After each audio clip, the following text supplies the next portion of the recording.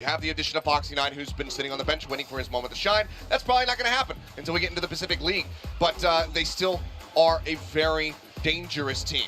And for them, there's some history to this one, right? All the way back at Champions, it was Loud who sent this DRX squad down to the lower bracket to eventually get eliminated from that tournament, while Loud went on to win. And for DRX, I'm sure they have that chip on their shoulder of not only wanting to keep the same 5 players, they're the only squad in the top 4 who has done that, and win this tournament, but also to defeat the squad that beat them at Champions in Loud. And Doug, what a time for them to run back into Loud as they match their best showing in an international event here of a semifinal. A win here today puts them already higher than they've ever been, but they're going to have to do it against the team that knocked them down last time. Yeah, I mean, the irony is gorgeous, right? You can't write a better story. I will say this, though. It has been so much fun to watch this DRX roster evolve internationally, partially because of that, but also because it seems like they've gotten past their yips from the past, right? Like they're choking, you know, they're whatever. They can't win the big game. RB struggles. Who's the spark? Who leads when things get bad? RB looks so much more comfortable in this role, and they've done it, Mimi, as you were saying, they've done it by keeping the roster the way that it is. They have not made any drastic changes. They truly believe in the pieces that they have together, and I like this idea of DRX being chokers just feels so long back at this point. Well, and Mimi, I have to wonder whether or not the fact of keeping the roster together is what has contributed to DRX being able to come out with plenty of interesting and creative strategies here at this event. I think it is. We've always known DRX as being a squad who is innovators. All the way back to their Vision Strikers days, we've expected that innovation to lead them to a victory. But I think the thing is, here at this tournament, well, they've shown some really good stuff. I still have some worries because they came out in this match versus C9. They played this really cool Harbor composition, which I didn't expect to work as well as it did, and they executed it absolutely perfectly. But then they turn around, play against Talon just the next day, and it's the exact opposite. They lean into a lot of the same things, they run a lot of the same executes, and there they got shut down. It feels like DRX has been quite counterable in the past. Yeah, I mean, Talon did a really good job just getting that, getting the study through, making sure they knew exactly how they was going to play it. You can see Stax, he does manage to get that spike planted, but they know that the Cove is there. If they spam through, they get that elimination, and that already sets DRX on that back foot, and I believe they end up going 0-3 at the start of that Icebox map. Yeah. So it's really good reads from Talon, but DRX do need to continue to innovate. And with so much time off since the Alpha bracket, I'm hoping that they'll come into this matchup with something new, Doug.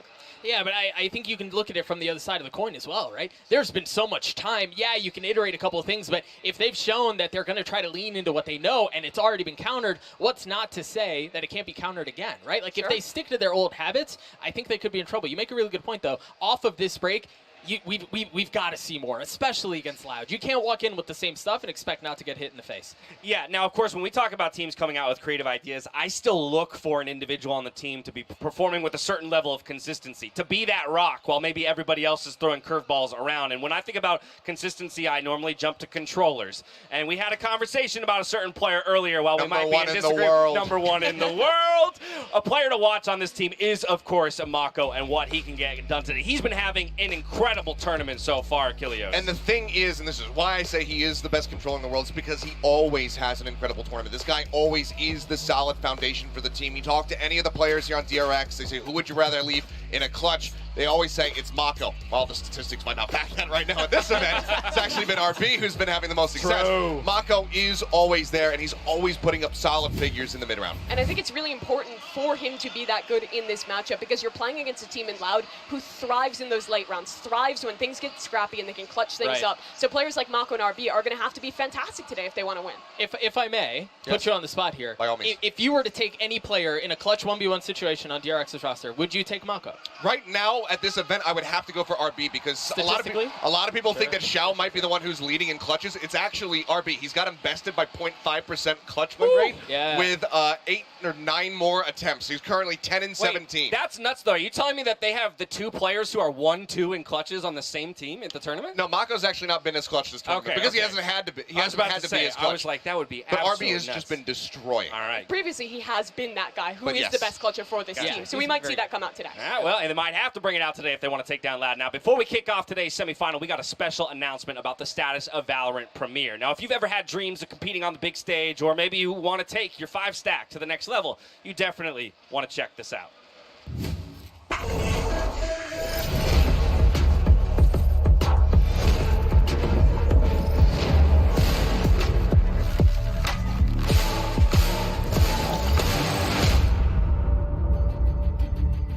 Hey everyone, I'm Andy, Game Director for Valorant, and I'd love to give you all an update on Premier.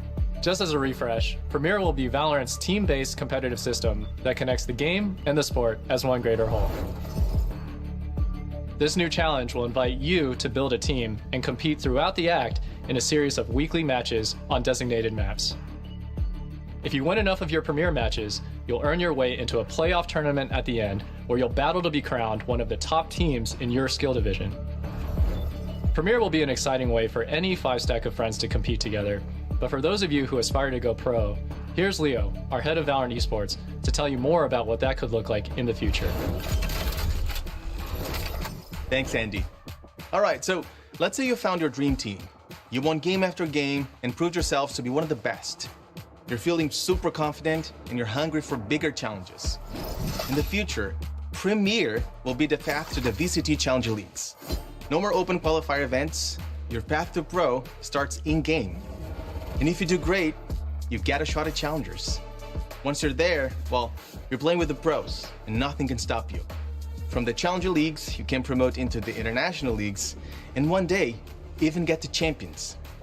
So it's 5 friends in a dream, playing from their bedrooms, all the way up to the biggest stage in Valorant.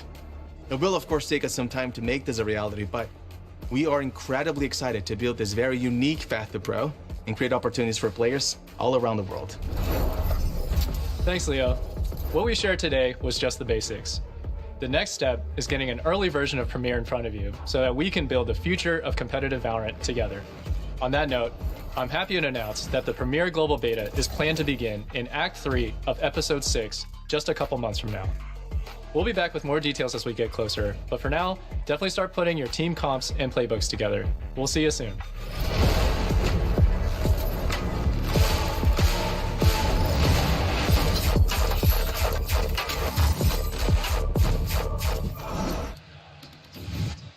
Yeah, if I may very quickly, I'm so excited for Premier for a number of reasons, but the primary one is because I'm so excited for the content that will come out of Josh mauling through his matches. Because he's going to ego chow the same jet 25 rounds in a row, and he's just going to get diffed every single time. Whoa! What, you can't fight back? What? I feel so badly for Bala on that team. He's just going to be hard carrying a bunch of potatoes. Here's my question. What happens when the broadcast team elevates into competitors? Who runs the show at that point? You've tried that. Right? Oh, well, these guys certainly won't. Well, I'm like a silver KJ1 trick. Maybe so... minus Josh plus you? Yeah, there Run it is. back That might be an We're upgrade. talking. Solid upgrade.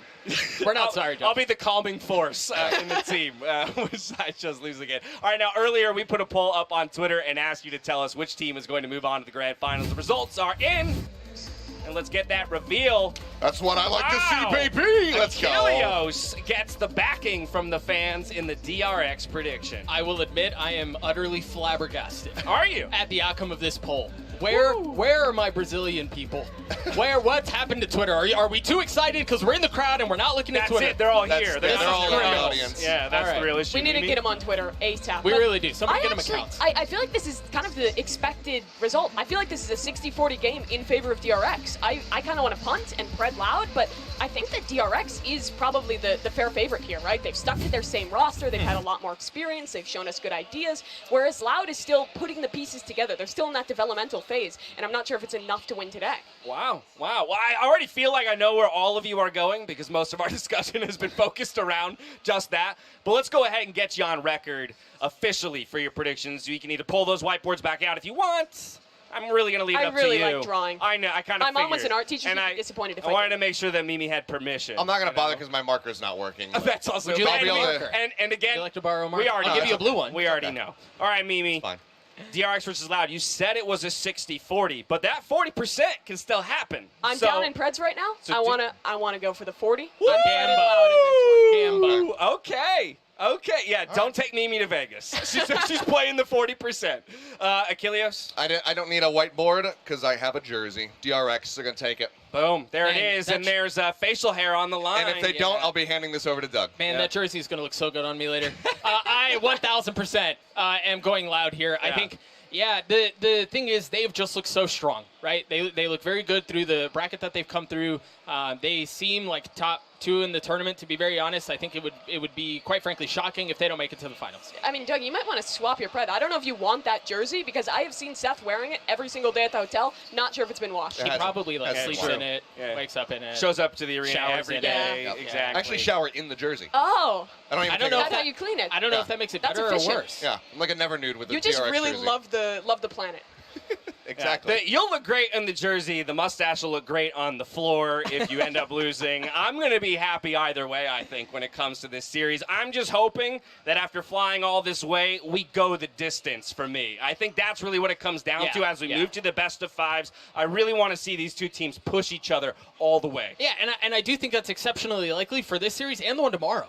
Really, Yes. and the one Saturday, be honest. all the Really- matches from here on out. Yeah. They ought to be very, very competitive series. It feels like we have the 4 best teams that are left over, and it should make for a lot of fun.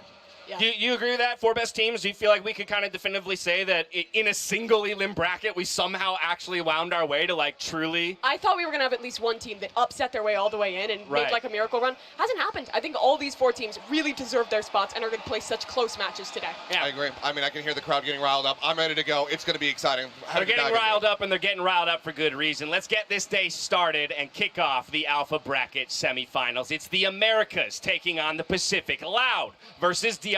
Best of 5. It's all on the line. We're here in Sao Paulo, Brazil for Lock-In Day 13, and it starts right now.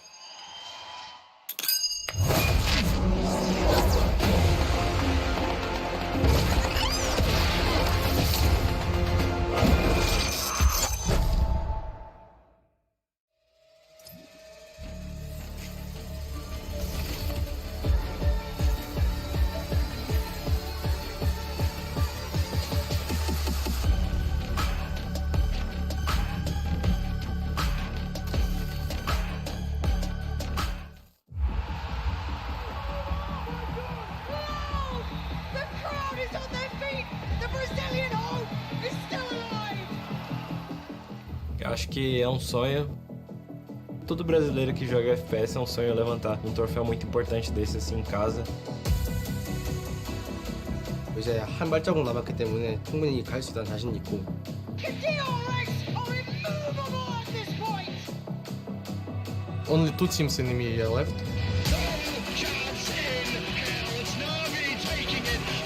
Only one of us can go to the final.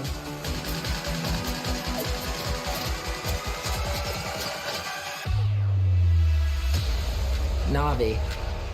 That's going to be a bit of a revenge match. I think the guys are one of the best rosters in terms of individual skill.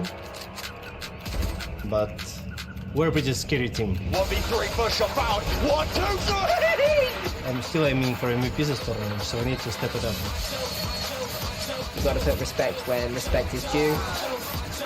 However, when we're on the server, only disrespect. A gente cresceu muito nesse tempo de torneio.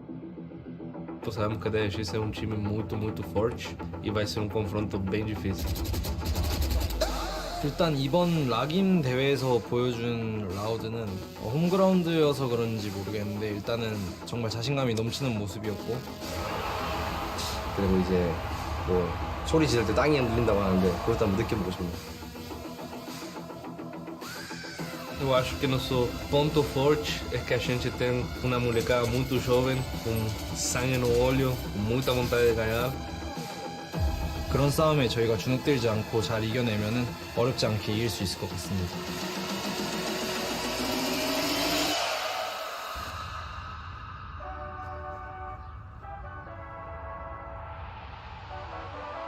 Aqui está Brasil, faz ele. E o Brasil está vivo, um solo brasileiro.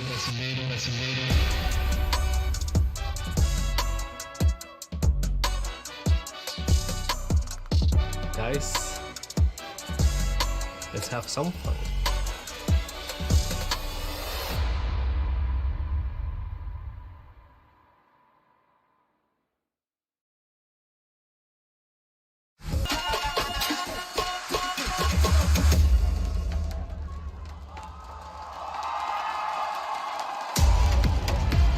Loud and DRX, two absolute giants of the Valorant scene, about to go head-to-head in a best-of-5. For DRX, it's about overcoming the hurdle that knocked them down last time at an international event. And for Loud, it's about performing with the weight of expectation in front of a home crowd.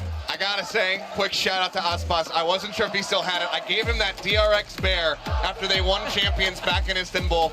And now that they finally meet, he brings it out on the stage. So shout out to him for holding on to it. I just hope that he doesn't rip its head off at the end of this. I mean, they've collected a new stuffed animal every match they have won since champions. This team is still undefeated since then, and they're looking for another one here. I was gonna say, I'm a little worried that it's gonna turn into a post-match celebration. And speaking of, let's dive straight into map select. We're waiting on those vetoes first before we get into the 5 maps that we'll see played. If I may very quickly, this is the only time I'll do this. If I do it again, you guys can slap me on the wrist, whatever. I hate to be the guy who makes a joke about Loud playing in front of a loud crowd, but they're so freaking loud. They are very I had loud. to ask them to turn my headphones up. It's deafening in here. Yeah, the game has not even started yet, but for both these teams, first best-of-5 in the tournament, they both head back to their permas, and the first pick for Loud is Pearl. This is a map that they have been picking consistently throughout the tournament, and it's looked great on. Their only loss, overtime to NRG. Yeah, so no surprise that Pearl comes in for them, while they will have to recover from that narrow loss to NRG just a bit ago. Now, for the side of DRX, again, Achilles, we kind of talked about how they've already had to show 5 maps. Yeah. So I'm mostly curious about what they feel are their best options against Loud. I mean, they do go for the icebox. That has been a bit of a staple for them here at this tournament, but they did get pushed by Talon. So that goes back to that question. Have they innovated some new strategies going over to that map, or is it going to be more of the same?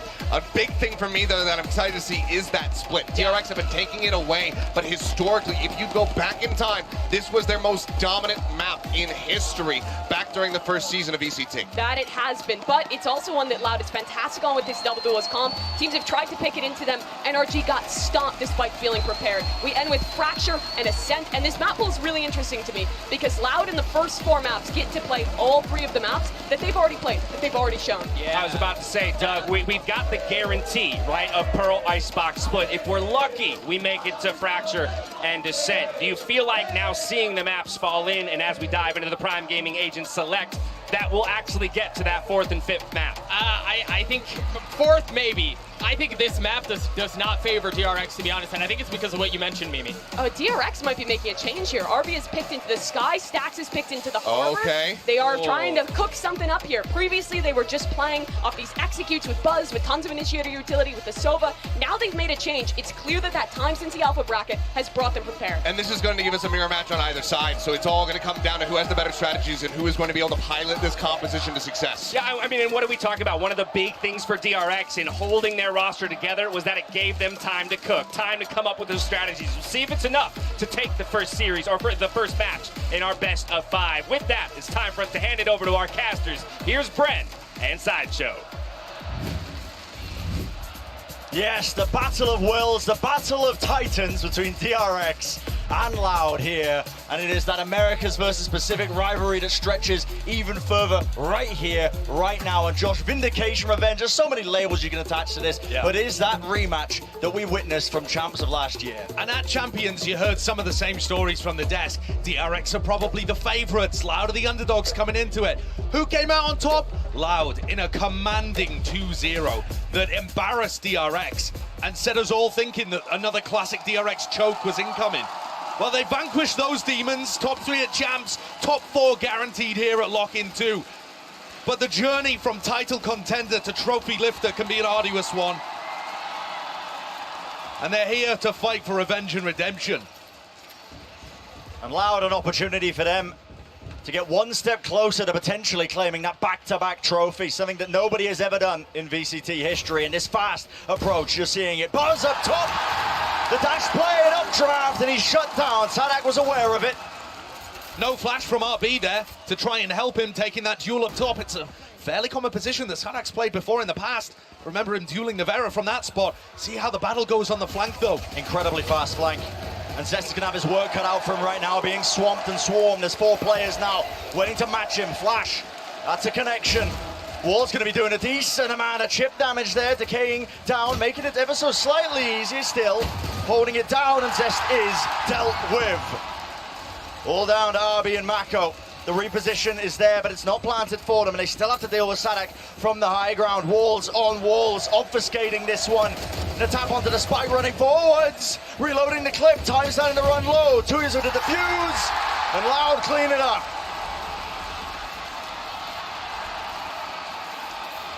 A massive pistol round that sends the place into uproar here. Loud have been so good on pistols. All of these top 4 teams have, though. We truly do have the creme de la creme playing in the semis for Lock-In. But Loud have been so impressive, picking up their coach that focused super heavily on pistol rounds where they dominated at champs. And you can see that actually, even though DRX have adjusted their composition to play a mirror match in this game, still those B post plants causing a problem for DRX. It ruined them in the game against Cloud9 and led to a massive failure on Pearl. It's one thing being able to just pick the comp, it's another thing entirely to match up against the team that started playing it here on Pearl. And Loud strike early with another first death onto Buzz. Not one that he could have particularly avoided, though. Not quite, still being beamed down. And this is a Loud squad that throughout their run at Lock-In in that alpha bracket, they've been quite fiery, passionate plays, sometimes a bit of overheating, I won't lie. Possibly the crowd playing a part in that. Gets the excitement going, gets the blood pumping, but with this week to prepare for this on either side, we'll see if Loud can temper some of that fiery passion. RBE. Surely he doesn't get a chance at this one. No. Cowancene's ready for it, and building up towards the Seekers too. Could be a big ultimate, especially when Loud are going to be playing retake B most of the time. Sadak playing in those back positions, anchoring the site. Sadak has been a weakness on their defensive side. It felt like when Loud played against NRG, I mean, do you remember that game, Brent? It feels like forever ago at this point, but what a game it was. And on Pearl, NRG seemed like they had a heavy focus on putting pressure B long and trying to punish Sadak. See what game plans DRX have cooked up in the last 10 days.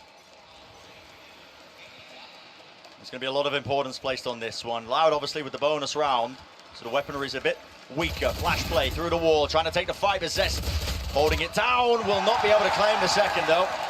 Great instant response, and it's going to hand the rifle over to the hands of one of the Loud players. And an immediate pivot here, called from Stax, taking the rest of his team through to B long. And here's where pressure starts to be applied to Sadak. What's his choice? With Cowancene falling, those Seekers that I mentioned in the prior round are nowhere near. Off the table entirely. Sadak's looking worried about mid, actually. He could have been compromised in the moment. Still, Cove's going to go down. Should offer that safe plan for Stax. And you can see there was a nanoswarm that was laid down earlier.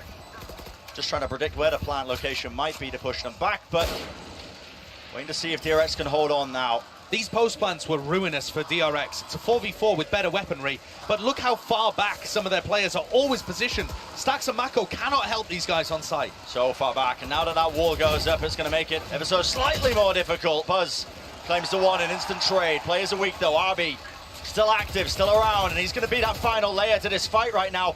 And what timing can he take? No one clearing Horse through. Anybody going to be watching this smoke? Snakebite though buys them a bit of time. 2 years taken out. As the time chips down, it's a deafening gloom enters the arena, the crowd. No more noise going to be made. That's a big one. And I think Loud have got some learning moments from that round for sure. They've looked at the VODs clearly of DRX, and they know that a lot of people are going to be playing off-site. DRX's post plants on B, they have a couple of players pillar, a couple of players all the way back towards the ult orb. They like to play off the site. And Loud assumed too much there based on looking at the VODs and didn't actually clear the site. Sadak ran forwards, instant prey to Buzz, and RB was never cleared, never noticed, in fact. They were just happy to wall it off, I think. So as Loud go into their B post plants, their B retakes, they're going to have to put a bit more attention and not just assume everyone's playing for those spam angles. The Cascade pushing back that one angle. There was a flash as well prior. Buys them that kind of space that they were looking for there, and an alarm bot, so really just making sure they layer down that utility, making it quite difficult. Stax gets his ult online here, and this is a good one for pushing B. Honestly, it's pretty good for both sites, but it seems to me like they're going to be running into Aspas here. And Aspas could be the difference maker, operator in his hands. Give him that sight line, give him a chance, and he'll make the most of it. with this new setup and new composition, the Viper Orb can get bloomed at any time from Mako, and it's going to stop Aspas from having an idea. Cascade to follow as well. He takes an early peek, an aggressive one. Yep, activates the dash. The Reckoning, though, that is definitely going to be forcing him. Can't really sit and wait, and well, they'll just wade right into him. An easy one handed to Aspas, an opening. It's going to be good for Loud. We'll see how they play this retake, though, now. Once more, post-plan positions, the back of halls. To be held by DRX, a bit of raw spam there from the Phantoms. Reload, top up the clips once more. Still a couple of bullets left waiting for them. Snakebite, though, that's the supplemented. Being squeezed, and the timing just not good. Sadak, there was nothing else to follow that up. Cove dropped down, bursted down. A swing from Les as he hears the reload, but can't claim the kill. What is that from Stax? He's mid-reload there getting pushed, and still comes out on top. These DRX players that are in passive positions, Mako, for example, in this round, they're not even being required. Loud can't get through the first layer of post-plan, which is just to flush out the people from backside. Yeah. Fantastic utility being used there from Mako as well. The snake bites on the floor, helping fend off the Loud players, break up the spacing there. But it still looks dangerous to me. When you look at how RB's positioned in backside there with Stacks, they're isolated, they're on an island. In theory, Loud should be able to fight these guys 4 or 5 versus 2 and take 2 separate fights where they're favored in both on the retake, and yet they cannot coordinate it properly. These DRX players are holding on so strongly. It could be that the gravity of the situation, the arena in uproar, of course. Speaking to Frode about it, he said, you know, listen, we got some young guys on this team. Sometimes that kind of passion, it bleeds into moments like that where they just have a little bit of a misstep. They don't play like they have been in practice. People don't mention it very often, but the crowd absolutely can be a double-edged sword. Bait you into being greedy and going for one more, perhaps, or... Of course, the sound itself, isolating and confusing footstep noises, etc. It's not always just straight up a home field advantage. So now the Trailblazer getting used to try and force these players out. Puts a little bit, a modicum of pressure upon RB. Yeah, just 1-for-1, flash over the top. Oh my goodness, the movement. And there's no punish in sight. Maybe with a rifle in a couple of the hands of them, but RB's still locking down the angle, still good for it. And Loud have got a real problem on their hands here. I mean, even with pistols in hand, you would expect RB to fall. And he dances, he dodges, and makes a fool of the Loud players. Ducks and weaves. Timeout now called then, as Frod, the man you were mentioning in the coaching seat, Bren, gets his chance to talk to the players on Loud. And I'm definitely seeing some nerves early on from the Loud guys. I would agree. I think they're not going through their protocols of retake very well. And I think also the gap between the player that's furthest forward and the second or third player to follow up is way too large. Bit of miscommunication in the ranks, perhaps. Sadak's been caught out early on the retakes too. And all of this with Buzz having 4 first deaths. So, you know, they're certainly getting the openings, but they aren't... sorry, 3 first deaths. Let me correct myself there. But they're certainly getting the openings. And they're putting DRX into uncomfortable spots, and then they're not able to capitalize. Yeah. Whereas DRX, on the opposite side of this, look like they've been in this spot before. And wow, what a difference that is compared to the DRX of old, where we would see them at this point in the tournament, and you just knew in your bones the crumble was coming. No more. No, this is a different DRX squad. They've been tested in the fires of many of these global events now, and this most recently in these months as well, having a bit of that breakthrough, making sure that they don't finish in that 5th to 6th place that was cursing them time and time again. This time they're aiming for grander sights in this match. Opportunity, a chance to really carve their name out in VCT history and potentially claim that trophy. Obviously, still one more match before that, and you might be getting ahead of ourselves as this is the beginning of the series. A flash play, doesn't get too much info actually, doesn't spot a thing, and ducking down, that's Mako. But backing away, this Viper Orb does a lot to try and fake that they could be crossing, but with Aspas this pushed up, even taking a peek, doesn't have the dash active. This is such a risky play, could be anyone meeting him. It's good info.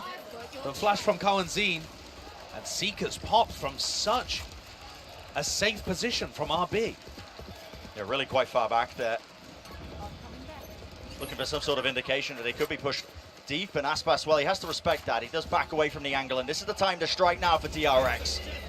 Here comes the utility, Reckoning up close. Dash has to be used to disengage from Aspas. Still, the second layer of util is there. Snakebite, Flash, and pushing forwards. Ball's going to be gained. And now there's their counterplay. Seekers and their own Reckoning.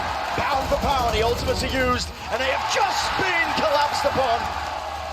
Lessons of going down to his own Snakebite.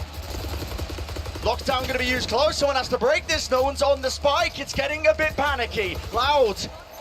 Where are the protocols? Where is the plague being made? 2 detained leaves it down to a 2v2 here, and suddenly DRX might have saved themselves. It's looking dangerous. Time running low. Hard to tell when the crowd is cheering and chanting. It's a maelstrom of emotion right now, up top, up close and personal, but eventually it is claimed. Even scoreline for Loud, 3-3. And it is already getting hectic. But there's a couple of important things to point out there. First of all, huge amount of ultimates being used in that round. And starting with Stax, he's already up to his second Reckoning of the map so far after round 6. That's absurd, and it's not just because he's been getting kills and dying a lot. He's also farming ult orbs, and that seems to be a key part of their strategy, similar to the way that he plays Breach on Haven. Do Loud realize? Can Loud adjust? The second layer to that too is that Loud actually found those picks beforehand, and they're going aggressive again. Yeah, there was a flash around the corner, but there was a slightly delayed with it. Fantastic opening for Aspas, going to be waiting back, doesn't even have to activate his dash. Of course, that's going to be fading away in good time. And he's certainly getting the better end of Buzz here. While it looks like team nerves from Loud, Buzz is the one that's out of sync with the rest of his team on DRX. Going down as the first pick actually in the prior round in the post plant was the thing that opened things up for Loud. But now 4 players stacked towards the B side, leaving Sadak alone. The 4-1 defense frequently leaves the team captain and IGL isolated on an island for this Brazilian squad. This is really quite perplexing, isn't it? A lot of space being given to DRX in mid. That knowledge has to be known. And here comes the fight being taken. 2 years and Stax face to face. It's Stax that wins it. What a kill. Trailblazer on the back now. The pressure and player is known onto Sadak. Skipping a hop there just to escape into Flowers. And he has moved away still. Nana Swamp. Pushed them back. Makoto catching and containing Les, who was looking for a cheeky play of his own. Fantastic slow round here from DRX.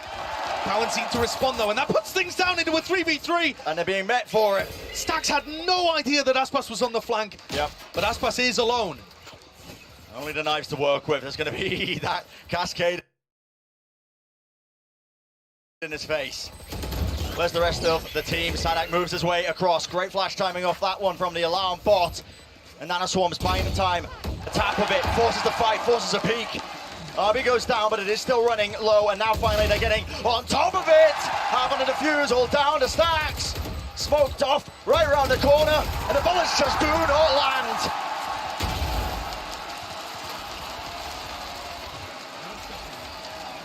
Consolation prize towards the end for Stax there as he picks up both of the Loud players. But Loud has what matters. A 4th round on the board. And really nicely played from Aspas too on the flank, just applying pressure, the threat that he could be there, stop the DRX players from being able to focus their full attention forwards. The economy has been kept honest though. Aspas can afford an operator, but it's only a Spectre for Les. And Les does the vast majority of the trading for Loud on this map.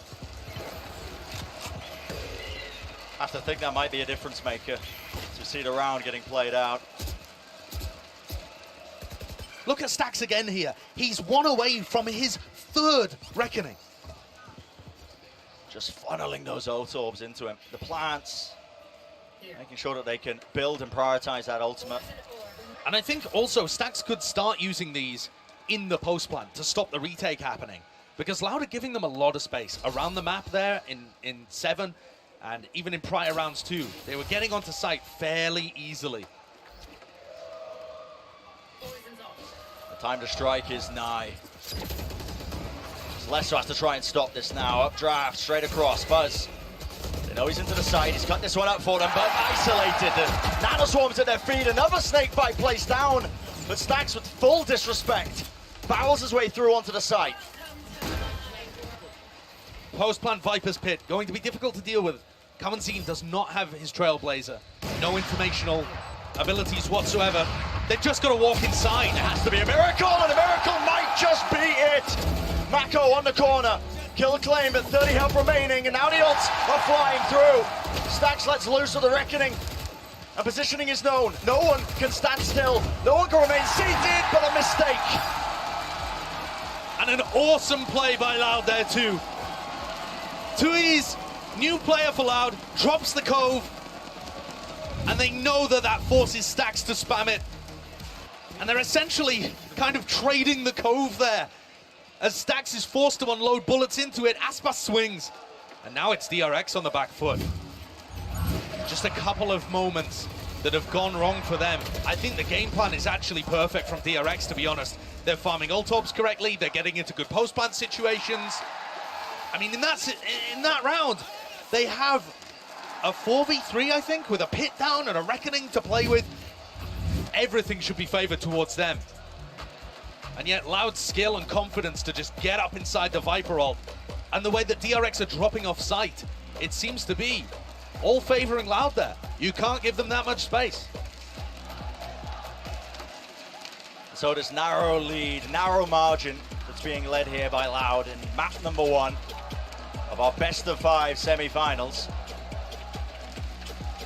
Winner getting to move on, move up through that tournament to that final pedestal, an opportunity, of course, to lift an even grander and greater trophy. At Champions, when these two teams faced, Brent, DRX threw a 9-3 lead on the first map and then crumbled map 2. That's why it's about redemption here as well as revenge. And I'm currently looking at Buzz, who played pretty poorly when they ended up choking at Champs. He's currently 2-7 with 5 first deaths. 5 first deaths out of 8 rounds played. That's quite spectacular. You normally expect Buzz to be on the giving end of that, not the receiving end. Yeah. Definitely a player that needs to adjust his tempo based on the opponent. It's all going to be used now, pushing through. Getting a bit of space there into Art. Making sure that nobody was ever so slightly close, but the defensive setup of Loud, they've got Aspas holding that 1 deep angle on the A main choke with the operator, so that's going to be giving them constant peace of mind. This round is everything for DRX. 1 away from getting eco'd and sinking to a terrible first half after what they'd accomplished early on. So Loud, I mean, they pump a little bit of the util there into Art, but they don't break that alarm bot. They don't do the job really fully there.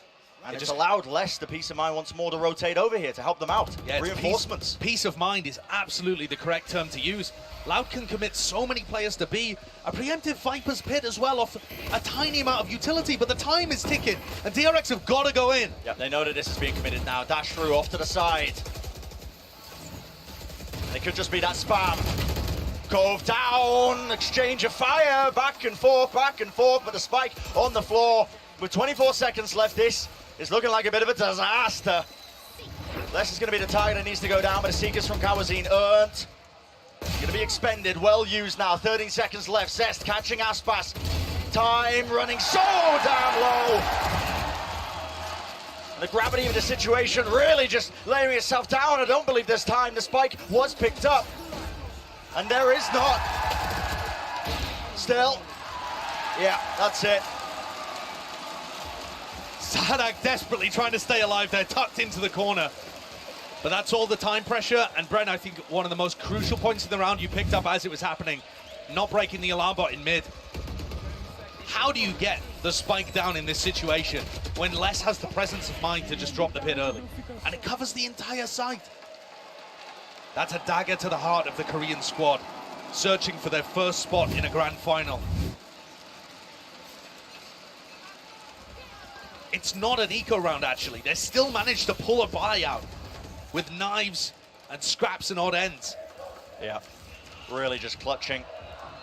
Bottom of the barrel in terms of the purchases they're able to make here, but we are rapidly approaching the end of this first half.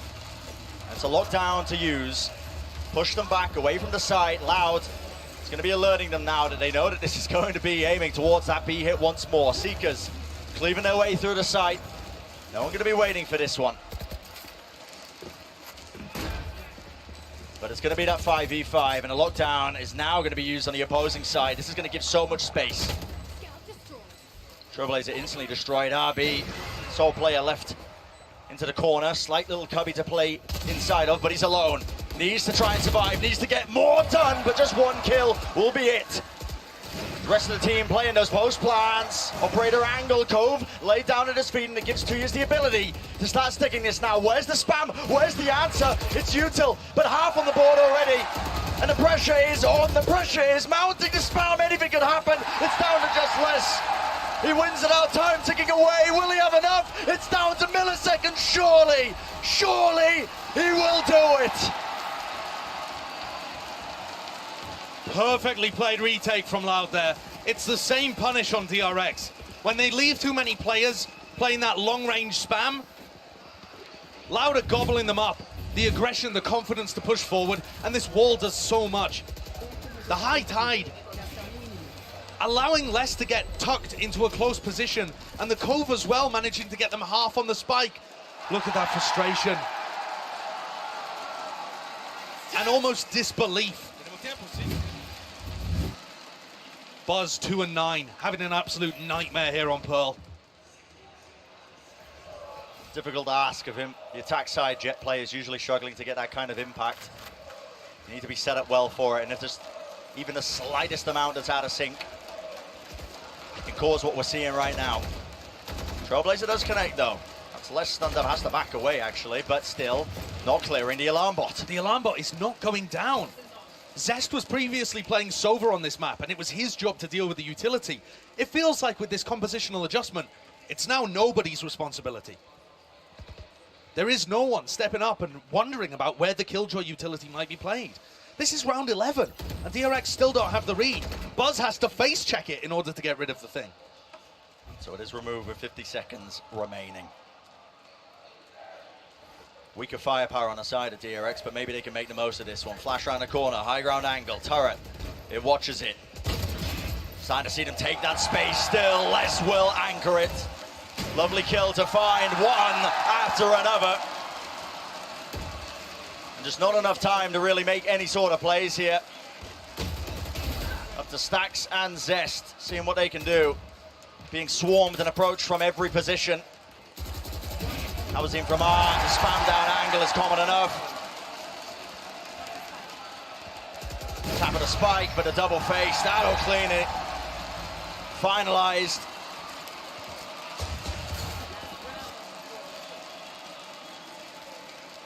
In the 10 days that DRX have had since they played their last match, they've clearly come up with a game plan here. You can see what they're going for in these rounds, but the execution is just not there. The firepower, overwhelming from Loud. Everyone's got a plan until they get punched in the mouth. And DRX look lost out there. And now it is on that final round here of the first half.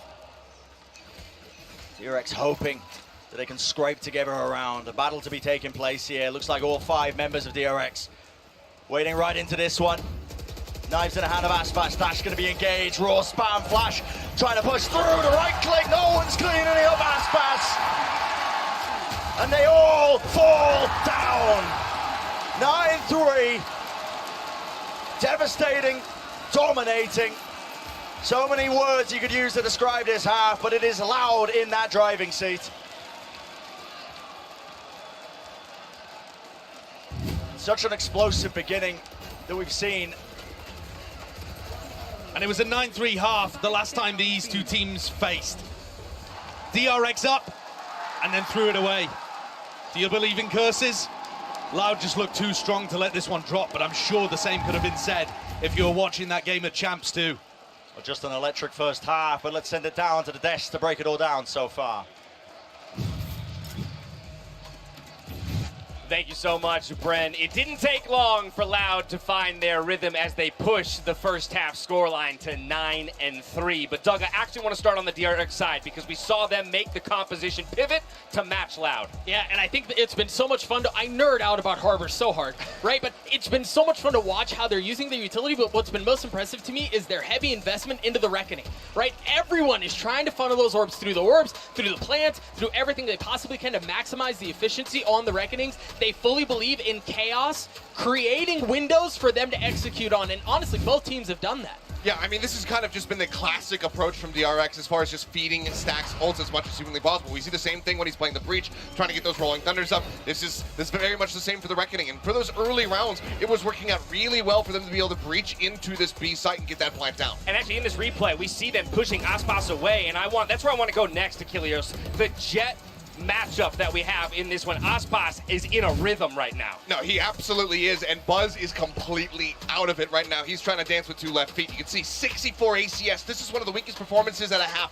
we have ever seen from Buzz. He currently finds himself 2-11-2. That is brutal, whereas Aspas is completely and utterly vibing. And it feels similar, right? It's another one of these things where we see the game plan from DRX, and then it starts to fall apart.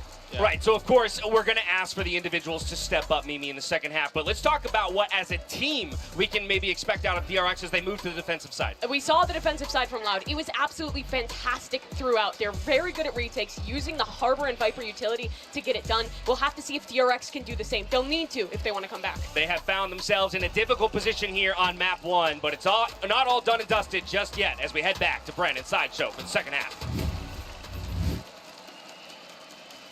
What an uphill climb it will be for DRX to manage a comeback in this fashion, in this form as well. In the arena right now, we mentioned it, the swirling emotions, the crowd as well playing a decent part. I can imagine it doesn't matter how veteran you are, it doesn't matter how many global events you've been to, nothing can quite prepare you for this. And the newer players on Loud are still putting on excellent performances too. You saw the results there. For both of these teams on Pearl, DRX had one map on Pearl where they looked immaculate and one where they got stomped by Cloud9. Loud being a little more stable, only lost in OT. Could DRX possibly bring this to OT though? It would require the pistol, I think, and much more besides. Yeah. Many rounds after the fact. Let's see though. Goal of this round going to be that A split, pushing forward. Zest get his attention. Just taken away for but a moment. A bit of frenzy spam exchange. Stacks that will stay alive still. Eventually falling. Aspas just claiming so many kills, so much damage done. Hot flash play. Bit of false information. Mako still claims one. Now the answer though. An instant swing, and my goodness. 3 in a round for him. And Mako, we've seen this guy pull off magic before, but this might be a little bit too much.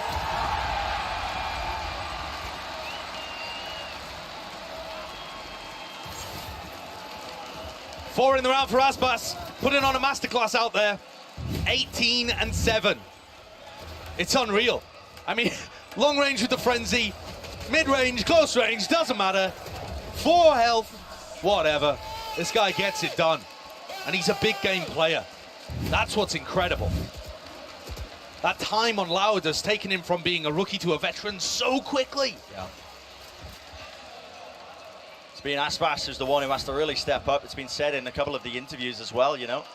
When Loud went on that dominant run, when they won the championship title last year, like you said, Josh, he was a bit green to it. Obviously many belts, many titles under this battle, or at least the competition. But he's had to really step up for his team. Yeah, and listening to Sadak as well after they completed the alpha bracket, he said that he gave big credit to Aspas, and he said Aspas is talking a lot during the games. He's giving him a lot of ideas for what to do in terms of the calling. So he's not just there fragging. He's offering a lot more to this Loud squad and stepping up now that he is one of the veteran presences. Next evolution of this young player. Just showcasing that he's got it all.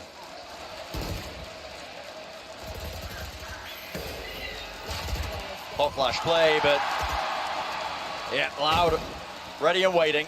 A couple of them playing anti, making sure that they weren't falling prey to any of that, and DRX not even offered that luxury of trying to die to the spike to deny those ults. Loud are going to be vacuuming it all up. This is absolutely dominant from Loud. With DRX now not picking up the pistol in round 13, this could be over in a flash. And what a statement it would be to open up one of the semi-finals in this kind of manner. Remember that this is the last chance for the Pacific region as well. DRX, they're only representatives left in the tournament. And that's what this tournament is all about. The winner of Lock-In, they get a spot for their team at Masters Tokyo. Sorry, a spot for their region at Masters Tokyo. They're fighting for the Pacific. For the region as a whole. Lovely util laid down early here by DRX, but again, just maneuvering away around it, and it's a pincer into the connector. And the defense once more crumbles. Bit by bit, the supporting elements are just being taken out. DRX, they cannot withstand it. Aspas still alive, 5 bullets. And backup is there. Down to Buzz and Zest. Smokes off one of the angles, but the crossfire is too potent, too powerful. And map point on the horizon here for Loud. Aspas sat at 22 kills to Buzz's 2. If you wanted a jet diff, if you had that on your bingo card, oh my God, you've gone and got it. This guy's on a different level right now, and that has got to be tough for Buzz to comprehend. Heading into Icebox, I've got to imagine we're going to see more of this, probably on Split 2. It's got to start going the other way for DRX to have a chance in this. Aspas with a double updraft, yeah, but nobody giving him a look. The final boss made manifest. Let's see what he does with this. Dash enabled, knives ever so slightly missing. There was a flash delayed. And there are trades online still, 3 on 3. And all the pressure, the gravity of it all on the shoulders of DRX. Lovely utility to clean this one out. It's down to less. Here's that 1v3. So much to do, yet already he's made it one step easier. Kill found, jump peek. Knows nobody's on it. Waiting for the push, but a double swing was going to be there. And it says a lot to how dominant Loud have been in this map that we're all collectively holding our breath, believing that Les could do it. He's been their best performing player so far at Lock-In. And not somebody that we talk about too much, but he is so consistent for this squad. He takes a ton of fights. He wins a lot of them. He's the biggest trader that Loud has. He's just always out there doing what his team needs. And that is the first of 9 map points that DRX need to dodge in order to take us to OT. It just seems impossible. When you think about what's stacked against them here, it really does feel insurmountable. But we know that DRX are not the team anymore to crumble, to fold under the pressure. We've seen it now a couple of times over 2 different tournaments when the pressure's on and they still have what it takes to come back. Maybe not in the map, but in the series overall. That's more where I'm thinking. A bit more long-term. Definitely. I think another thing that we're just seeing demonstrated here is that the Americas region is clearly the best on Pearl. We haven't seen an Americas team lose on Pearl, except for when NRG beat Loud, and that's 2 Americas teams fighting against each other. Something about this Americas region, they've just got the read here. Doesn't matter what comp is being played, they get this map. Seekers parting ways on either side now. Trying to lay claim to this side. A dash forwards, it's down to Buzz! Reset and backs away. Dash still in his hands now. He's got another one online, but Aspas has claimed some space. It is just down to him, but he will be shut down. Beast in the making. And so one of the rounds once more claimed, I suppose. The long road to try and even it up, but no room for error. Not at all. The DRX are going to start to build themselves up a bit of a buffer in terms of the economy. Obviously not something that they can, use when they lose a round because they're one and done right now. But as the rounds get closer, if they're down to, a scrappy 1v1, they'll still be able to buy up for the next. These are all important things. Big ults to rely on too. If you're going to go through this long, arduous journey of getting us back to OT, You've got to be so disciplined with how you use those resources. It could all go wrong in just a moment. Mako, dogs in his face, stunned up. It's Sadak who's taking point. He's got the stinger. No worries whatsoever, and a squeeze into the connector. This could be it. Arby is next, one after another, all down the buzz, and with just the operator. Good luck, son. Would have to be the play of your career. Dash active, but the players are rapidly approaching his position. And they all tumble. 13-5, Loud claim map number 1.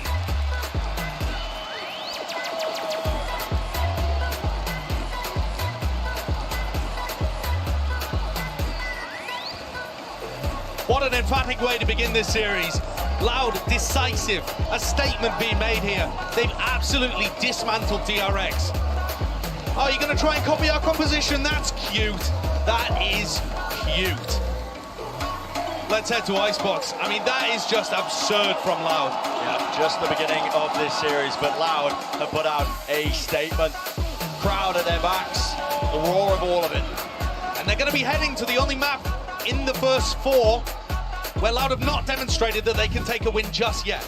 So that is actually going to put the pressure on just slightly. But in terms of what they've demonstrated here, the coordination, the ability to dismantle their own composition, they just demonstrated excellence everywhere. And I can't help but look at the jet battle going towards Icebox. It's just drawn all of my attention. Yeah, unassailable seems to be that approach by Loud, particular on this map. We'll see what kind of answers happen. Obviously, plenty of the series left to come. We'll be finding out just after this.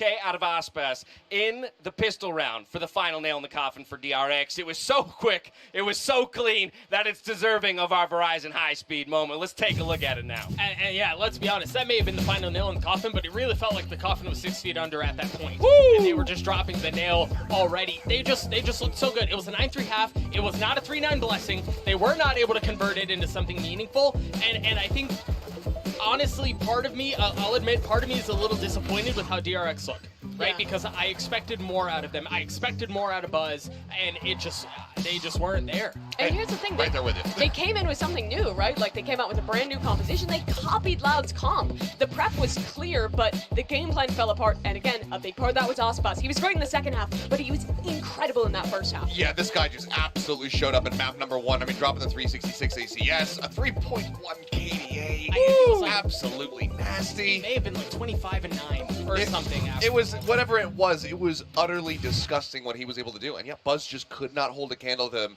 there in that first map. And I have to wonder, is he going to be able to find some comfort, find his footing as we get ready to go over to Icebox? Because yes, that's going to be a lot more familiar territory as far as a map goes that you're going to be playing on. But it's still a very foreign crowd and foreign stage to be sitting on. Yeah, I mean, look, end of the day, we do have to remember that this was, of course, Loud's map choice, and so they're going to feel good about getting that win. But for DRX, it's all full focus onto Icebox and how you're going to pivot from there. We take a look at how the match itself broke down overall. Again, just dominance across the board for Loud here, Mimi. Yeah, it really was. DRX, the early rounds where we saw some things were good. At the halftime, you talked about the reckonings and some of the site executes. It was clear they put in the preparation, but after that first contact, after Loud figured out that, hey, we just need to give this space and play into these retakes, DRX never really had a solution, whether it was triple flanking from behind or putting down utility, waiting for DRX to go long, and then clearing back site and dividing things up in these retakes. Loud was always winning them, and that's because this comp is built to win in these retake situations. The Harbor utility is just so good for it. Now, and this is where I'll be honest, Achilles. I know hindsight is 20/20, but it was my major concern when I see DRX lock in the exact same composition that Loud has already had plenty of practice on in this map. They know how their own composition plays, and we kind of saw that on display as they dismantled them from the defensive side. I mean, this goes back to what Mako said in one of the post-match interviews. It was, you know what, we like when teams play our comps because we know how to counter-strat it. But this is them falling into that very same trap. I think that Loud probably expected them to make some adjustments. I think maybe if they had just run that double controller comp that we were seeing from them previously, maybe this could be looking like a different result, but it's hard to say.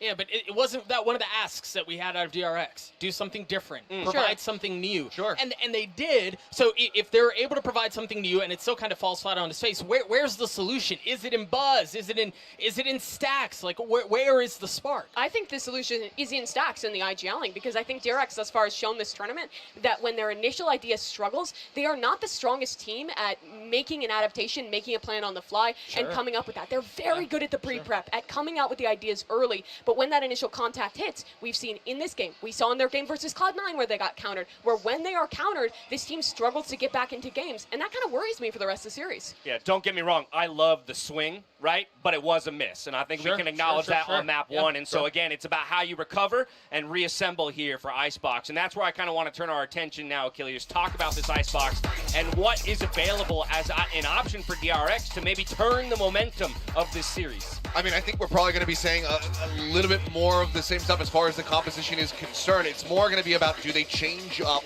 their plant positions? Do they change up the way that they're utilizing utility to get themselves onto sites when they're on that attacking side? That's what I'm curious to see. They're going to be starting on defending side, so we'll get to see what the side of Loud wants to bring to the table. My biggest question now is, okay, we've seen DRX adapt Loud's composition there on Pearl. Did Loud adopt the DRX composition on Icebox? I mean, it's an option. The thing is that DRX, speaking into this, it's confidence in their own game plan, because they have no idea what Loud is going to do. In history, the old team was great on this map, but we don't know how this new version of Loud will look. Well, it won't be long until we find out what each of the teams are going to come to the table with as we jump into the Prime Gaming Agent Select. Look, here's the...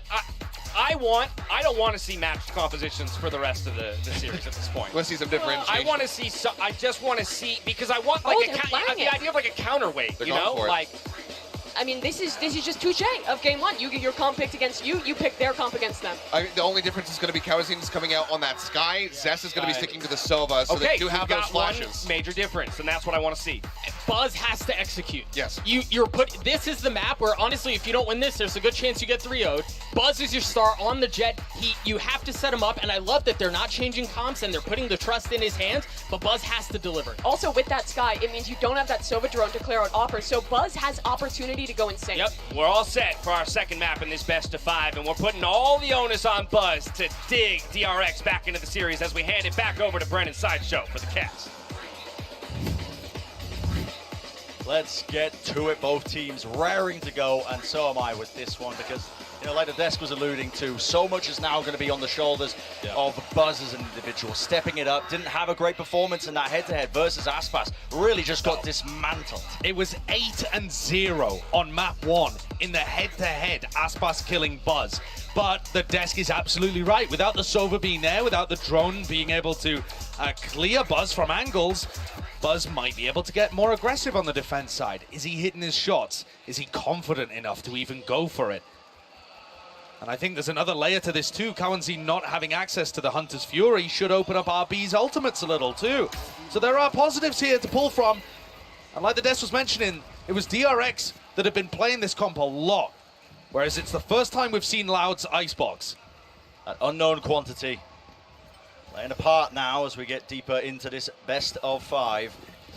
Moving forwards though, Loud not going to be dissuaded just yet. Wall's going to be used, but they're going to be claiming space and planting up top. Anything to try and disrupt this one doesn't look likely. It's a different harbor wall compared to what we're going to see from DRX on their attack side. Unless, oh, he gets away with it there. Yeah, facing into 2 players, but not punished. Very good information, even just manages to strike a little bit of a blow there, and damage done.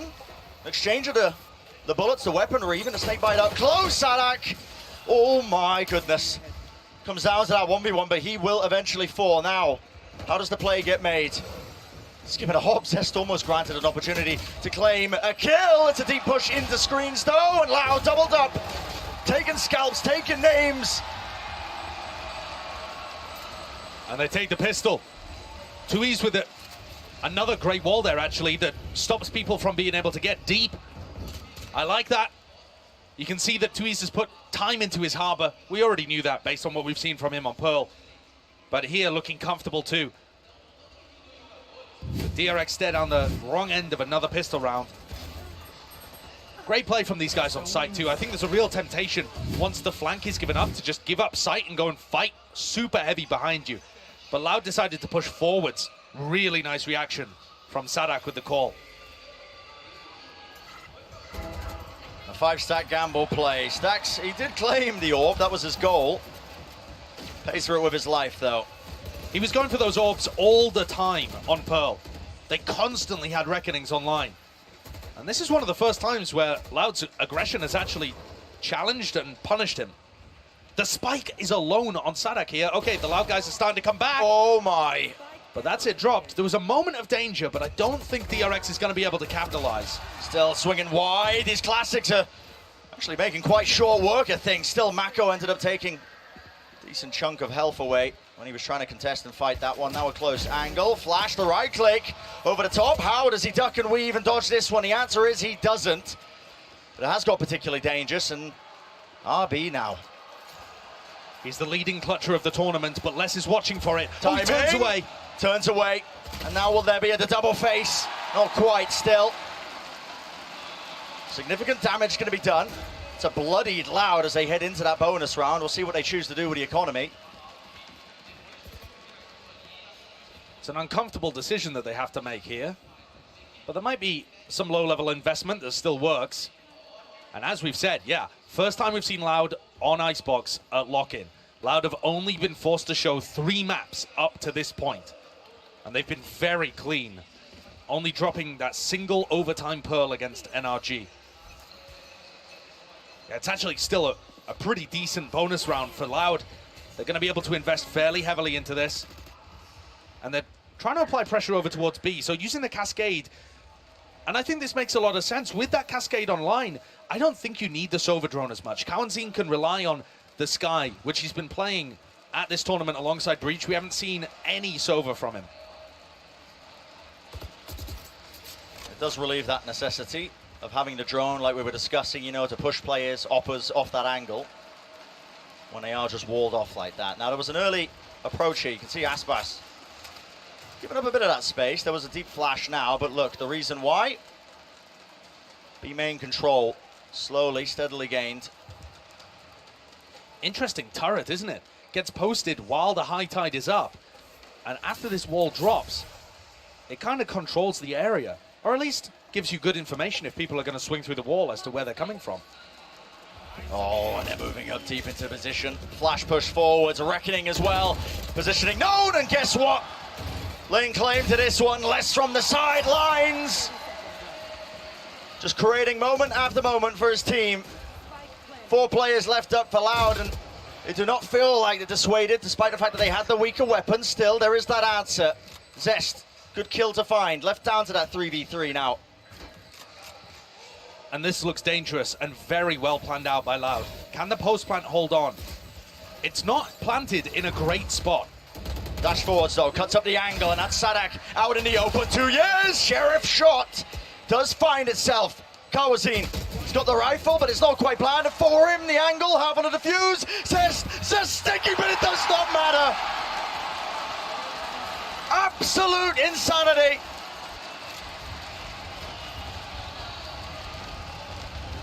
And Loud looking immaculate again. The bonus round strategy is so nice. The way that they take B control and then lurk less up. And that's the value from the sky, is the flash through the wall, getting deep and allowing for that post plant. Cowanzine looking deadly in the clutch, and Buzz has his chance, right? That's the moment where you want Buzz to step up, win a round for his team, hold the momentum of Loud. And he falls again in a duel that you would normally expect him to win. Updraft up top, that's to try and punish this. Aware that they're trying to grab these orbs. And Buzz gets it. That's the Blade Storm. Can he be the difference maker? It's all going to be broken. Sadak is aware of this, knows that there's a few players close, and space being gained. Buzz only to one before an instant answer back, but this crossfire, despite the weaker guns, despite the pistols, it is DRX who are making the most of this one now. What is the call? Aspas, kill claim, dashes back. The space still going to be vacuumed up. And it's gorgeous. The way that Aspas' dash backwards plays 2Es into the angle. This does not look like a new team. These do not look like newer players. I know Sadak said that we're a new roster, you know, we have to prove ourselves again. But when you watch the teamwork of the newer players, Kawanzi and 2Es, they have been integrated so well into this squad. The fundamentals look, to me, just as good as they did with the old Loud squad. And maybe that means 2Es doesn't quite get as active in the round as somebody like Pankara or Mako, but it doesn't really make too much difference. So here we see it again, the Cascade to take B long control. Buzz, his confidence certainly hasn't waned after Pearl. And still, Seeker spots the target, Sadak moves forwards, where's the kill? Dash up top, kill still found right as he's evacuating. And he needed to be the difference maker, just cannot land that second shot.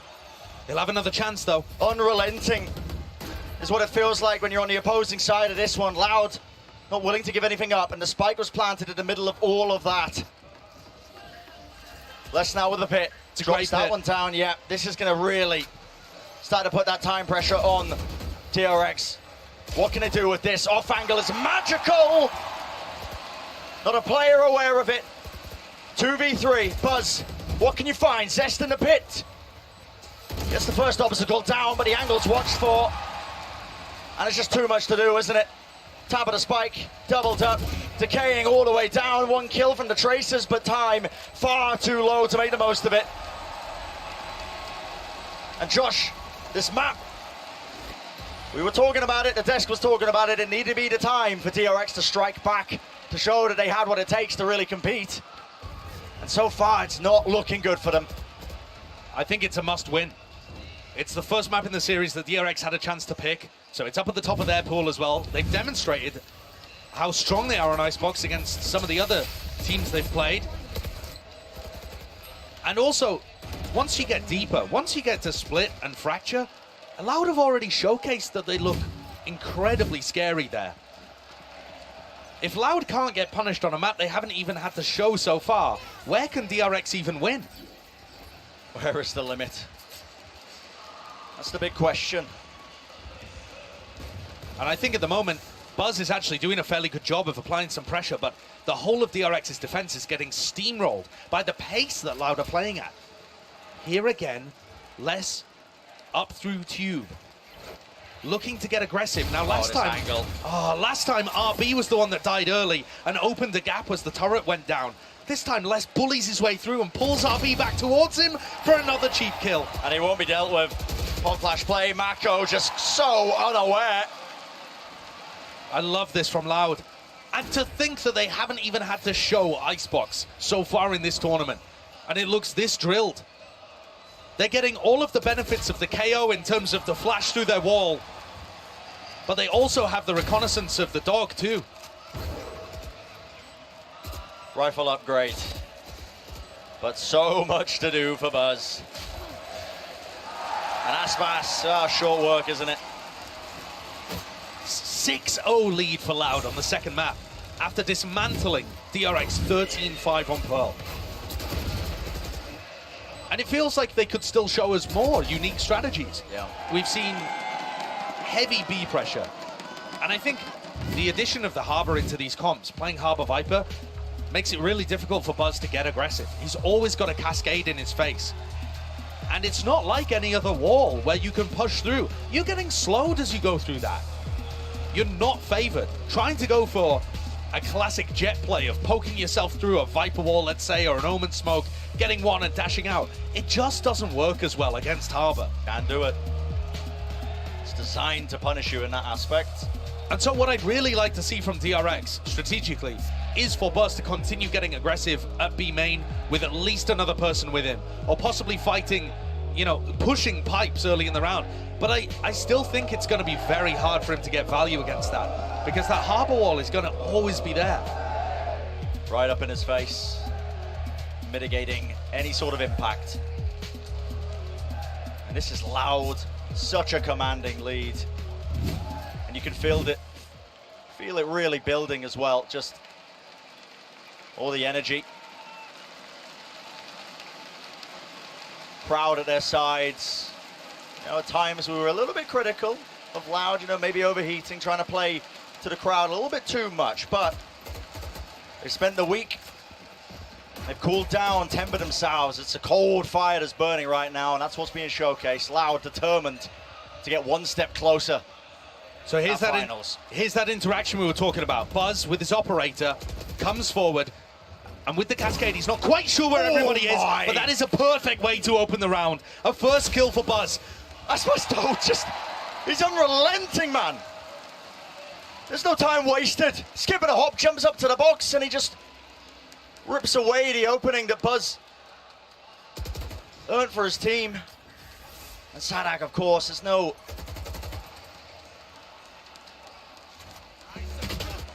reckoning going to be used. Ultimate popped off. That's a bit of a spam kill that was found somewhere. Still, Sadak moves forwards, and they know where Z's positioning is. The indicators are around still. RB's been doing the most, but Util in his hands, caught unaware. And 7-0 is such a commanding lead. This looks impossible for DRX. In the low bracket final at Champs, they were able to claw themselves back into a fifth map after going down 0-2. The team has demonstrated that they're not out of series this early, that they don't crumble instantly when they face adversity. And yet, today, I feel like what I'm witnessing is just Loud utterly outclassing them. Loud have a different strategy for every time there's a gun round, and DRX are left reeling. They can't even use the lessons of the prior losses. To try and claw their way back into it. Orbs available, prioritized onto 2 years. Try and build up that reckoning. Now a dog clears the one side of it. Interesting cascade, but it is that weaker buy for DRX. And Aspas just trying to get as aggressive as humanly possible. And look at how deep they're pushing. I mean, the wall just gives them all the space into the back of Snowman. New strat again. Yeah. A new flavor to it. And DRX with pool weaponry this time. It's constantly DRX who have to react to it. And I love the flexibility that adding the Harbor to this comp gives them. High tide round the side. Sheriff in the hands of Mako. Makes the most of that one. Seekers, though, popped off. Pointing out a positioning precisely known. And it's less with 3. Wants the 4th. Will he get it? The answer is yes.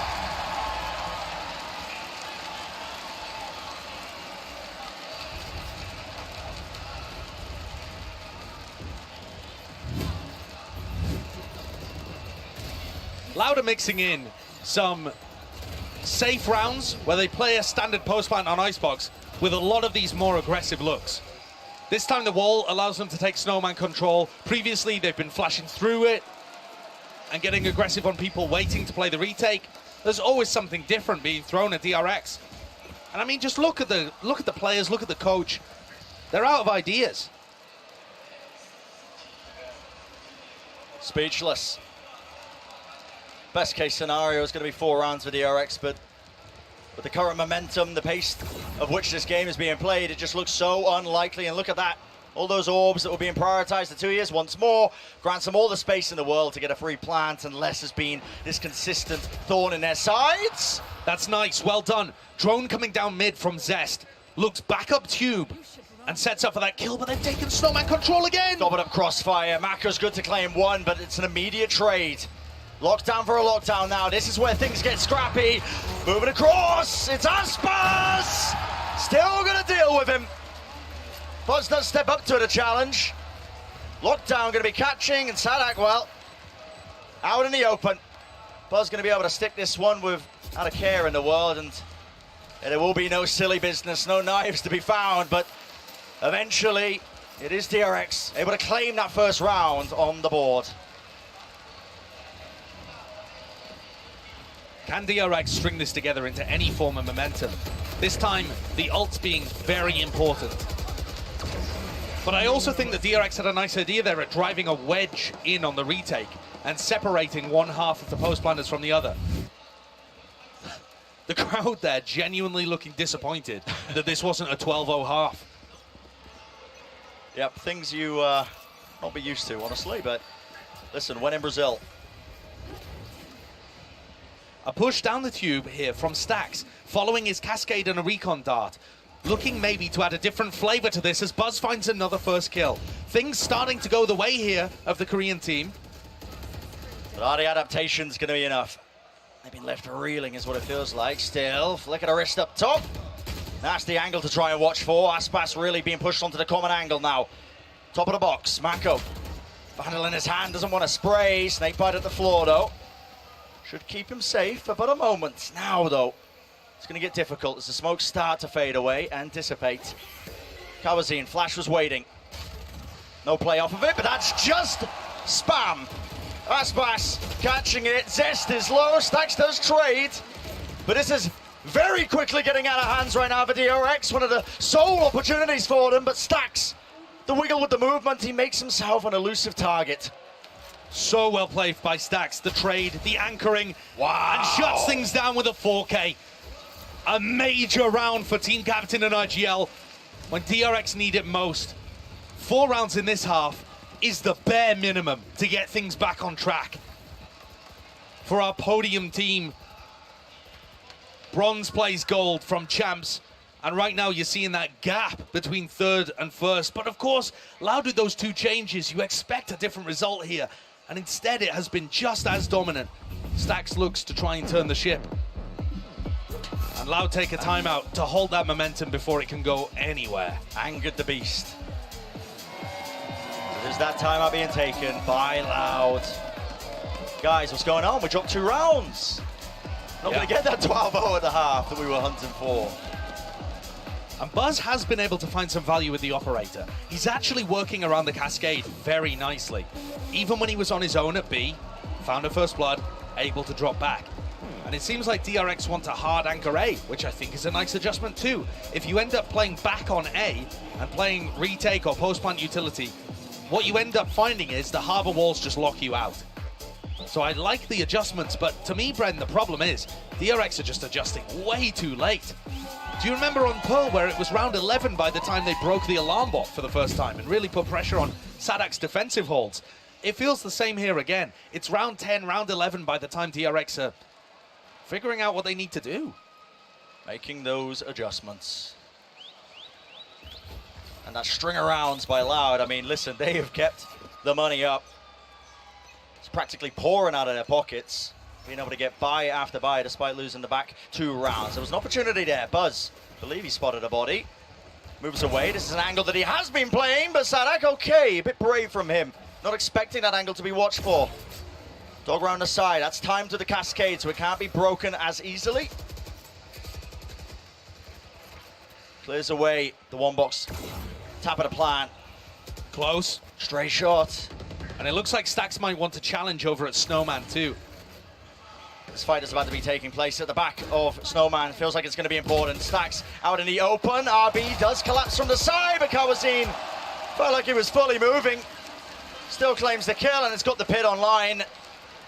Danger time. Retaking with the operator, but how do you do it? Zest clears one of the obstacles out. You could try pushing a Hunter's Fury in here and seeing if Buzz can follow it, but he's only one player. Doesn't have the dash. Shock dart. Seems better to just group up. Tap onto the spike, forces the snake bite. 2 years moving forwards, and it's a flick of the wrist. Locks on. Down to Buzz, no time left. Decay gonna be building back up here. Half on the defuse, percentage play gets off of it. Re-smokes all the way. You gotta be joking. So calm in the moment, and Buzz, he silences the crowd. And I think he's done a great job at silencing the doubters too. Horrendous performance for him individually on Pearl, but he has bounced back. His operator and that clutch being about the only thing the DRX have got working for them on Icebox. 12 and 9, stepping up to Aspas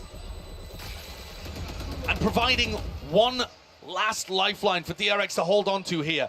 If they get the 4th and get the pistol, maybe they can make a map of this. The economy still not challenged for Loud, of course, after 8-1 rounds in a row. But the adjustment has come, and so much of it has been based off Buzz. Holding this corner. Is anybody going to be there to try and break this Trailblazer that's being used over and over again? Shot out of the sky. But Dash the supporting high tide allows Buzz to get back up on the angle, because he knows that they are going to struggle to get through there without that piece of utility. And like I said, the adjustments, they really are coming. It just takes it just takes DRX, my apologies, just a bit too long. We'll see a pivot now from Loud. They've got a good ultimate to try and cleave their way into this site. The Seeker's online. Kawazin wants to lead it over. Flash is what it seems like. Now the Reckoning. Right into the back. Sadak not scared of taking this space. Even the fight as well wants to be the point of contact. Nanoswarm laid down on his feet, and DRX, no attempt from them to try and refight this one. They had plenty of ults to do so. But there's the Reckoning, used up close. Aspas forced to move. Hunter's Fury as well, spots them out. One tag onto Sadak. Will there be anything else? Kill found still. Loud, still alive. Aspas trying to take the fight to them. What a great reset from Mako. And yes, a reset. Viper's pit down, but brought down out of it. Reflanked by Yes. Unless just finalizes it. 9-3, familiar sights for Loud and DRX, dating back all the way to champs. Exactly the same result from Pearl. The same level of dominance. And the first time we've seen Loud on Icebox. What can't this team do? Just seem impossible, doesn't it? And unstoppable, if you're thinking about Loud. Absolutely fluid as the gameplay, great adaptations, but I'm curious, the first half done, let's send it down to the desk to find out more. Thank you so much, Bran. It's another 9-3 first half, and it comes in our first look at Loud on Icebox. And Mimi, this team has just owned the B site for the entire first half of the game. Yeah, and I had questions about how they were going to be able to play it with this composition without the Sova, but I think the executes they've had thus far with this Skydog, the way that they're playing that space has been really good. You see in this round initially they're providing some pressure towards A, but eventually pivot back towards the B site in the late rounds. They're able to use the Dog to take space back yellow, and then they use the Reckoning to push really deep. When DRX played this comp on attack, they very much had an emphasis on the A site, taking that with the Orb, whereas for Loud with the Sky in the mix, their emphasis is a lot more on taking space on B, putting up their smokes, and then flashing through them and continuing to fight in their post plants, which adds a lot of complexity to the comp.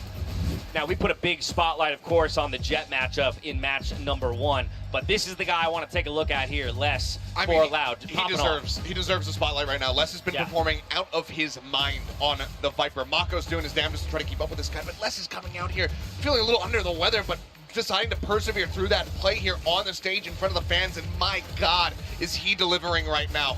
Some of the clutches that he's been able to pull off, some of those plays, especially in those last couple rounds, have been absolutely immaculate, and you could not tell that he wasn't feeling 100% right now. And now, Doug, there's no two ways around it. It's looking dire for DRX here. It's their map choice. They go down 9-3. They were lucky to get 3 rounds, in fact, when they were looking at an 8-0. So what do you want to see on the second half? Yeah, honestly, I think it could have easily been an 8-4. You think about that second to last round, the op going down, the Bulldog is invested in the next one because you can't financially handle it, and we're talking about an entirely different half, and that's really concerning that that's how it played out, because I don't know how much fight you have left in you. This was the map you had to win. Buzz should have unlocked that first half, and he wasn't able to. I'm very concerned. It is still the map that they have to win, I do believe. We're diving right back into Icebox to see if DRX can get the victory. Back over to Brennan Sideshow. This pistol round has everything on it for DRX. The desk highlighting just how important Icebox is to win for them. And look at that, even that 75% attacking round win rate at Icebox. Maybe the stats do back them up, but did the stats take into effect and account the fact that they're going up against Loud? I mean, yeah, it's a different beast entirely. It really is. This pistol so important. Aspas is disrespecting it. That's Look insane. at this, contacting through. Oh my goodness, ships in the night, and Aspas claims the kill. He heard the updraft, he knew the positioning was there. There's so much confidence. It's outrageous confidence from Aspas, disrespecting every part of what DRX are doing.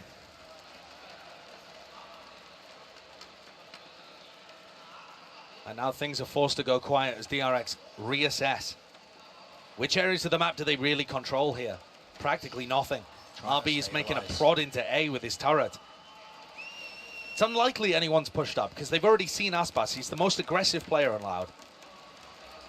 Have to clear it though, look at that. Drone being used from a very far back position. We'll get that tag on Aspas. So, space gained. Aspas looks like he wants to have another go at it. This would be behind this wall is a tar that doesn't even clear him. This would be absurd. But the real play is happening in Tube and under Orange right now. Yep, split play. So important. Les spots it out, and that Viper head-to-head. That's Arbido from below. Flash play. He's back in. That's in main. Oh my word. And containment. It's the name of the game. Aspas. Absolute gremlin just lurking around B main. And Mako, too much to do. Loud with all 4 pistols secured. And you talk about containment, sure. Yeah, DRX are just getting stuffed in a box right now, but how do you contain this guy? How do you stop Aspas when he's getting a flash through a wall for him to repeat for the 3rd time in the round? And this is the problem when a player gets that level of confidence, when they feel like everything is working, suddenly they're going to disrespect your utility. Suddenly you're going to have to deal with them. And if you can't win those fights, if you can't preempt them and shut them down, Aspas is going to have 20 kills in 13 rounds. 20-8 for Aspas. I mean, a commanding scoreline, a commanding KD. And I feel bad for Buzz because he's been playing all right this map, but he just can't hold on. He can't keep up. No one can. Different high tide now. Separates a lot of the side, gives a bit of space to the defenders here, but I think the goal is to try and get that plant down. Util, though, stops that. Sax! Wow. Oh, he tries to go at the rope, but Sadak was spamming it. That's so good. Hopes and dreams resting on these shoulders. Trying to hit these shots with the pistols, but Loud far too good. Never a missed opportunity. Never any signs of weakness so far in this series. DRX not going for the force, just happy, allowing Loud to get up to that 11th round. And this, I mean, look at the score. 13-5 map 1, 11-3 lead for Loud map 2. They're not joking this. They look insane. And I want to cast people's minds back to the lower bracket final at Champions, where DRX met against, you know, the NRG core, then known as Optic. They lost 13-8, 13-5 on the first 2 maps, and they still pulled it to map 5.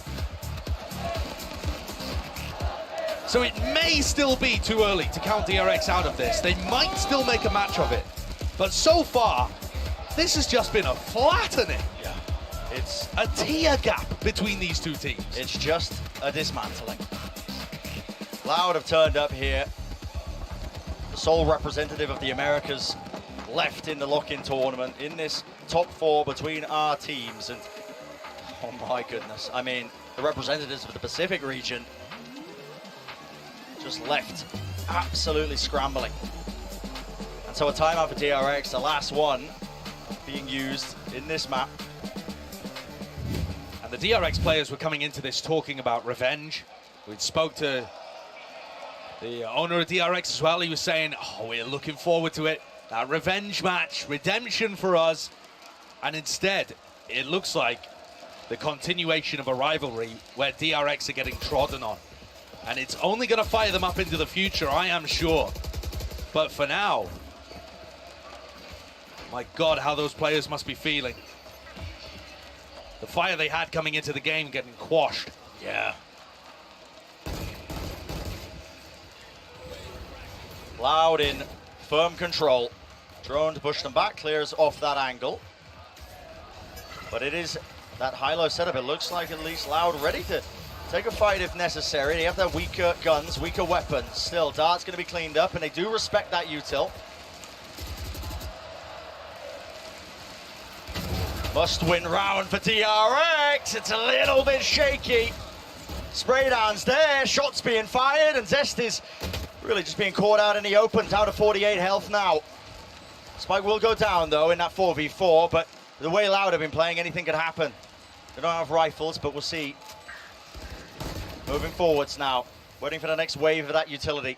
These passive post plants really hurt DRX on Pearl. Mako needs to spot this. A wide swing, Aspas, how do you win that? Way all the way through, good movement from Sadak. Still, he will get his head ripped straight off. Now Aspas, 18 health. And a dream. Not much more offered to him. And so DRX, another round claimed, puts them at 4. But it's a long road to try and pave their way to any sort of semblance of victory. But the more they start getting onto the board here, the more they may turn me into a believer. You saw the stat earlier that they were winning 3/4 of their attacking rounds on this map. And the way that they load ult orbs onto their players will allow them good opportunities. This one is so crucial, though. Do you hear the crowd? Yeah, that's booze for, what was that, a for watch the watch party? party in Korea. They can't even hear you. These fans are making it personal. But DRX, this has to be a round for them. They need to punish Loud and send them into an eco. DRX are going to have big ults online. If Stax gets the orb or the plant, they can use that Reckoning to make it so much more difficult for Loud to retake. So leading the charge, less common angle, the spam, it pushes Stax down onto the ground. So much damage. That's through the cove as well. And so, a suboptimal plant location for DRX to play this post plant. Buzz, Clawbass pushes them back. Will he survive? Yes, that's going to be a reckoning. Good timing on that one. It's a refight taken, Dart not being found, and they clean it up. Rifle spam, crossfire setup. Mako still alive, still kicking in the fight, 45 health. Dodging, weaving, ducking, comes down to this. And it comes down to 2 years. But even he can't quite manage those expectations, so DRX break the economy. Gorgeous post plan by DRX. That's what you need to see from this squad. Getting the fire back underneath them and pushing Loud down to an eco. The crucial play there being that Stax has been generating these ultimates really quickly. He's got the spike on his shoulders, and the Reckoning comes through exactly as Loud want to go for the retake. And that means these players are uncomfortable. They can't stay in the same spot for very long. They can't trade for each other as easily or hold angles properly. It rips apart the retake, and DRX are using utility at the same time, like that recon you saw coming through. Diligent play. Sort of a util combo there. They know that it's going to be Loud going for those ult orbs, just like DRX were when they were on their defensive side. But How to get through this one. They've made it well known. Push coming through. Buzz. Receiving a friendly shock dart is what it feels like. Up top. Oh my goodness. Narrowly spots that one. Still a retake to be taken. Push all the way in and Stacks. He just doesn't even know what's happening. Into the cove. Got to be a recovery now for DRX, but this is looking so damn bad. Handed over the rifle. Sadak taps the spike. Right now baiting out of position. Moving forwards. The flash is good. Zest does claim it. Receiving his eyesight back into it. No more tap onto it. Sadak again trying to bait the swing, but RB shuts that one down. Unless he's got the energy up, wall going up, sticks in half. There's no way you can't get away with this. Dart pushes him back, but he's already done enough, surely. In between the legs, positioning known. Less hunting for the kill, but gives up on the round. Or does he? No, he doesn't quite have this one. It's a, it's a nice idea, cute play. But DRX, they play it fairly safely, but at the same time, there was danger in that round, and Loud only had pistols. An investment of the Reckoning, though, from 2Es certainly makes things doable. A recon dart is lovely, even if it doesn't hit less, though. It's still good to be able to get Zest into a position where he can push the spike on the next tap. Still, though, I think we saw some really good things out of the retake there. Cow and Zine going for an aggressive flash play to create space for the rest of Loud to stick. Yeah. DRX are going to have their work cut out for them when Loud have rifles. Which is right about now. Aspas, close angle, wider swing actually, damage is good. Drop down to 30 health. Big punish. Gotta respect that now, pushing all the way through. DRX have a timing, they have an opening. They don't want to let this one slip. That's gonna be util used to clear that path and get that plant down in the close corner. And look how Stack saves the high tide for the post plan. That means that Loud have so much more space to go for an instant retake. Hunter's Fury just using his close, still how does Buzz fall there? Lockdown's going to be removed. Still, there's the danger. The danger is here, right in the pit. RB does not get cleaned up. Oh, this is ridiculous. What a reposition from RB. And what is going on here? What is occurring? How does the kill get found? Sprays down, position known, and just backs away at the perfect timing. Turning them into mincemeats. Re-swing. Don't let this get dangerous. Time ticking, which still afforded. Loud could play this one if they wanted to. At this point, as Aspas hunting for those kills, he knows economy's getting stretched, but still it should be him saving the rifle. He's going to go down with the spike. Yeah, strange there actually, because Aspas isn't going to be able to save that into the next round. No operator online. Still, perhaps he wanted to use his Blade Storm. It's not going to be immensely damaging, that decision. I think the real one is RB's reposition. Just looks immaculate there. But I think looking from an overall strategic point of view, as Loud decide to take a timeout here, you're seeing DRX with a really different approach to a similar comp. Instead of using their high tide to make a lot of space for themselves on site, taking snowman control or getting through it to take the site, they save the high tide, plant inside the cove, and give themselves very little space to work with. Loud are on that retake within a couple of seconds. If you can wind your head back, wind your memories back to the first half, Loud were pushing DRX so far away before the post plan ever happened. And so when DRX retake, they have to look left, right, clear snowman, clear tube, clear top site. DRX are actually playing a much more claustrophobic game, and it's gonna give Loud opportunities. So far though, it is working, but DRX have had to burn a lot of ultimates to get to this point. They've used a Reckoning, they've used Hunter's Fury in the Viper's Pit. What they really need is Stacks to get another Reckoning online by the time we hit round 20. And they also need to make sure that Aspas doesn't kill everyone with the Blade Storm, because the way that this guy's been playing, that is well within the realm of possibility. In a normal match against most teams, when you see Loud, your opponents drop down to the weaker buys, you're thinking, okay, a bit of breathing room, but Loud have been able to make these half buys a bit more dangerous. Now we see an approach. It's an attempt to push away, and he sort of plays away from a main drone. What does it really see? Flash to try and as well hide information. Gets the tag though, and Aspas pushed up off of it. Tries to take the space back. Mako swinging wide. Top of pipes, a bit of spam, that'll do it. Kill found, and so the big pain point Gonna be removed with Aspas falling. Buzz pure reactions. Flicker the wrist up into a common angle to just spam. And that's great work. Stax is still 2 away. I'd like to see him hunt for this final kill, to be honest. His is the most important ult to get online for the next round. But even so, it's possible that with an ult orb and a plant, they'll have that still to play with. Oh, the spam. Almost. Moving across. Great reactions from Buzz to contain that. As a prime game in Flawless, that round could have got dangerous, but they neutralized Aspas, the big threat, very nicely. 2 players facing at the same time, and Aspas missed a couple of shots. The difficult ones, for sure, really difficult ones. But sometimes a player of his caliber might still be able to grab him. If DRX win the next round, I'm believing in the comeback. Their attack siders look strong. The way that they're manipulating the ults is fantastic too. I think there might be a way that they can get into this round with a lockdown and then play Reckoning post-plan. But there is going to be a massive clash here on B. Oh, Aspas, you've got to be joking. The balls to push up, make a play like that. He's tacked up though. Up draft, there was a punish attempt by Buzz. And he used a ton of his own util just to maneuver his way around that one and potentially collect that kill. Still moves forwards, now dashes up. Watch for, doubled up. RB moves around, blind, but to the angle, and he is fully blinded up. Swinging around, coverage is there. And it is just that hammer strike, one after another.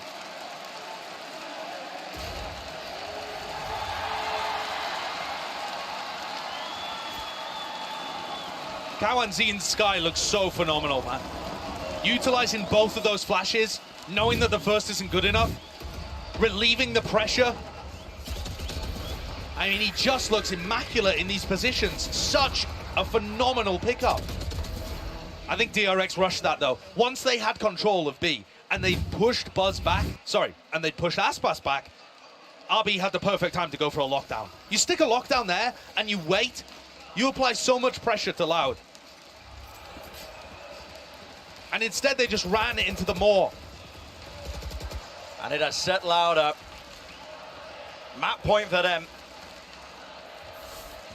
The margin for error that is allowed for a team like DRX, no longer available. Lockdown going to be used up close though. This is punishable if they have util for it, but I said it's just going to be a pit. I don't know how Les is going to stay in sight here. He's going to have to evacuate his pit. Is he just going to allow himself to get detained? Yeah, apparently. Wants to keep it up. Obviously the Viper nerfs, meaning he has to maintain that. Dash has to be used. Disengaged by Buzz. And no punish on Les. No punish at all. It's backup remaining. Spam. It's dangerous from Stax. If Stax falls here, they lose their big ult for the post plant. Cove just barely keeps him alive, and here's the flank from Aspas. And what an answer! Shots landing, warbang damage, and they are weak, missing the second one. Everyone falling low, but Buzz, he answers for it, but Loud, moments away now. It's a 3v2, and it's just over like that.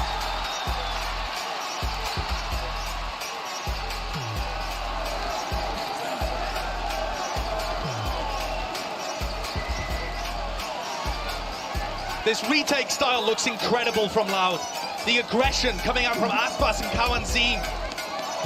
Pushing forwards, making space for one of their team to get on the defuse. The Brazilian retake looks so good. And the crowd are pumped.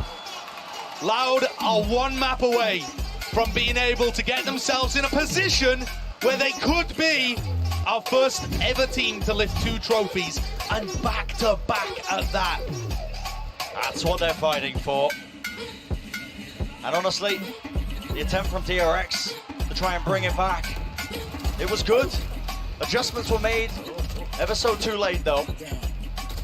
And DRX find themselves in a position where, once again, exactly the same as that lower bracket final against Optic at Champs, they lose a map, 13-8, 13-5, and head into the third. That time it went to 5. Do we see the same? It looks almost impossible, but they've done it before. The crowd battling against DRX is that extra element that maybe they didn't think about, but we'll find out soon enough on the other side of this just how this series will conclude.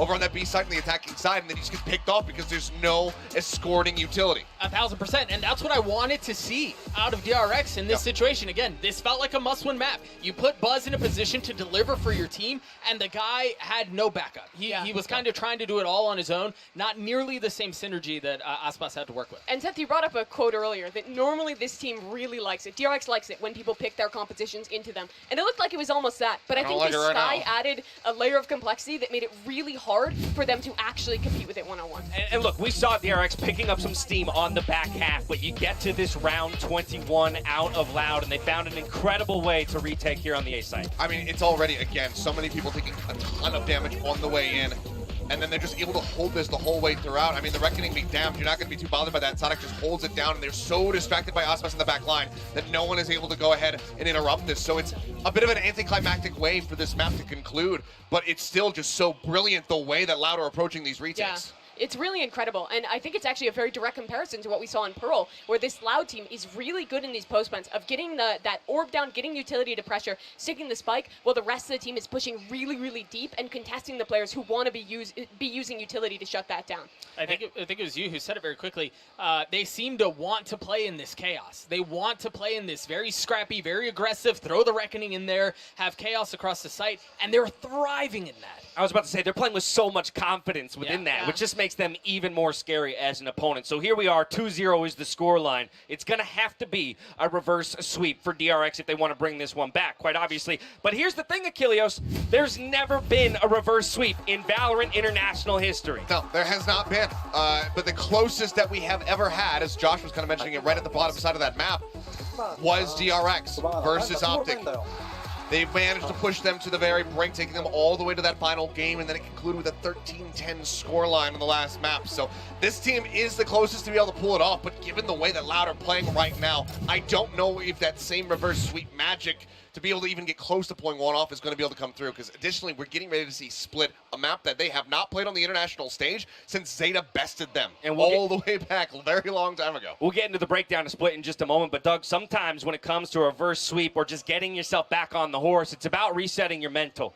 And sometimes going back to mechanics is the best way to do that. Kind of zone out with everything that's going on, all of this chaos that's happening in the arena. Let's take a look at Zest as he dives into the aim lab shoot around to see how he resets himself between difficult maps. Yeah, the fundies have to be immaculate. And you know, Dash, you mentioned mental, right? And leading into the end of Icebox, I was really concerned about mental because it looked like they were boomed, right? You saw their player cams, they looked dejected, they looked demoralized, and then they started to put something together. So I do think, to Achilleos' point, they have been the closest to do it, and it is going to take an insane amount of mental to hard reset. There was doubt, in my opinion, that they could do it, but they've given me a sliver of hope with how they closed out that Icebox. And I did see a little bit more hope in that second half. Map 1, DRX never found a solution. They were never able to adapt. But on the second map, I saw things that were a little bit different from the last time they played Icebox. They were changing up the plant location more. They weren't allowing their spike planter to get spammed as often. The post plants were still great, but it was not enough. And now we head towards Split,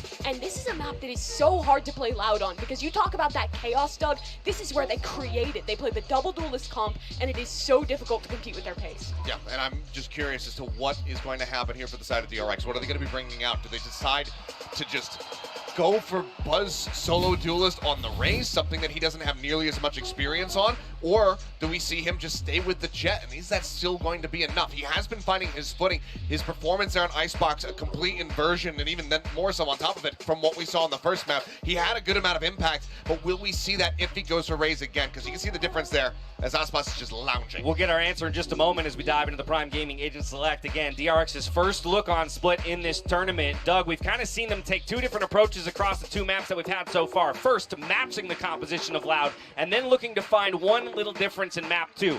Neither has netted a win. But what do you want to see out of them here to give them their best shot at it? I like what I see. I see a double initiator comp. You have Buzz on the Raze. Again, it wasn't Buzz on the Jet that necessarily was the problem. It was the fact that Buzz didn't have any counter, he didn't have any backup. The Cat didn't have any help. Those two initiators should be able to help. Last time Loud played this map, they start attack versus NRG, and the double duelist comp absolutely bowled them over. It's going to require great coordination from DRX to shut this one down. Well, there you have it. Can this one go the distance? They got to get it done here in game number 3 if they want to push it all the way to 5. Let's find out as we send it back to your casters. Here's Brendan Sideshow. A potential close here to the storied history of both of these teams as well, Josh. And, you know, DRX is a team that have that history behind them, but never quite reaching the same heights as a team like Loud, never making the grand finals before. Yeah, I think when you are thinking about DRX, they are one of the most long-standing rosters, if not the longest-standing roster in VCT. That comes with 3 years of expectations on their shoulders to hoist a trophy and take one home for Korea. But they've never even made a grand final. The series that Seth was talking about, that attempt at a reverse sweep, was the closest. Compare that to Loud, who've made 2 Brazilian super rosters work and have made 3 grand finals in the last 12 months. That's bonkers. Success just feels baked into this Loud squad. And this map here is split. See if there's going to be that extension of play for DRX or a Loud. Going to be sailing relatively uncontested all the way to that grand finals. And of course, I shouldn't call that 3rd grand finals appearance too early, but it feels like it's on the cards right now. The way that Loud are playing certainly does. A bit of damage there. That's some loose play. It's not going to be pushed back, but this double duelist comp is so fast and loose and aggressive. Dropping down, though, there's containment. Flash not ready for RPE. Jumping, dodging, weaving. An attempt at a trade, but Buzz, well, he's going to meet his match at Heaven. And it comes down to this, DRX. Stacks was swarming hiding these positions and down to 2 years. Flash round the corner, completely blinded up, and so a pistol round claimed for DRX. And that's massive. First one on the board for them all series long, and it's exactly how you need to start. Loud's team composition is going to be constantly applying pressure to you.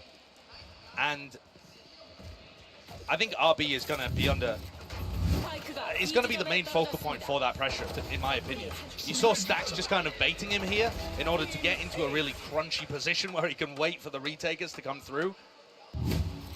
Holding on against the Jet Rays takes a lot of effort.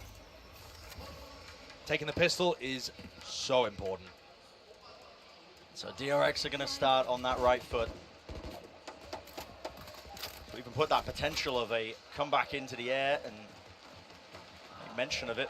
Expectations obviously on the shoulders of both of these teams. Dog's going to get some good info. So Stax spotting 3, I believe, with that one. Yeah, that's huge. Because one of the things that Loud does is take control behind this Viper setup and then force you to peek into them. Mako, potential to be overwhelmed. Flash deep. Gets the information, but contact play lurking up and strikes him down. But does he? No. Does Mako know about Sadak's positioning? Looks through. It's a reactive play. Stack's forced. Does bring him down with a spike at their feet. Pop Flash as well clears some space for them. So just farming up a couple of these ult orbs now onto the DRX side and making it a rather clean and flawless anti-eco round. Really nicely done. I feel like DRX in the last couple of maps, I'm including, you know, Split and Icebox here, have actually been much better at shutting down Loud's economies. They finally found their moments to be able to punch back. And when Loud get onto the eco rounds, they don't look as dangerous. Here you're going to see, though, that explosion. Kawanzin is almost always using his Trailblazer at A, and it's often followed by Sadak. This time, everybody on Loud behind it. Yeah, 5 grouped up. Orb to smoke the cross. Throw some uncertainty into the mix for the Boombot. Leading forwards, Fragment Nade drops down, spam inside of it, Aspas. You can't be getting away with that. And yet he does. Angle watched for, will there be a trade? Buzz just getting that one pressure in a bounds. And RB's left in a 1v3. He'll take a duel early against Aspas here and lose it. Loud responding very quickly. And despite the fact that DRX were ready for that hit to go through, their pull nade combo was still late. That's the pace that Aspas and Sadak are going to be playing with here. That's the tempo. They're so quick with their blast pack engages, with their dashes, that if you're anchoring a site, you can get overwhelmed very quickly, caught with utility in your hands, and forced to take duels on unfavorable angles. You can see here how Zest and RB were designed to hold onto A, The knife shutting down a lot of the supportive utility. Grabs a ton of info in this round as well. 4 players found. Repositioned by Zest, not holding on top of Heaven, just lays down that fragment nade, but look, it's A ramp that's compromised. The job is going to be on Mako here. How does he play this one? Anti-flash drops down, taking space once more. This nade is going to be causing all sorts of issues, and he chooses to back away. Snakebite though, but a utility traded out, making sure that nobody could really capitalize off of that. Instead, the play is made towards the side. This is where the fight takes place. Zest has to be the man of the hour. Dodge, duck, weave around. Stax assisting and helping him out. An absolute concrete hold here of the site. Very nice hold. Very nice hold from DRX, working themselves together. And that one was difficult. Loud's ability to explode through B forces DRX to use util early. Even though Loud were only taking a ramp, DRX have to give them the respect as if that could be a full hit onto A. And they use the pull and they use the nade early. So when Loud go for the re-hit into A, there is no pull available. There is no nade available. They just have to anchor. They've called rotates though and read that very nicely, Stax and the rest of DRX, and they hold on. But you're getting a glimpse into how dangerous Loud's comp can be here. It takes a lot of preparation and very fast reactions. So, weaker weaponry. Loud have still been dangerous in the past when they've got just the Sheriffs. Pop flash play, smoke to meet them. Snakebite as well, that's laid down at the feet. Mako cannot see a bloody thing, but okay, once more Stacks there to bail him out, bit of danger. But Mako's there like a rock. Yeah, and it's just that constant trading, making sure that they relieve the pressure, making sure that if one player backs away, there's someone else to step up. It's a point that we didn't really bring up too hard, but in these best of fives, it is a different element added. Your map pool is going to get pushed and pulled and tested. Absolutely true. In ways that it hasn't done before. And Loud have been a team that relies on their attack side split. Because of the way that their composition works, they've been bowling teams over on this half of the map. And I think back to the game against NRG. NRG had a decision to run an operator on their Astra defense that I thought smacked of not quite having the right experience against Loud and how to counter them. Trying to counterplay them just by assuming they'd walk into it. Yeah, whereas instead the pace just bowled NRG over. RB's not going to be doing that. RB's a very rifle-heavy player, and he's also extremely sensible with how he uses his utility to help his other teammates. He's become a very good site anchor, despite that not originally being his MO. He's going to get flashed in here, an aggressive play. There's no way you can come out with any sort of kills, and indeed, Aspas does shut it down. Just after I'm talking about how safe RB usually plays. Zest and RB cook up a play like that. Throwing it into the mix. Seekers was used. I think that makes sense as a mid-round informational play, but really early on, before you've got any idea that they could be in B main. What's and the setup? This opens the door for Sadak to double blast back in here with his ult. Showstopper. Zest miles away from getting his knife back online to try and cancel this one. And there we go, Dog. Satchel right up into heaven, the rocket. Oh, it sings, but it doesn't quite land onto any sort of target. And now DRX make the play, they make the call. They want to try and contest this. They want to try and fight this. Sadak, well, his position's known. 41 health. With the most to do. First one found. Crowd roaring. Nade is really good, and no! My goodness. Very close. Too close for comfort for DRX, surviving with just one player, but Stax does shut that down before it got really dangerous. And while the crowd are oohing and ahhing about the possibility of Sadak winning a 1v3, I want to give crazy credit to how DRX are anchoring these positions. They are playing such safe spots and forcing Loud to overextend into them if they want a chance at being able to take that space. They had a player deep in B heaven, another player really safe in CT. I mean, these guys are playing the most passive angles, passive crossfires you can, and Loud's desire to hunt and get aggressive with their double duelist composition is being punished. I love what I'm seeing so far from DRX. And this was a map thinking way back into the past, when this team was known as Vision Strikers and at the beginning of their time as DRX too. This map was amazing for them. This Korean team had trap plays, they dominated the defense side, their coordination was fantastic, and we haven't seen it as a strength for them in recent times. Perhaps just waiting for this big moment. What a time to really showcase what you're made of. Remember, this is Loud's map pick as well. They took them here, thinking that they had the right idea about it. And the timeout's taken from Loud, looking to readjust, rethink their game plan. If DRX deal with this double duelist composition well on split, that's exactly what Loud are going to be playing on Fracture too, you've got to assume. As long as DRX can hold on, maybe there's still hope for them yet. So it could bode well. Early knife, the 0 point used towards A, and the Loud players dodge it. Looking to try and take that space in a more slow manner, contacting forwards. And this is the kind of round where Sadak is going to just try to get a feel for the protocols from DRX. If we dodge their knife on A, what is their response? Do they try and re-clear it? Here you see the Trailblazer used from Stacks in Heaven. Second piece of informational utility used. Oh my, and in the midst of all that, well, guess what? Aspas happy to claim it.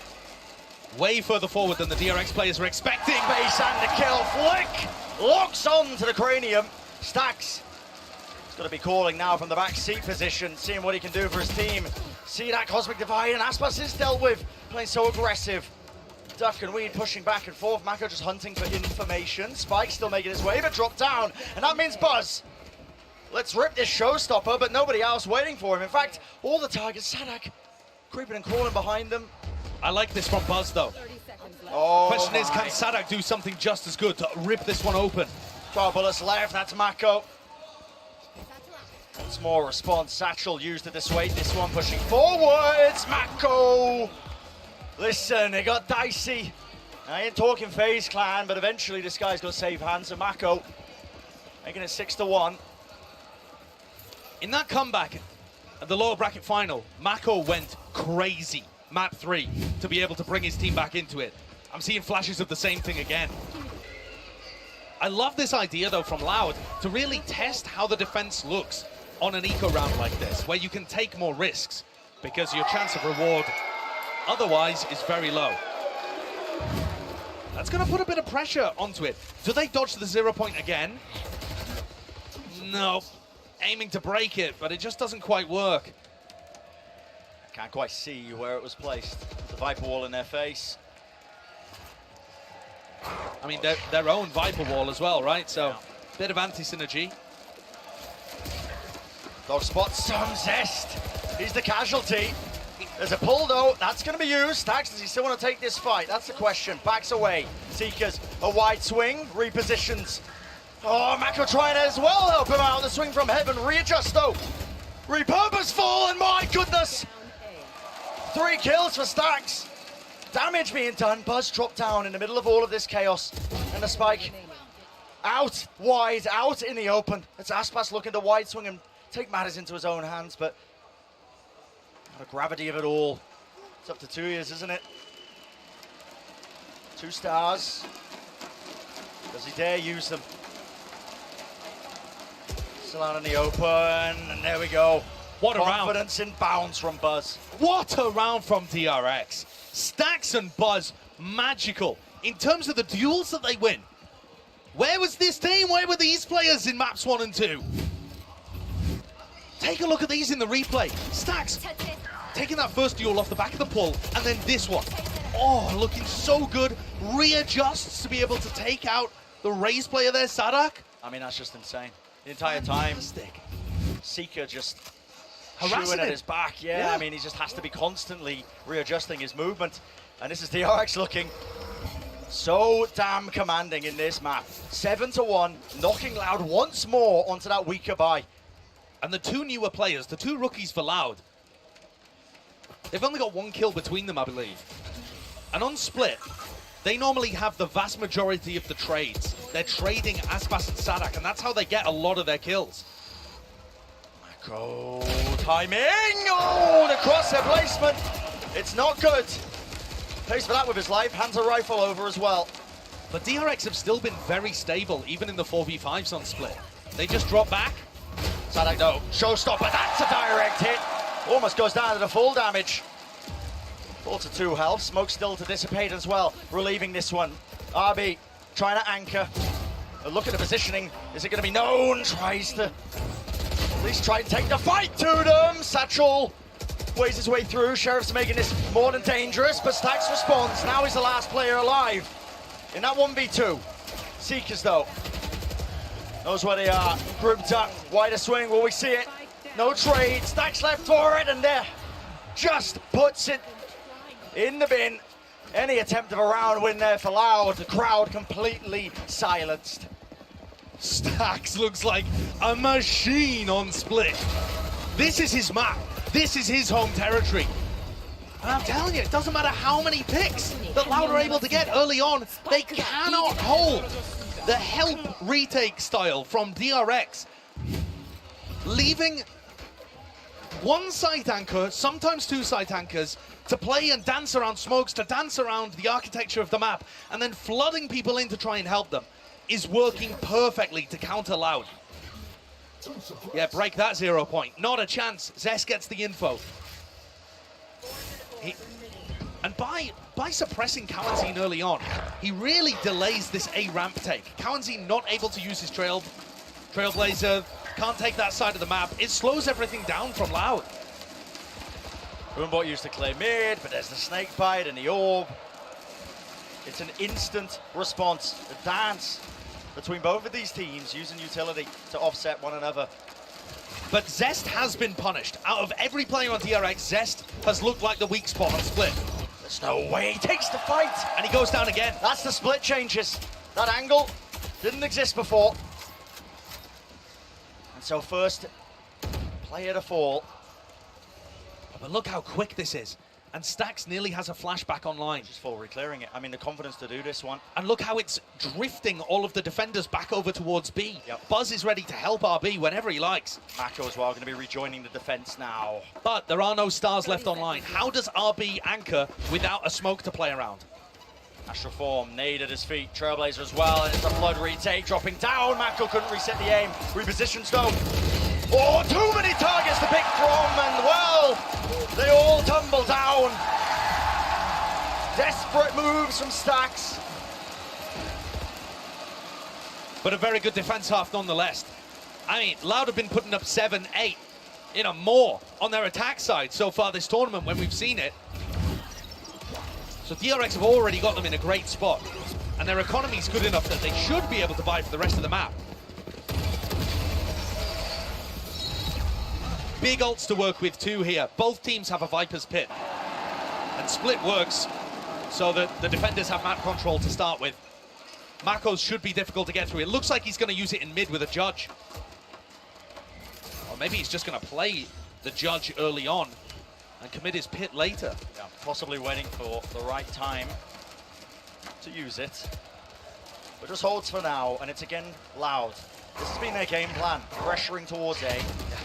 Every time, God, that's good info. 2 players spotted. It feels like their game plan is bully Zest. He has been that weak link so far, trying to anchor down the back of the site. Hasn't quite found the right timings for him. Now that util though, drop down, stars, dash forwards, dog into the back, Zest, yep, nowhere to run. Who can brave? Lame him, it's a waterfall move. DRX attempt to just flood back into that side and play fast to disrupt that take. And it's a punish. And look what happens when the anchor isn't able to stay alive. When Zest falls, those players who are trying to flood in and help him, Loud can put the focus on the retakers, the rotators instead. You contrast that to the round where they're going towards B and RB stays alive for so long. Loud are still hunting for that anchor player, so they can't focus on the players in B Heaven or at CT that are flooding in. I would say Zest has got to adjust, but frankly, it's already late in the half. And I think DRX have done enough to be able to win here. Sure, another one on the board would be great. A 9-3 half. We've only seen 9-3s in the opening halves to these maps, so there would be some poetic irony to it. But I think either way, DRX will be very happy about this. They've already equalized their best performance on maps 1 or 2. Yep. The work has been put in.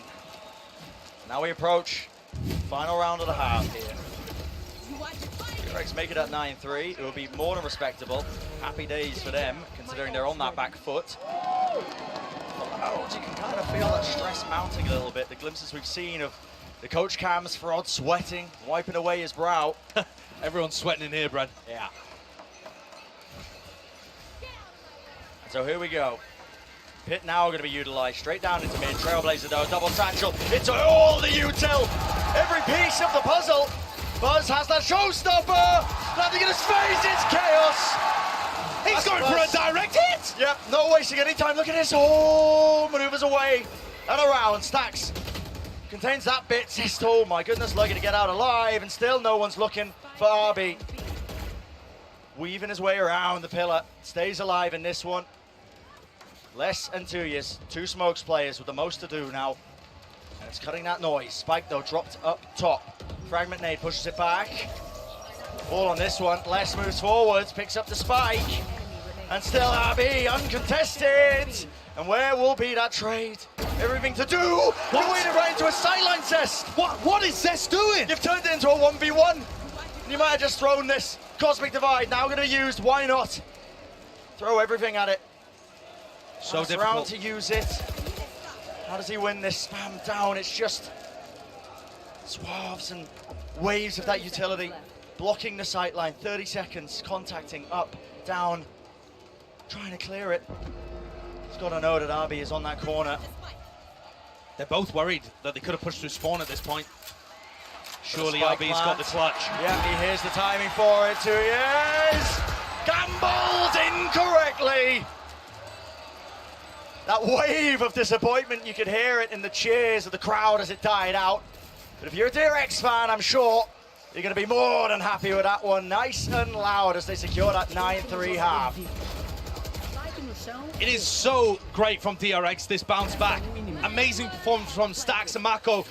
The clutching and the site anchoring, so good from RB.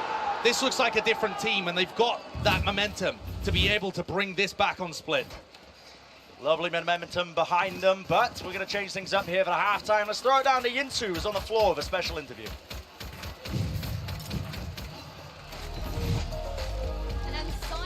I am now joined by Coriano, streamer for Loud, and also FRT, the captain of the show match that's going to happen in a couple of days. First of all, thank you for letting me crash your watch party. How's it going? How's the watch party going? First of all, hi guys, I'm Coriano.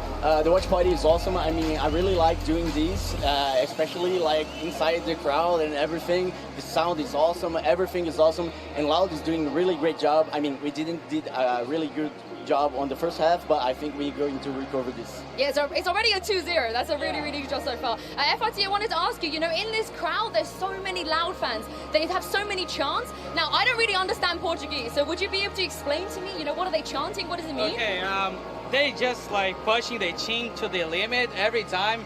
They always like cheering for a crowd, like loud, loud, loud. They say like loud, it says like loud, loud, loud. And then everybody's going crazy every time, like they're like, I don't know, smashing the thing and screaming, shouting, it's crazy. Can you guys teach me something? You know, if I want to be supporting Loud out there, what should I say? The best word to say is vamos. Vamos! That's one. Okay, I understand that one. Now, Tarek is actually right next to us. He's also captaining the show match, so have you got anything to say to him? You know, you're going to be playing against him in a couple days. I can't wait to play against him because I know it's going to be a great match, but I'm winning this game, bro. I'm winning this. Trust me, bro. I'm winning this game. You guys can't see this, but Tarek is right next to there, and I think he's responding to us. And lastly, is there anything you want to say to the players if they can hear you right now? Some words of encouragement, because they are 9-3 down. I mean, for DRX, I'm going to wish them good luck, because Loud is coming really great. The changes on the roster, especially the coach as well, Frod, is doing a really great job, and I think Loud will close these and play on Saturday. Oh, thank you so much, you two, for joining me, and have fun for the rest of your watch party. And I'm going to pass this back to Brandon Sideshow to jump back into the second half. And what a beginning here for Split, for DRX to be landing on this 9-3 half. The possibility of that reverse sweep the possibility of them to be able to climb and claw their way back into some sort of favorable position. The crowd has not had much to get excited about here on Split. DRX have been so firmly in control. Their game plan has worked perfectly. The question is just whether they can convert it on the attack side. Because Loud's comp, I think, is designed for attacking, but it also is not reluctant to get up in your face. What's the answer? Oh my goodness, that's a little bit awkward. Satchels was eating a ton of damage there. Nade dropped down, and it looks a bit awkward. In the meantime, too, Aspas and Kalanzin, this is what I'm talking about with this comp. It's so happy to get active on defense. Walking. They're hoping that they were going back through sewers, but they definitely heard. They heard us. I mean, elephant foot stomps. But so, from DRX's point of view, how do you expect that? In the meantime, Stax is the one who's also pushing up, getting himself into those favorable positions. And they take the timing. Walking, strutting to contact play, but this is where the backstab will really rain. Aspas spots one, holds it down, waits it out. First kill claimed, there's the second, and finally the third. Stax, so much to do, and just not enough resources. What a play. Fantastic timing from Aspas and Kalanzin, but also the whole reason they're forced to rotate there is because this hit into A was so messy. I don't think it was necessarily Loud doing anything spectacular on their defense, so much as Buzz with a bit of a beef trying to entry, the players getting distorted and mixed up. This isn't a very bursty comp from DRX. It's not going to group up as 5 in A main and B main and explode. At least, I don't think it's playing to its strengths if they decide to do that. I would like to see them control mid, go for A heaven, run some splits, run some fakes. Make use of the fact that Loud doesn't have a sentinel that can give them information on the map. Orb collected though. That's DRX making the most of these eco rounds, making sure that they prioritize the ults for the next. Building up to their advantages. For Loud to have any shot of trying to shut down this comeback, this new momentum that's behind DRX. Pistol round was a good start for it, but it's still an incredible uphill battle. And Aspas has not been pushed away once by this angle. Marshall in his hands is deadly, especially when there's no armor. Gotta be careful. Running right into the sight line. Farming up to that Blade Storm. Got it online.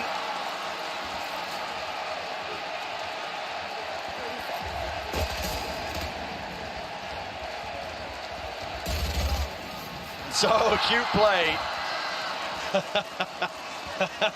Wow. Okay.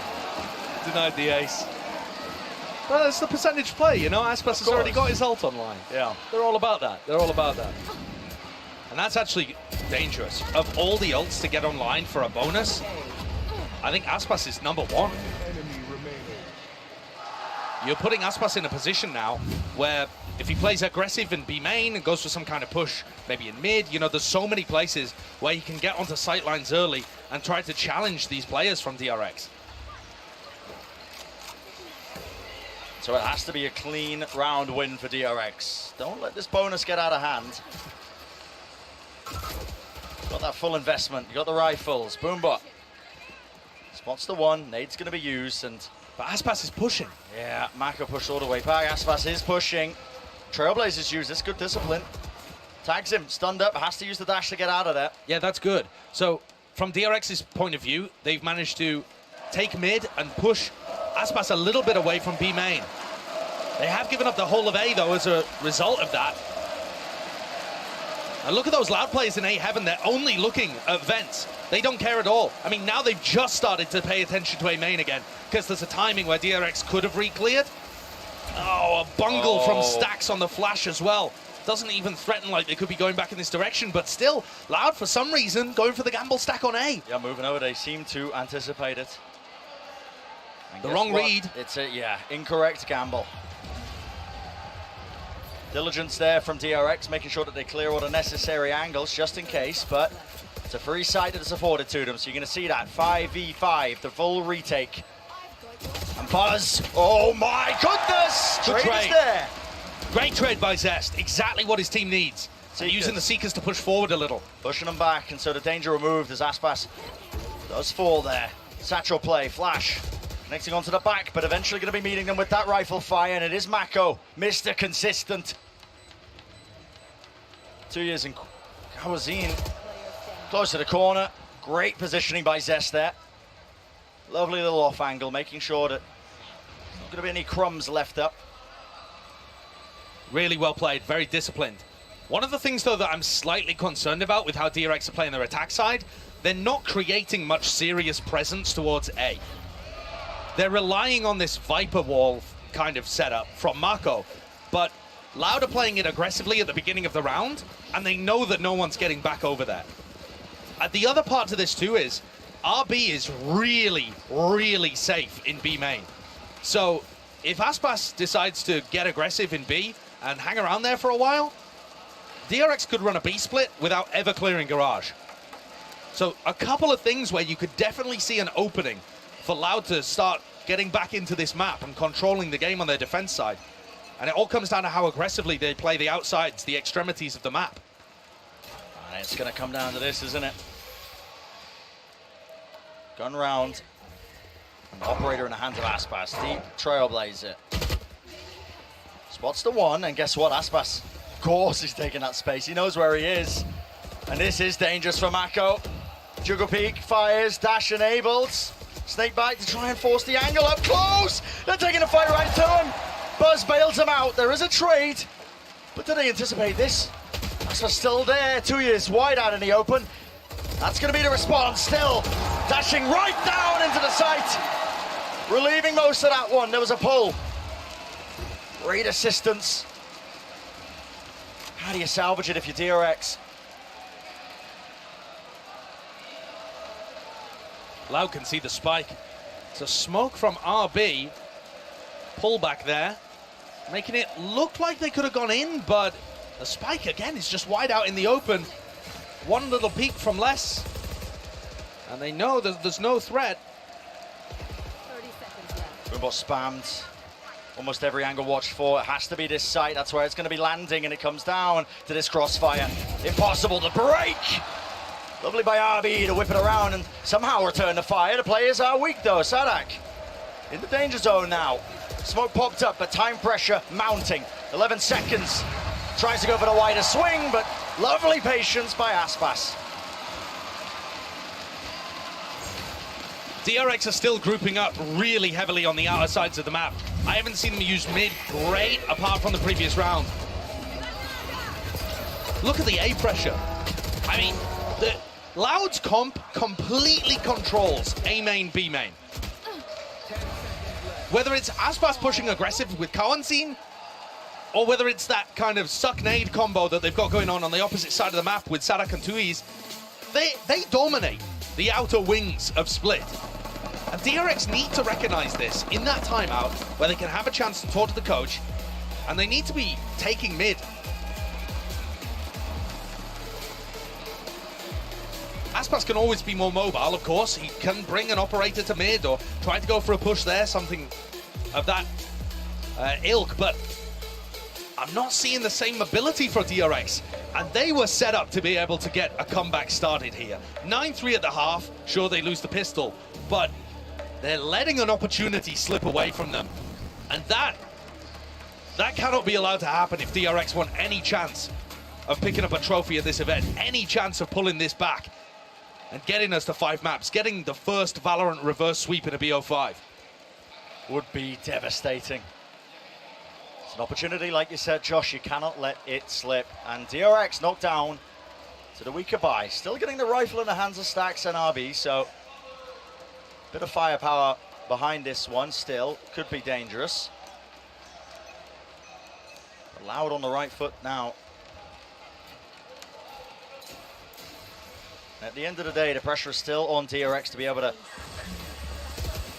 Clinch the maps, the rounds that they should. That's a fast play. Satchel in the face and offsetting the weaknesses of the Stinger if there are many. And this is where I was talking about earlier. RB plays very safe, very passive, but they've him. spotted Aspas, so now they've got to go for the crunch. 13 health, okay, yeah, I mean, listen, not afforded too many chances there, had to dash forwards because you could feel the players swarming him, approaching him from behind. But this is so much better executed by DRX. And they've afforded that operator. Yeah, using the op.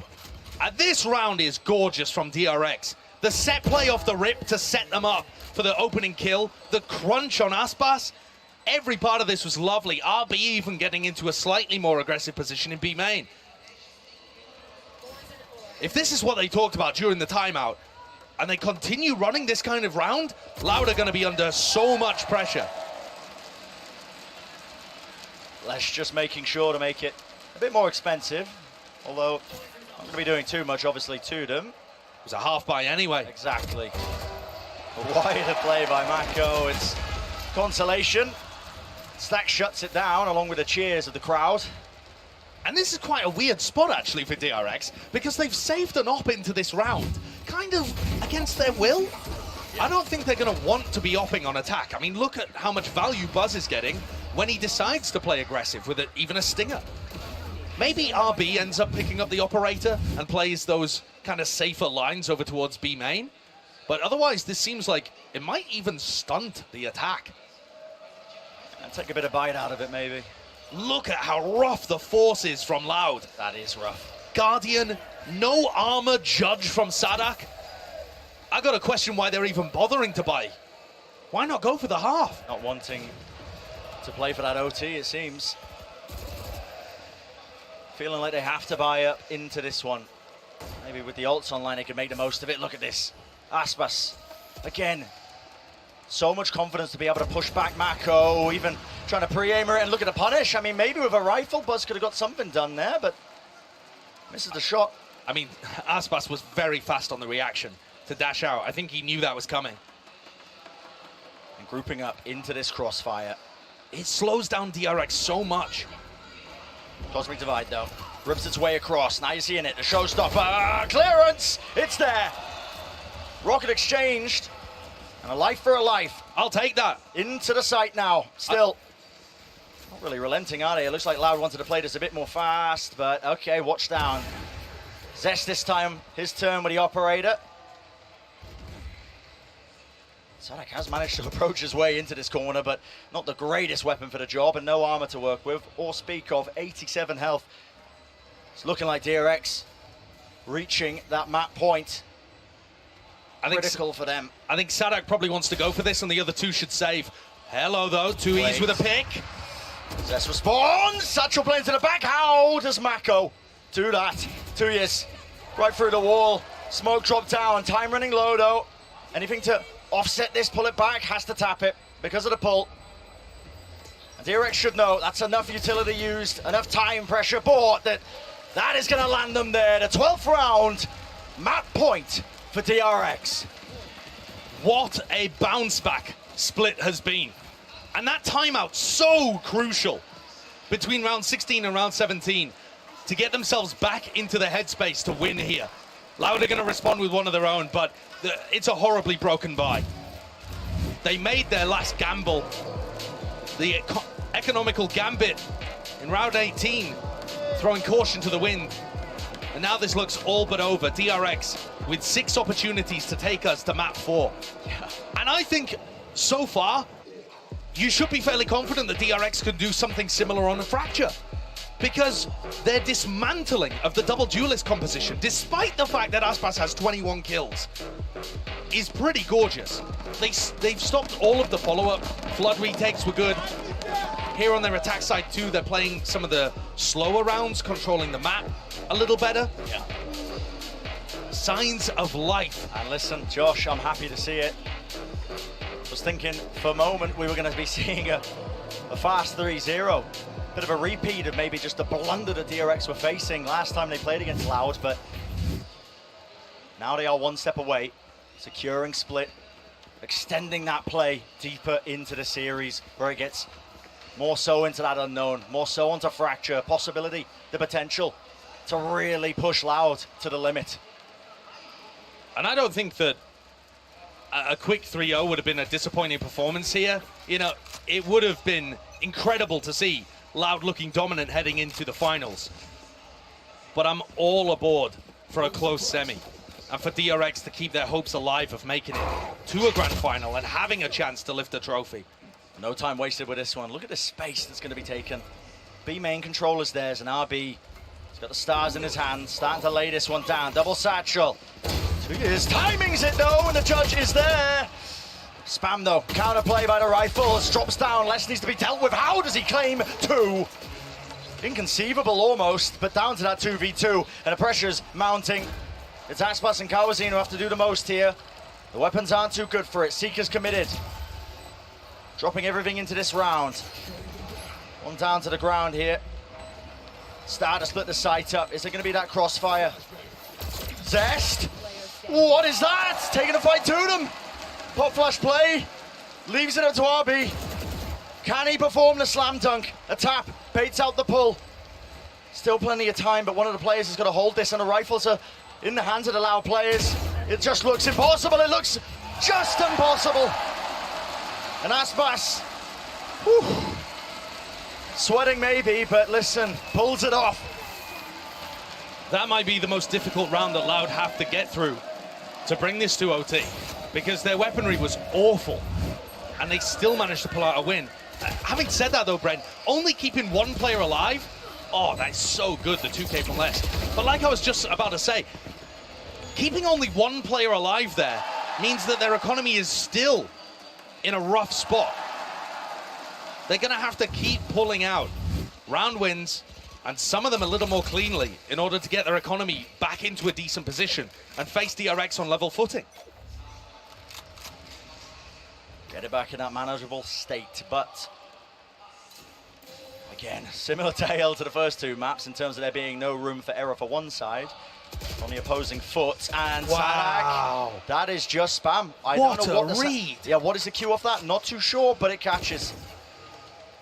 No idea. Counterplay on the other side of the map as Aspas and Kawazin take A away and make this a bit more comfortable. Having said that, they've got 3 players leaning on the A side. What is this clash? Pushing forwards, Aspas wins the fight on 8 health. But Stax has got to call a reactive push into B right now. He knows there's max 2 players there, and Tui's put under incredible pressure. Indeed he has still. Will a headshot be available to him? Gets the one, but it's good to trade it.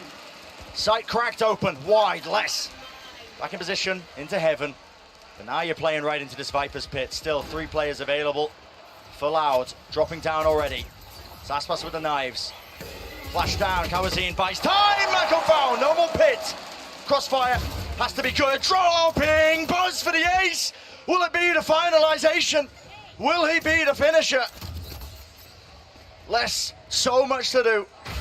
And just buying time with a showstopper. Putting it off the clock. RB, what a finish. DRX are not done yet. There's still life in this squad. We've seen it before. You cannot count them out. They looked outclassed in the first 2 maps. A massive difference, a tier gap almost. But we've seen it before. Lower bracket final of champions. We've seen it in their run here, even here. That once you knock DRX, this squad, now tempered by experience, have got more to give. Fracture's going to be another opportunity for Loud to close things out 3-1. The double duelist were expecting to come back out and play again, but it did not work here. A real tested DRX squad, the history of this team dating all the way back when they were known as Vision Strikers. They do not want to let that opportunity slip. They've never been to that grand finals at the global events. That's what they have been hunting for. At least one step closer being able to fight back. Aspas is still putting on insane performances, by the way. 8 first bloods, 23 kills, but this time it didn't matter. They shut down everybody else. It's the game plan of DRX that was just far too good. Can't overcome it. That's going to do it for this map. Do not go anywhere because you do not want to miss the rest of this series.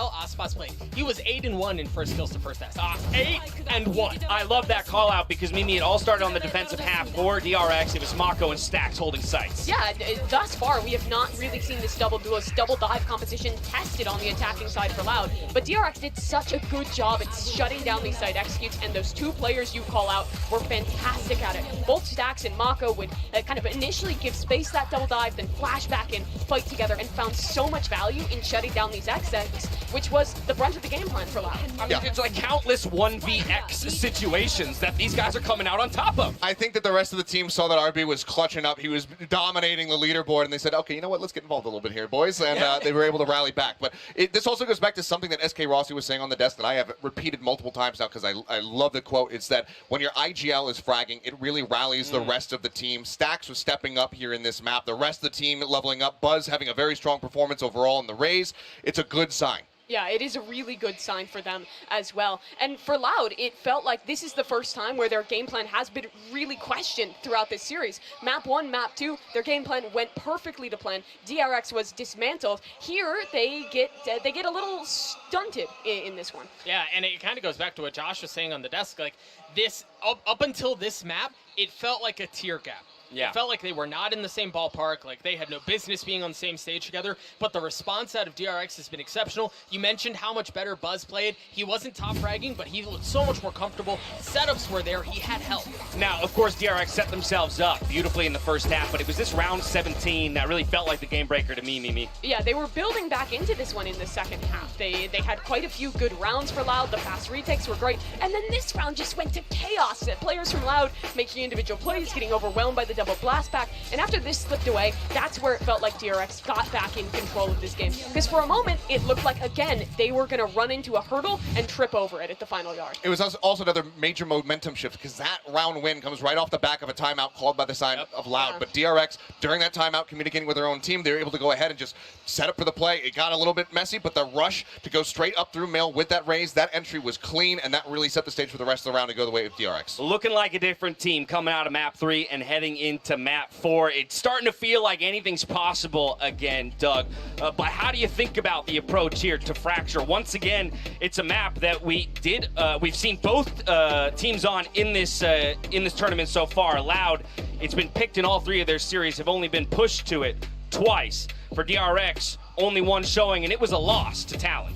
Well, I mean, I guess if you think about Split history, if it's going to repeat itself, this is perfectly fine for DRX. Forget that you haven't played it a ton. Forget that you played it once and you got pushed a little bit. Like, they're very comfortable in these situations. And the truth is, I think there's a lot of similarities to how Split and Fracture play as far as how you want to play in Chaos. Sorry. Yeah, no.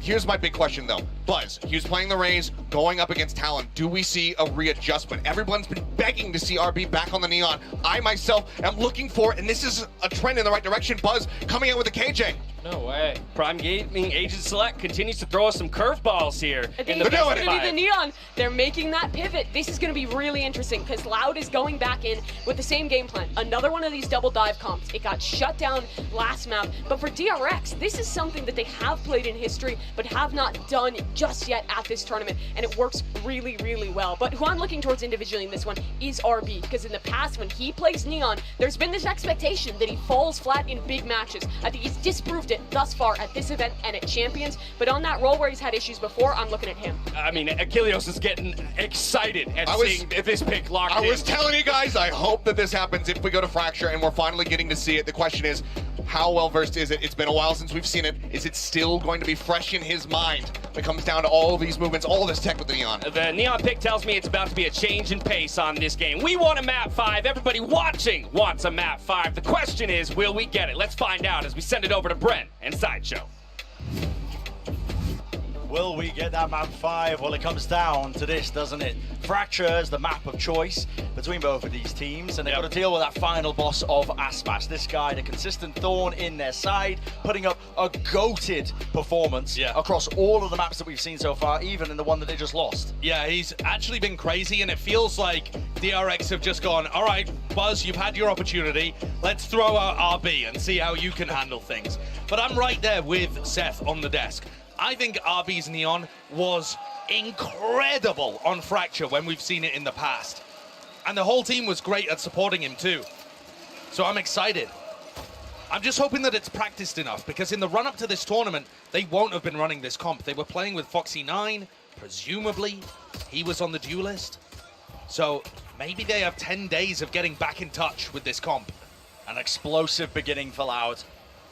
Really separating Aspas from the rest of his team. Shorty, way up, flash play, a little bit behind his back, jiggling, and well, goodbye Aspas.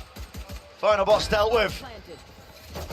That will go down though without too many problems still. Damage was taken, Sadak low, going for this reflank, and positioning timing is absolutely critical. Zest, so unaware of it, but just can't quite get a sideline, the angle. Zest, right behind him. Sadak doesn't kill him. Another fight to be taken though, stun through the choke point, all lining up there for the frenzy, and that's exactly where it thrives. Stun is good though, jumping, wiggling, but the defuse just goes up with no problems. Very nice retake from DRX, pulling a page out of Loud's book there, pushing players deep, fighting with RB, the stun bolts coming out in order to make space for the spike to be stuck. Very well done. And I would expect too, based what we saw on Split, for DRX to sometimes allow the duelists onto the site and try and push through the smokes to collapse on everybody else. That's roughly speaking their game plan on the defense side of Split too. Allow the duelists to do whatever they like, but crunch down on the rest of the players. No force buy from Loud, allowing DRX to pick up another pistol. See if they can keep this one moving. Players are low and the util set down onto the sides. Okay, Les. He's dealt with. Did make it that much more scrappy though. A bit more scary as well. So backing into the corner. Aftershock. It's going to be used here. Kawazin committing that plan, but he will fall. Perfect timing from the grandfather of Breach. So 2 years with the most to do. Sees round the back, one shot finds, but Arby's there with a trade. And okay, listen, not the cleanest anti-eco in the world, but starting with 2 of their players, and so far RB putting up a good performance. And you're really waiting until RB gets onto the attack side to demonstrate his incredible movement. But on the retake, he's going to be there as well. So now DRX with an opportunity to go for a bonus. Do you do something aggressive? You can certainly push the Neon out of tree, try and push them out through halls. There are many players. Go through a north side crunch. Yeah. There's a lot of different things that you can look at. Did they even opt into buying as well? That's what I'm wondering. I know there was only 2 players surviving. So Certainly looks like RB's going to go for this, right? yeah. Fast play now. It's going to be that clash. Flash over the top, stun as well, supplements it, but pound for pound, going to be finding it, and a fight to be taken. You just don't quite have the range of that one, RB. Les, once more, trying to meet the match. DRX with that double swing, double face, but a lot of utility being used now. That does push back Loud. Not even the nanoswarms, but actually an aftershock from Stacks, scaring them off. Zest goes to grab some information on the north side of the map, and they're going to be in a decent position to still try and fight this. Smoke drop main is a fast reposition. They take control. That's going to be the name of their game, and well, back to it. Hopefully no more We'll see though, fight taking place. Kawazin winning it out, and the rifles really do just come out on top. That's going to be the difference maker.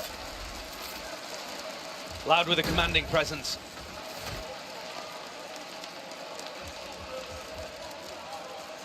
Any damage here is good for Buzz, of course.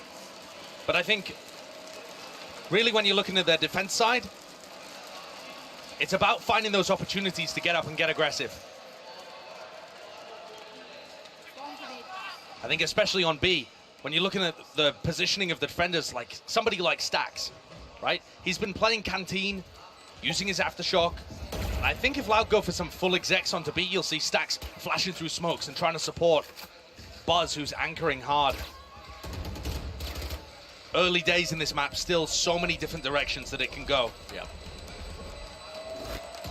Buzz going down to the spikes, so denying any potential ult orbs. Quite important when 2 years is one away, but attack side, it's quite easy to claim up those orbs anyway. We'll see if they aim to do that. Maybe a fast play, taking some area of the map.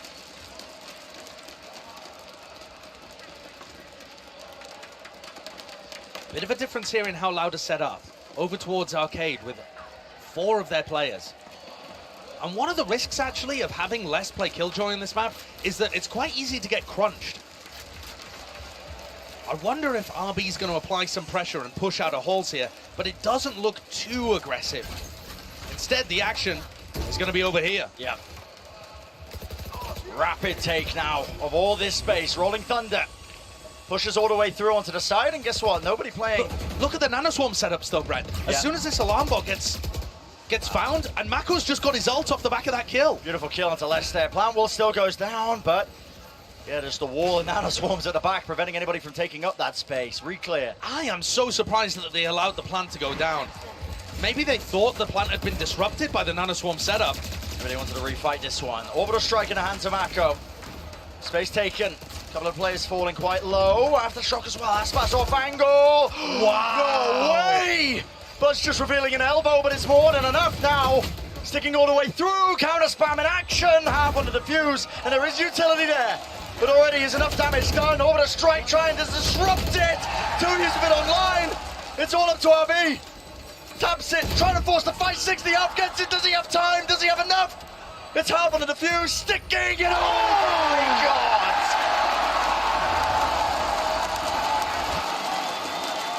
heartbreak for DRX. And Tui's with the play that wins them the round. A pivotal one at that, as it drops DRX's economy back down into the dust. Take a look at these moments, good counter spam, but it's the couple of kills that Tui's gets. 3, including enough to get his ult online. And with 4 milliseconds the difference. Just insane. That's a back-breaking round if you're DRX. You needed that for the swing of the economy. Instead, now it's your team that's been pushed onto the back foot, onto the weaker buy once more. Same play again. Yeah, Loud, not relenting, are they? So much util, faster play, RB forced to pull out the ultimate overdrive. Oh my goodness, adjustment of the aim. It is chaos though, inside the smokes. DRX hunting for any and all advantages. Mako does have the rifle, but it's got to be handed an easy kill. Spam down. Just trying to get out of there, it seems. Sadak's plant gets his ult online. That's going to be useful for the next. I don't see Mako winning a 1v4. Not from this position. Yeah, seems very, very unlikely. The DRX are going to have to make an adjustment to deal with this 4-1 arcade push. There's only a single player less coming from the bottom side, coming through tree. And the double duelist comp is just bursting through arcade. There's a lot of things that DRX could do. You know, one holding heaven, one behind the box, run some kind of double face like that. But I think what DRX are worried about is that, sure, they go 2 for 2 in that situation, but then they lose the sight. That becomes the problem. Mako cowering. Hoping that he gets the save and hold on to this one. I think Loud could run the exact same strat again and just throw Sadak's ult behind it. And it's going to make DRX very cautious. So what call is made here? Looks like, again, that heavy presence into B main, but for Loud, they've got other ideas. 4-1 split. Yeah, but this on the south side. But this time on the opposite side by the look of things, right? Towards A, towards drop, they want to fight it. Maybe the plan to try and burst through with a showstopper, but it's Buzz that has to try and put a stop to this one. Les, for the first time, is actually going to be pressured. Turret taken care of. Les goes down in the middle of all of this one. Sadak, though, pushing forwards. Letting the fuse run out there, not finding an easy target. And there we go. Lets it rip eventually. Straight into halls, but critically, Spike is going to go down. Planted. I'm kind of confused why Mako isn't using his ult to try and create some pressure here. They're just letting Loud get into post plants for free. Locked down close, though. Maybe anticipating they're going to be fighting. Mako once more. This guy with a rifle in his hands. He's a menace. Lockdown's going to be destroyed. That bails out Aspas, but he's inside the cloudburst, and they know it. He's dealt with, down to 2 years. We've seen this rookie player really step up to the challenge, step up to the task time and time again, but that might be a little bit too much to ask of him in a 1v4. And so DRX managed to pull off the retake there, again, without using Orbital Strike. Just investing the lockdown that pushes the Loud players into uncomfortable spots, and then they wrap around and pinch. This kill is gorgeous. I mean, how on earth he gets that? I thought it was a random spam through the smoke looking at the minimap, but that's almost more impressive. Yeah, not quite. And I think they might want to be doing that more. If they realize that Les is playing on his own on the south side of the map, look, he's here again. Les is the only player at the bottom of the map. If they do crunches south side, Les is not going to be able to hold on, and a lot of the time he's not going to be able to escape on the rope either. Big ultimates to deny the plant. Rolling Thunder, Orbital Strike. And RB's hunting for Les once again in halls. Wall's going to get broken. Dash across there with a satchel, stunned up though, Zest. At top, is there going to be the common spam angle? Aspas taking damage and eventually will fall there. No one was able to get into the site. Les is creeping his way through. Good timing. And the Prowler Doesn't nerfed. spot him. Seems like Zest is aware there was a jiggle. He knows that didn't get a good clearance. And Loud waited out, bide the time. Les just can't get value out of his ult. I mean, I think this is what Mako is saving it for, right? The Orbital Strike is their big counter to Les's lockdown. So, I think you're going to see that. Oh, what a shot from RB! And this guy on the neon just unleashed, isn't he? Flawless round for DRX, 5 surviving. The bank continues to build, and they're going to be happy. They're going to be pleased with this one. Great stuff. This round, though, Sadak going ahead of the play, causing himself to get completely isolated there. A free pick that nobody could trade. And I'm seeing the same themes that we saw on Split. Perhaps not as dominant a half. We'll have to wait and see. Another fight. But this time, a lot of players ready for it on the south side. Yeah. How's it going to be the response from Loud? Aspas, Blade Storm, good flash. Look how quickly they bail as soon as they realize the breach is there. Okay, it's not just less this time. We don't want any part of it. So backing all the way. Aspas, he's trying to get away with murder. Oh, Mako's it's jiggling. creeping. Crawling. They don't know his position. Mako! And yeah, so unaware of that. Rifle picked up. It's time. It's looking a bit dangerous.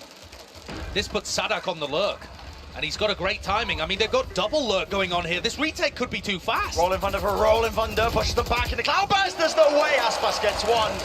But it was the kill, was traded. Sadak reflanking through, spray down by Zest. But still, it's all up to him. Spike planted, what can he do? Offset Kawazine, fantastic movement. Great control. Kawazine pulled magical rounds out. I'm thinking back to their game against NRG, round 24, the 3K that Kawazine found for them. All of these players are so comfortable on Fracture. But there, in a broken buy kind of situation, again, risks being taken by Loud. The call made by Sadak or Aspas to try and contact in through B main reaps reward. And Buzz is using an operator.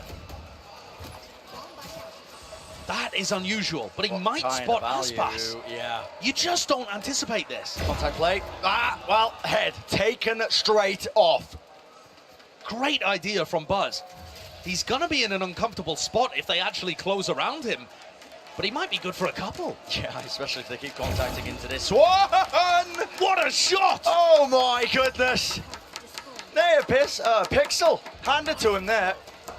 I mean, just 0 to work with. You still claims 2 kills. Now, we'll see what happens here. In tower, pushing forwards, and Flash gives a perfect timing, but still, the fact that he's hitting them, nevertheless, so impressive. Prowler in the smoke. Lights it up. Sadak's lucky to get out alive. Down to 16. The Buzz repositions to try to hit another absurd shot. And all is quiet in Sao Paulo. And DRX not even having to use many ultimates to be able to get these rounds on the board. Buzz has just handed them that one out of incredibly skilled opping. And you're exactly right, Josh. You just don't expect the operator to be picked up. No, not with this composition. The Buzz Neon is good doesn't for really it, but op. yeah, the Neon's not going to be opping, so really no suitable targets. And we didn't spot it there, but I've got to assume that Buzz probably has a shorty as well. Oh, a bit whiffy there from 2Es. A round win for DRX, 5-4. And they take every weapon out of the hands of Loud. It's quite important, actually, because it puts Aspas in a spot where he can't afford another rifle. Let's take another look at this incredible opping, though. Wow! Oh my god! Just the barest sliver of less showing. And also, the reaction times to get that. And also Kawazine peeking just a hair before his flash pops. That is insanity. Amazing skill from Buzz. I gotta give massive credit as well, though, to this DRX squad, because listen, Army's Neon's been good in the past. Okay, fair enough. But he comes into this role, he moved away from that primary duelist because in these big moments, these big games, he couldn't quite live up to the expectations. Very true. And as well as that, Buzz has been able to keep up a consistent performance, despite the fact that now he's playing the Killjoy. He's played it before, he's been good on every role. But you would think that his impact would be mitigated. But it's just been strength for strength ever since that first map where he got brutalized. Yeah, completely agree.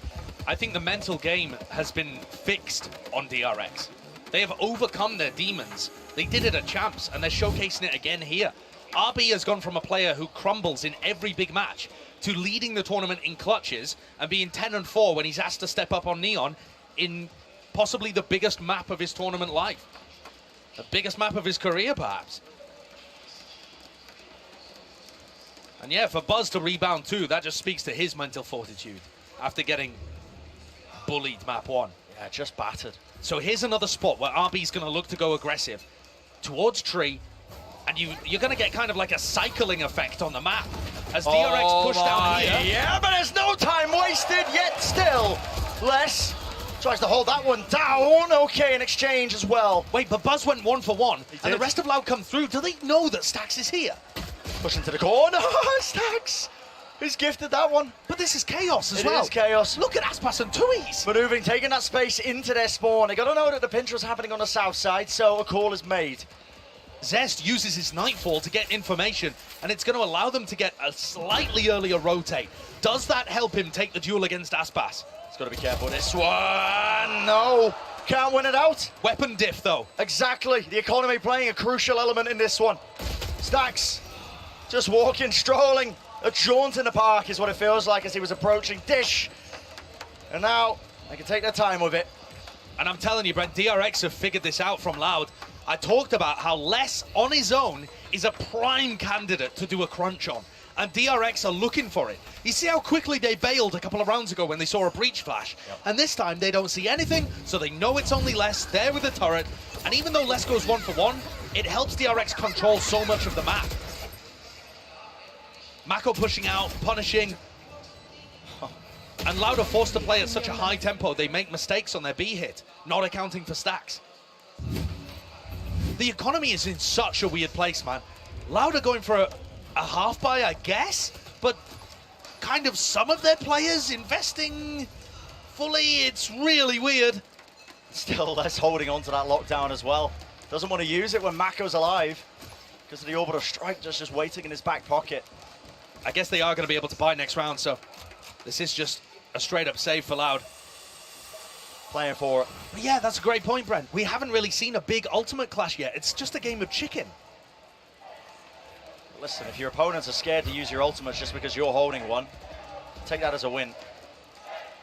In some sense, the ultimate value that Mako's getting here. Yeah, exactly. At some point, you just have to use it and bite the bullet that you're going to be losing it. Lots of players, though, clashing now through sand, over the strike, in a fault line, dash to the side. Reposition, RB stays alive, but into the cloud burst. Double up and play, and the guns are suited for it. Wow! RB can't hit the spray down, and Loud just overwhelmed. There's the value of the double duelist finally rearing its head. Completely overwhelming. Everybody is weak, though. Or rather, I should say Kawanzin and Sadak. Doubled up, though. That's a high-low setup.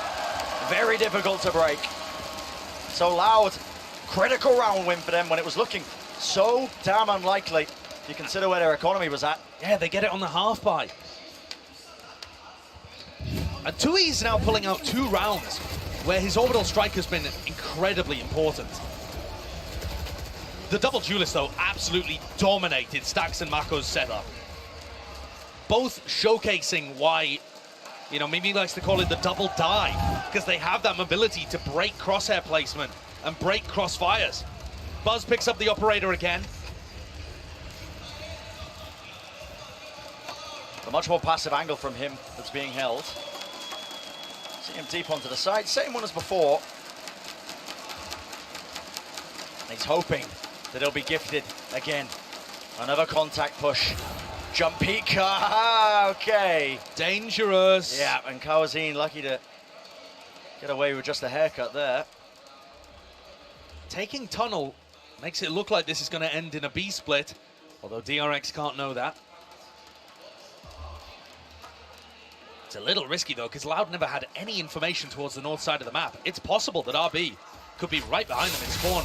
Or grab, though, that's going to be given that rolling thunder. Double satchel play and a lockdown used as a response immediately. Up close, stunned up, though, Buzz. He can't do anything about that. Not with the operator in his hands. And what is going to be that response from DRX? Mako trying to stay alive. He's aware that they're is still that lockdown. Spam through. Plant goes down, and so does Stacks. There's the lockdown. Mako finally gets to use his ult. Finally gets to use it, and there we go. We will take it out, but a fight being taken. One after another. Sadak, beautiful placement, and a team to bail him out. That's a 6-6 half. Finally, the parity that we've been waiting for between these two teams. Nothing but 9 threes in the first 3 maps. And both teams bringing everything to Fracture. Awesome response from Loud when it looked like things were spiraling out of control for them. Grabbing those final 2. 6-6 and even half. Let's send it down to Yinsu with once again another special interview. Thank you very much, Sideshow and Bren. That's right, I'm joined by MCH right now, a streamer. You're doing a watch party. Talk me through what's happening. Are you having fun? Yeah, are you entertained? This is a very entertaining series. Now, I actually wanted to ask you because you're a caster, you're a streamer, you used to be a pro player as well. Right. These guys down there, you know, they were 2-0 up, and now there's a possibility of a potential reverse sweep. So talk me through the mentality of what they're going through, how, you know, they can close the series out without the reverse sweep coming in. I think that when you are in the match, you kind of get zoned out of everything that is happening. And what I would think about is that you always have to be solving the next problem and not thinking about the big picture, like what's my next thing to do, what's the next thing that where I gotta go, what I gotta say to my teammates. So just like keeping your focus and not overthinking the whole thing, because this can get in your mind and you kind of lose focus. How big of a buff do you think the crowd is? Because they're behind everything this team does, this Loud team does. Do you see that as like a 6th man, as a big buff? Yeah, I do. I think that it's not like exactly what they may be saying or what they may be chanting, but I think that there's an energy that takes the venue and just like gives some energy to the players. I think we can all feel it as well. Yeah. And lastly, you know, Loud, they've won a trophy before, but they didn't do it in Brazil. So how big of a deal, how much do you think it will mean to the fans and to everyone in the community if they are able to lift a trophy behind us right here? Yeah, I think it would be really great, and it probably would be the first time for a Brazilian team to win a world match in Brazil, so a world championship in Brazil. So it would be a first for Brazilians in Brazil, and it would be very special. I hope it happens. Thank you so much for joining me. I just want to send a shout out. Hey Tarek, do you remember Team 1 versus Cloud9? I love it. Thank you so much. Thank you. And have fun for the rest of your watch party. I'm going to toss this back to Sideshow and Bren and see if Loud can indeed close this out. They're going to be hoping and praying that they can close it out here, because that momentum is starting to build behind a team like DRX. You don't want to be granting them the opportunity to get back into this series. Not at all. But I think a 6-6 half can go anywhere from here. I'm excited to see RB's Neon on the attack side, though. Previously, we've seen their composition work so cleanly behind that Neon engage. And it's not like Les is pulling out a Cypher to deal with it. You know, he's going to be able to get past the Nanoswarms in all likelihood and put a lot of pressure on. And just looking at the minimap to start, DRX seem primed to try and challenge B early. Does RB have enough support here to get through Sadak? Fault line close and across. Does he hit a skip and a dodge there into tunnel? Feels unlikely because he's got his back wide open. He thought it was free. Thought it was available to them. Fantastic opening, and now the plan can start to go down, but a fast play. Dash forwards into the smoke out, and the open spike plan denied, still responding in kind. DRX shutting down that approach. And it's up to Les. 1v3. Fully reloaded in the clip with the frenzy. Maybe he can do something still. Sight's going to be given to him, but Buzz with this reposition. Not quite planted for him. Turret now. Tap of the spike, needs to try and bait out the positioning. It's good from Les, doesn't open himself wide too. The choke point takes the fight anyway, and Buzz will win it. There's the pistol round, and DRX can get themselves at a fantastic start here in the second half. Really important, imperative for DRX to pick up their second pistol in this map too. Getting both on the board is massive. And neither of these teams have been willing to force, go for it. Doesn't make too much sense from Loud in this point. You know, no plant money, not really that many kills either, but Just something interesting to note, because that pistol round has look always been able to be converted. Okay, deciding against it. I thought Aspas was just going to be egoing buying a Marshall there, but no. He sold it. And the comp from DRX, RB, is going to be at the forefront of all of these push attempts. The spearhead honed to a deadly level. Part of that being his movement, being able to weave in and out. And as you mentioned as well, Josh, you know, there's no trips there. Les is playing the Killjoy. There's nothing to slow him down. No, RB will be extremely comfortable playing against the Killjoy setups, I think. And it's slow and patient for DRX, wondering when the duelists are going to get aggressive. Very safe setup from Buzz here at the north side too. He's heard that ult. Yeah, being picked up makes him aware. And I think that this is going to give a ton of info and mean Sadak's under a massive pressure. Good nade, does split up the rest of DRX, so RB pretty far ahead, but buying the time, and well, Buzz. Oh my goodness, almost getting punished for that one. Oh, that's... Trigger discipline was there, aftershock stun into the corner, gotta be backing out. Damage is definitely being done here, Molly at the feet. It's a great molly. Yeah, no one can push past this one, but Mako is taking a couple of stray shots, and damage is definitely being done still. Disrespecting it, moving forwards, flash play, dodging, juking, side to side. The guns are good just to make it a little bit more dangerous there, but 2 years. Doesn't quite pick up any of these weapons. This guy is currently making the most of his classic. Getting head after head. RB puts an end to it though. Clean follow-up from DRX. And you can see how their composition is designed to work. It slowly prods around the map, gathering information about where Loud are, and if Loud decide to go for anything aggressive, they can instantly pivot in a different direction. Because the speed of that solo Neon is just as quick, if not quicker, than running the double duelist Jet Rays comp. Both teams are going to be able to turn swivel whenever they like. Stax is building up to his ult again as well. It's a game plan that they have in almost every map. Just get Stax the ults. Vital now, though, Loud winning this one. Stun at the feet. Wow. Okay, RB. Doesn't even pick up the weapon. Instead, it's left down to Kawazine. Buzz still, he's worked his way into their spawn, and this is really just sowing that kind of chaos. The Discord within the enemy ranks, and Loud silenced. And I love this decision. Great pivot, deciding to go all the way over to B. Kawazine has been a danger on this map before. You do not want to give him a chance at the 1v2. DRX are going to be so happy with this situation. The bonus round for them, they picked up a couple of rifles, and now it's flipped entirely. Kawazine, everything on him, seeing what he can do. Saw the turret being set up though, so he's got to know the Buzz is positioned there. That's a little bit awkward though. Eventually getting that turret down and waits it out, but his crossfire setup, look at this reposition. It's all on timing. That's what it all comes down to. He knows that Buzz is somewhere in his spawn. Yep. But that doesn't make it any easier to deal with. So just trying to clear it out. Horn across. Lovely flick of the wrist. 3 in the round. But a tap on the spike. And this is ice cold from Zest. He doesn't overpeak it. Getting back on. The wider swing is impeccable. And Zest, that's a shutdown. That really is ice cold though, Brent. Not even thinking for a moment that Kawazine could be sticking it. Yeah. That is impressive stuff. Insane. This round got really chaotic, but I think it showed a couple of things. That DRX are willing to push spawn if they need to, and that RB's still got it on the Neon. I was a bit worried when he slid into, I think it was 2Es to begin with, but his reposition after the stun was perfect. And that horn is just immaculate.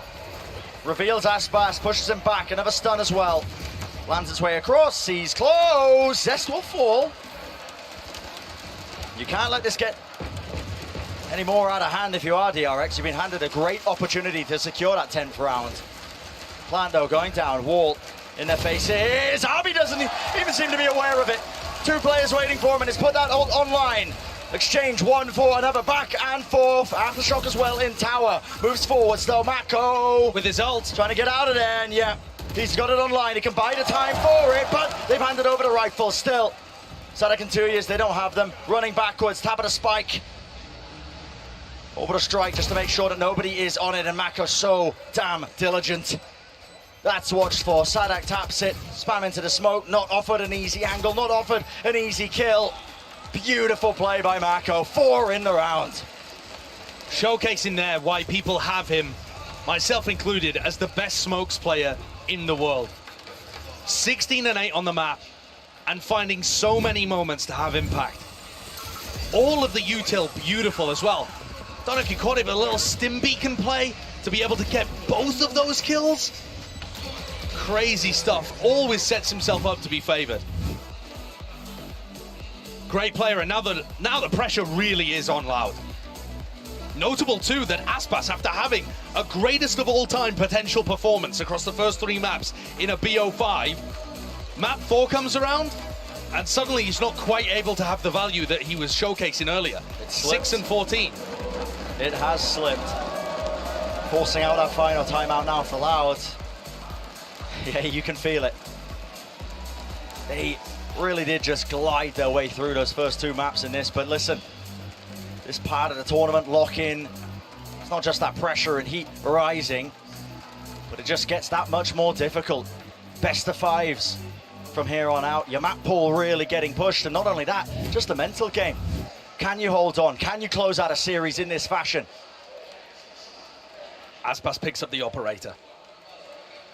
It's a great tool to have if you're not facing the tip of the spear from DRX. He'll be able to find people that are playing slowly on the opposite side of the map, but if he comes up against the relay bolts, the stun from stacks, he just can't hold on. No. And I think he's picked incorrectly again. He was forced out of position last time when he was defending B. It feels uncertain. I just don't think he's going to get an opportunity. Look at the utility. Yeah, that recon bolt is immaculate. Pushes him back, stunned out. Inside it! Oh! Clearly I underestimated Aspas. One way to shut it down, but goodness gracious me. DRX not letting anything get unsaid and undone. An immediate take there of Halls. 2 kills for Mako. He has been the difference maker.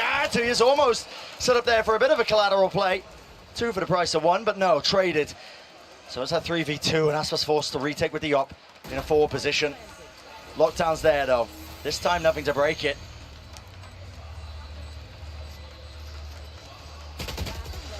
Out wide. There is a gap at the back of the site where players are not going to be caught by that lockdown, but the pressure's on less. He has to take this timing, but util out in his hands and just so unaware. Doesn't think there could be anybody backside, despite his lockdown leaving that little gap. Only assuming that there was one. Wow, ridiculous way to open the round. But in the midst of all of this, it wasn't really a heavy commitment. You can see here that entire play was to bait this kind of reaction. RB is sent in as a distraction, while the rest of the team just holds for the flank.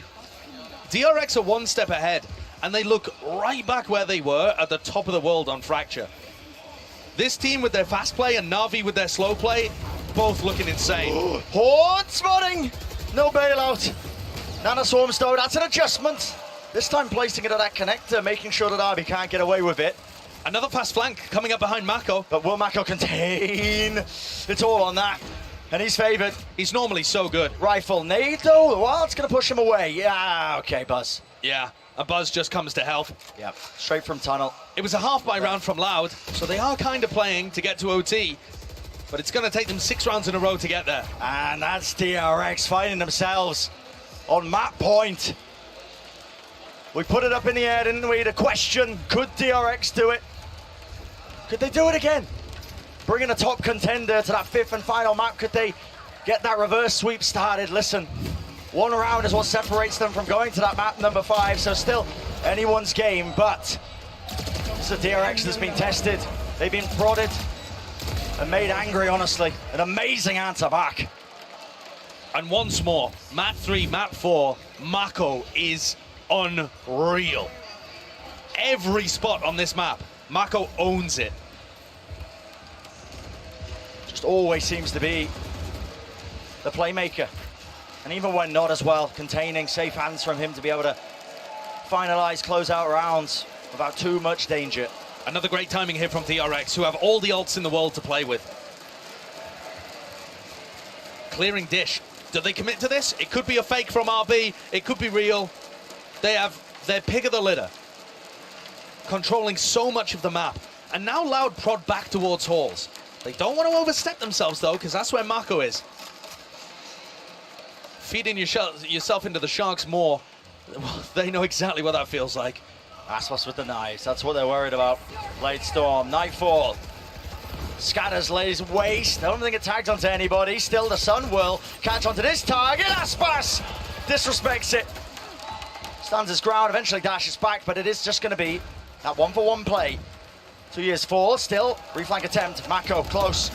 Stuns there, wants the refi positioning. Revealed, beautiful by Kawazine. Down to Zest. And cannot withstand that, not when the Blade Storm's in his face.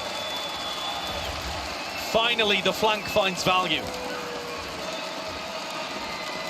And nice work from Aspas playing around it too. I was amazed at how accurate the relay bolt is. I'm just in awe whenever I watch RB play Neon. But it's this play that really wins things for them, right? Being able to evade the utility, and also Stax and Mako not really fighting together in the way that we've seen them before. 5 rounds in a row now, still required for Loud. Can they do it? At some point here, surely the ultimate economy is just going to become overwhelming for DRX. Loud not only need to win rounds, but they need to win them and draw out ults from DRX at the same time. Looks like a heavy fight. What are they waiting for? Fault line, push them back. RB taking all that space, right past the boom bot! Glides through.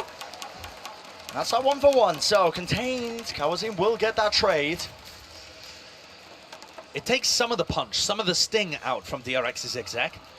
The wall, for example. Mako might have to save his smokes just to do that. And the spike makes the intrepid trip over the pit as the rest of DRX regroup around the bottom side. So this to me looks like they're going to try and go through sand. It doesn't require as many, smokes, angles being cut off. You don't have to be as explosive. And Loud are gambling on the other side. That's where they've got the heavy presence. Kawazine just playing for that retake. Does have his Rolling Thunder, though. That can disrupt this plant. Call made by DRX to just contact. Smokes drop down, though. That's going to signal it. Fault line. Ready and waiting, held. There we go. It's an orbital strike into the fault line. And, 2 kills. But an instant response. Buzz realizes he has a free lockdown and puts it around. This was the mind game that was happening in the first half. A different option being chosen for 2Es. Still so hard for them, isn't it? Mako looks like he's playing a post-plant lineup there. Yep, Molly's going to be coming over. And he has the ult too. The onus is on Buzz to buy time here. He has to be the difference maker. 1 kill found, 2nd found. 2 years with the trade, and the orbital strike held. Molly's good for it. Mako holding, listening, waiting for that sound cue. And he knows it precisely, right in his head, and there you have it. Silence sweeps across the stadium, and Mako will not be denied that 5th map. Immaculate play. Unbelievable. The layers of the post-plant utility to be able to win that in a 2v4. Buzz and Mako combining together, the top of the scoreboard as DRX walk off. And that is a confident swagger to their step. And take a look at this. Even if 2Es got onto it, there was no chance. Checkmated from the very beginning. Impeccable stuff. And DRX do the same to Loud as they did to Optic in the lower bracket finals of champs. They put themselves in a position where they might be able to pull off the first ever reverse sweep in a BO5 in Valorant. Would be just astounding. That's that veteran presence, this roster of DRX. They've been through it all. To be able to really just keep the mental in check as well. They push Loud, in particular as well. Like a lot of these rookie players into such uncomfortable territory. And the Des was wishing for it. We will be heading to that map number 5.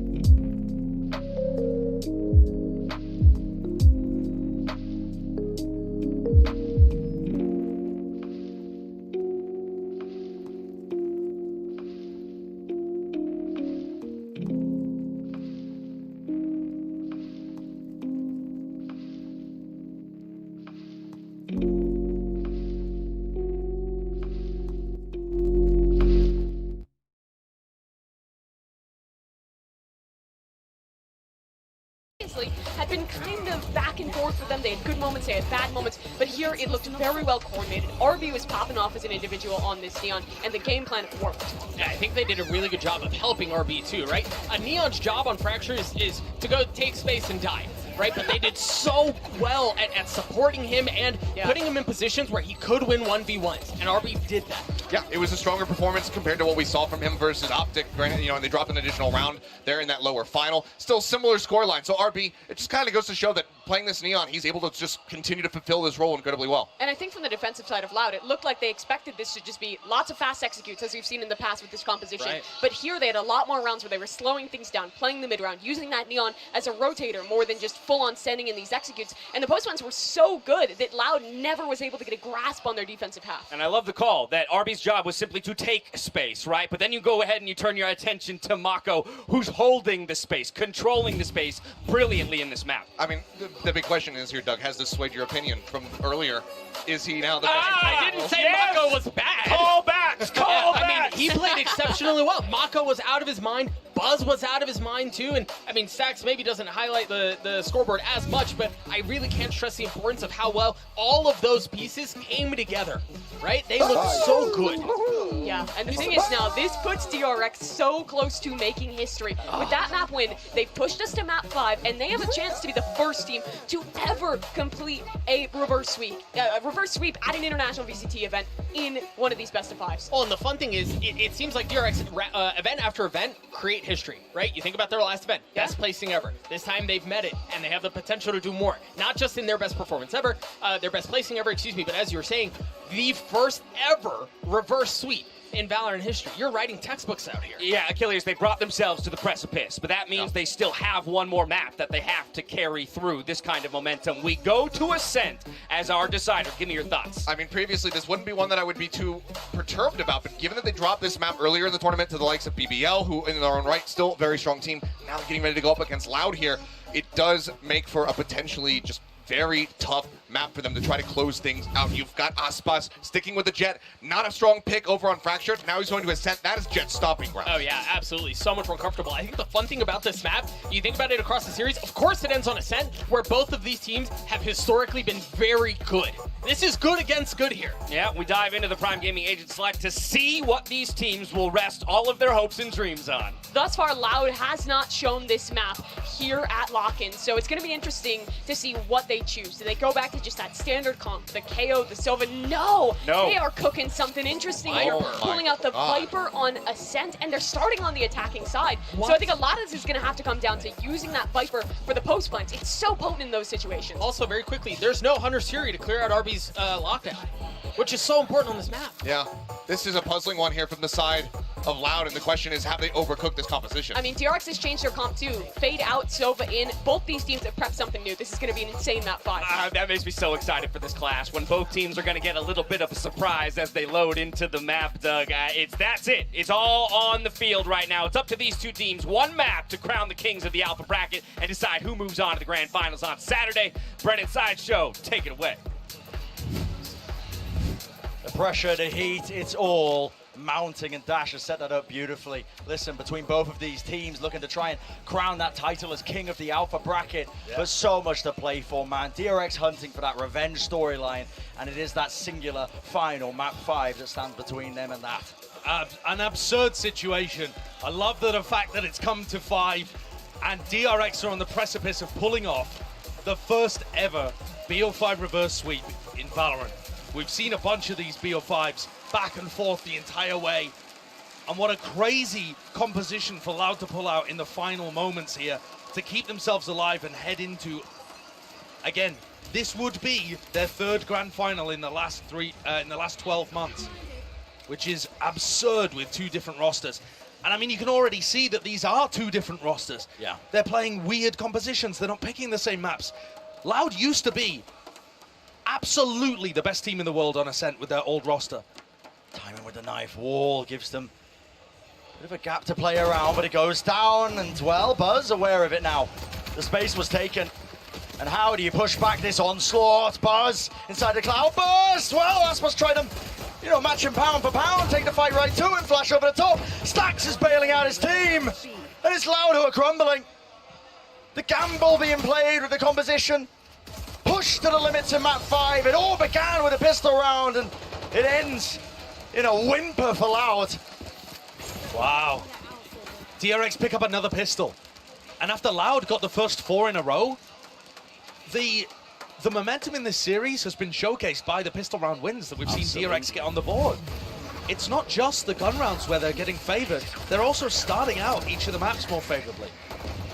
I think also, the Des mentioned it, but DRX have undergone a team compositional shift too. They've been playing triple initiator pretty much since they formed that composition, since they invented it in May of last year. And now they're back to just playing the standard stuff. This is the most meta comp you could possibly come up with on this map. Oh, the paranoia is good. Gotta be careful of the counter-attack though. Spam from Aspas was decent enough to drop Mako down to 32 health. No kill claim though. Drone dodge for now. And a bit of a battle happening in B main actually, as these two Killjoys try to use the Viper wall against each other. So that's something to keep your eye on later on. Yeah, control of that B main going to be so important with the way so far it's being played. Just cutting up the site in that manner. It's an unusual composition, unorthodox from Loud, and moments like this, Josh, listen, map 5, you get pushed to your limits, you've got untested players newly added to your team. It's moments like this where sometimes that gambit just crumbles beneath you.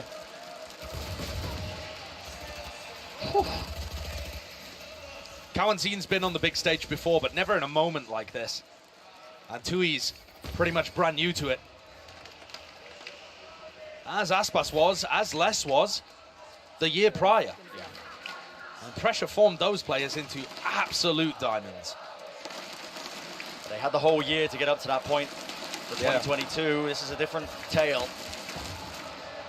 First major event of this 2023 VCT season, and it comes down to this. Weaker by pistols, cannot withstand it. Mako denied the ace, but it matters not. Listen, spread the ult orbs, make sure that you start building up those ultimates onto everybody else.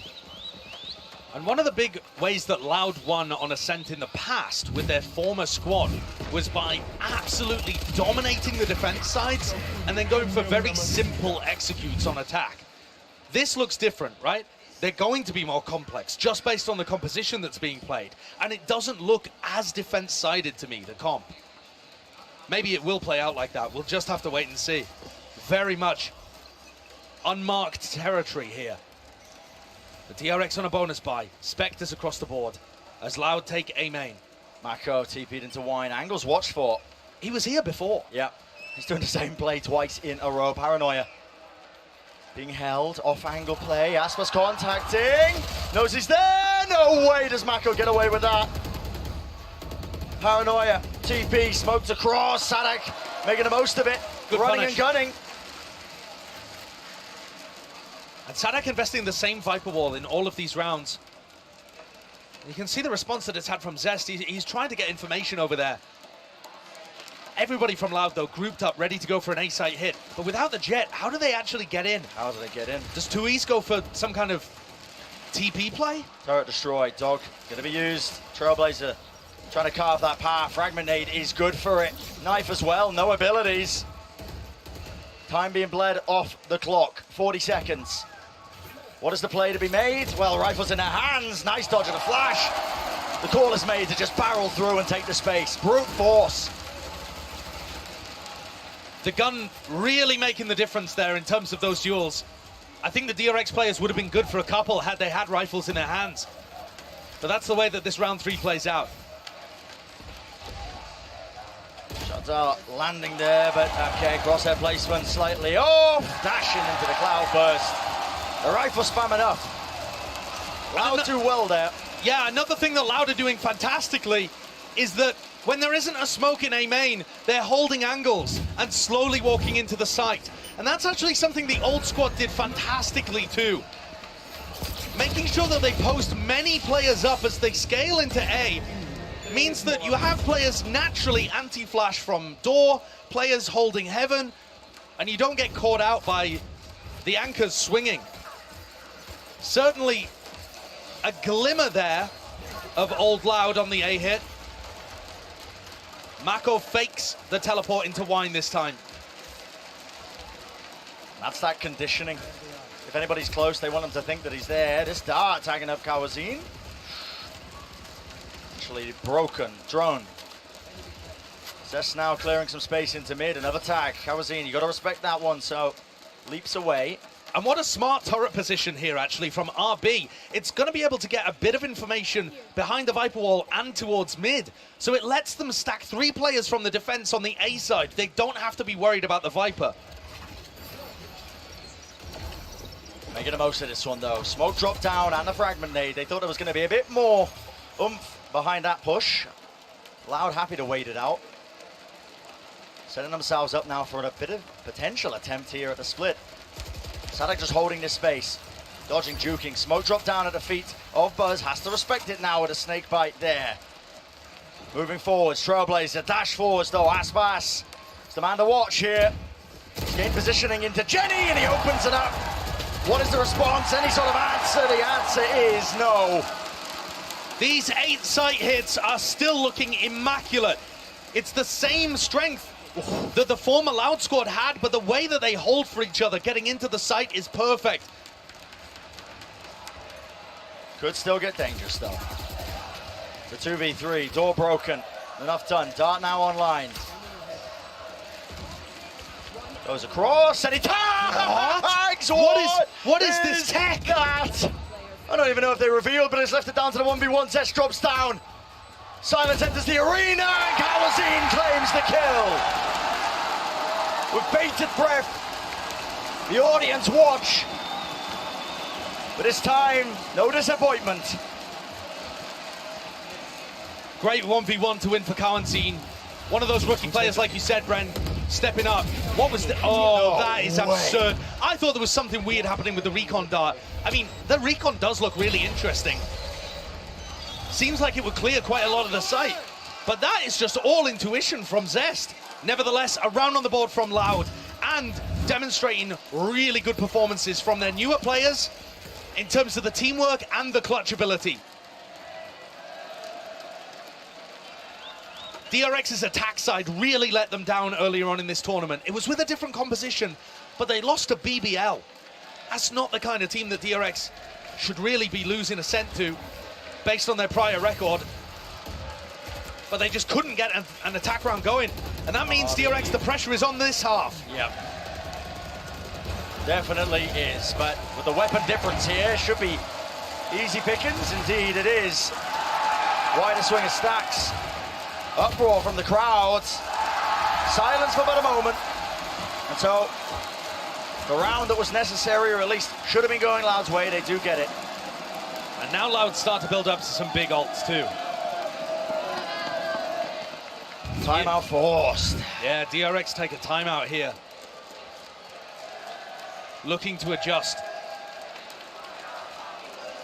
And I think at this point in the game, if DRX have looked at any of Sadak's VODs, and I say Sadak specifically because this roster doesn't have Ascent VODs, right? But if you look at the old roster and how Sadak calls on this map, there's a huge amount of explore the map, end in an A exec.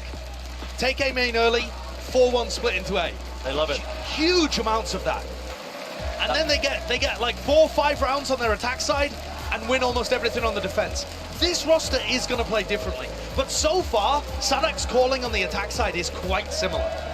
And so this timeout might be useful for DRX to make some necessary adjustments. And I think one of the big adjustments is from Mako, A main has got to be smoked off all the time. None of this playing aggressive in A. The one way is not even really that useful because you can't stop Loud from taking A. And if he uses smokes early in the round, they're not going to be there when Loud try to hit into the site. And that means Loud are going to be able to set up many people, 2, 3 people with guns holding angles as they get into A. A lot of parity between these two teams. And will DRX have the answer to bring us even? Timeout was taken just for this. Buzz has that operator. Could be part of it. Close knife. Dart over the top. Very passive from Loud. I think they're scared of a potential tiles push, but look at this drone now. Buzz happy to take the aggressive angle. No way! The spray control, so good from Les. That's the third or fourth bullet that connects with the head of Buzz. And a call is made as the Viper War goes up. Guys, let's take some of this space back. Great opening pick. Moving their way across. Smoke drop down at their feet though. It's going to be putting a stop to this, but still the Viper War lets them get in. Updraft, up and around. Stacks, will he be the difference maker? TP into the back of the site. Reinforcements have arrived in the form of Mako being there, but they're leaving. They're leaving. It's a cancel. And this now puts everything in the hands of RB. He's the sole player on A. Looked like he wanted to cut them off a catwalk, but instead, just playing around his nanoswarms. No smoke on the side to play around. Where's that from Mako? Entire team is just funneled right now from Loud all the way into the site, straight through. Paranoia. RB not caught by it. Off to the side. Spray. The right click misses. Lustbuster's not come up with the goods. Viper's Pit though might do some damage to it. Stun caught. This should be a kill, surely. Pushing forwards. So much damage though. Yep, Kawazine not going out unscathed. Dart.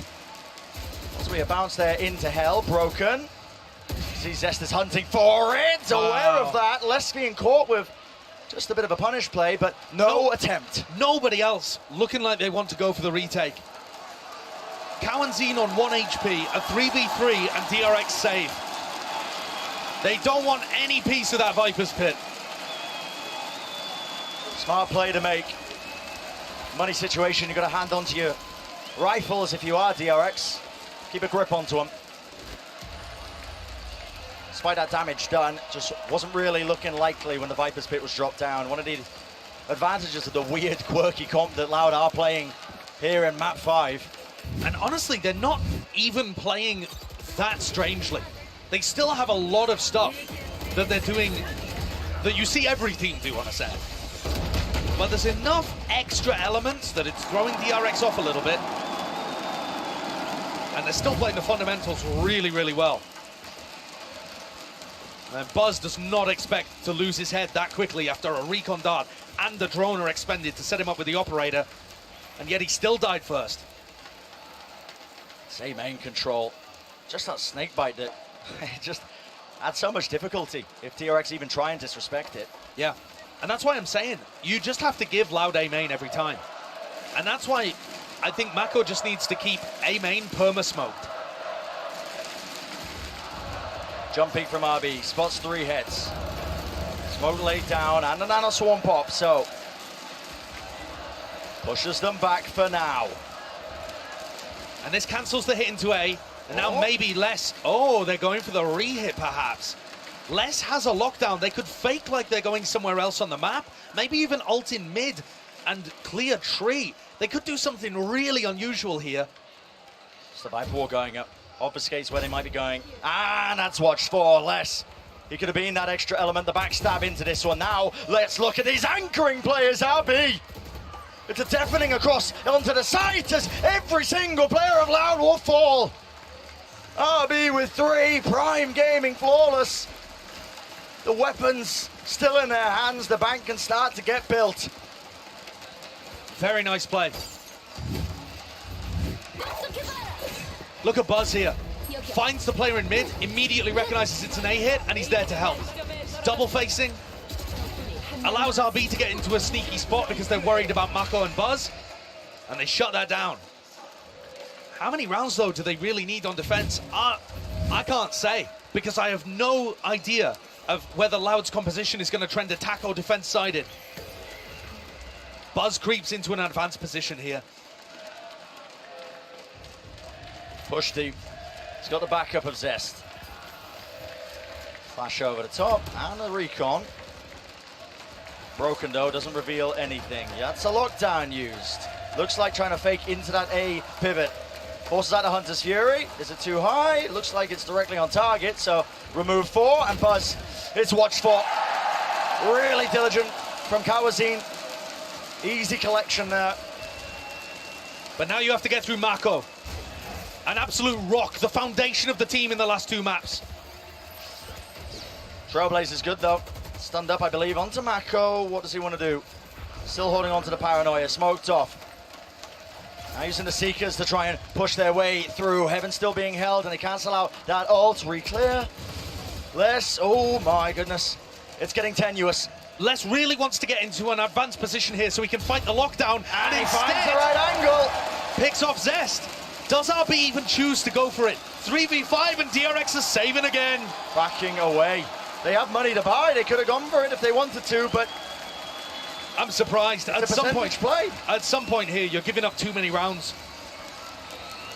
And remember that their defense side was good. Even in the game on Ascent where they lost, they were still getting value on defense.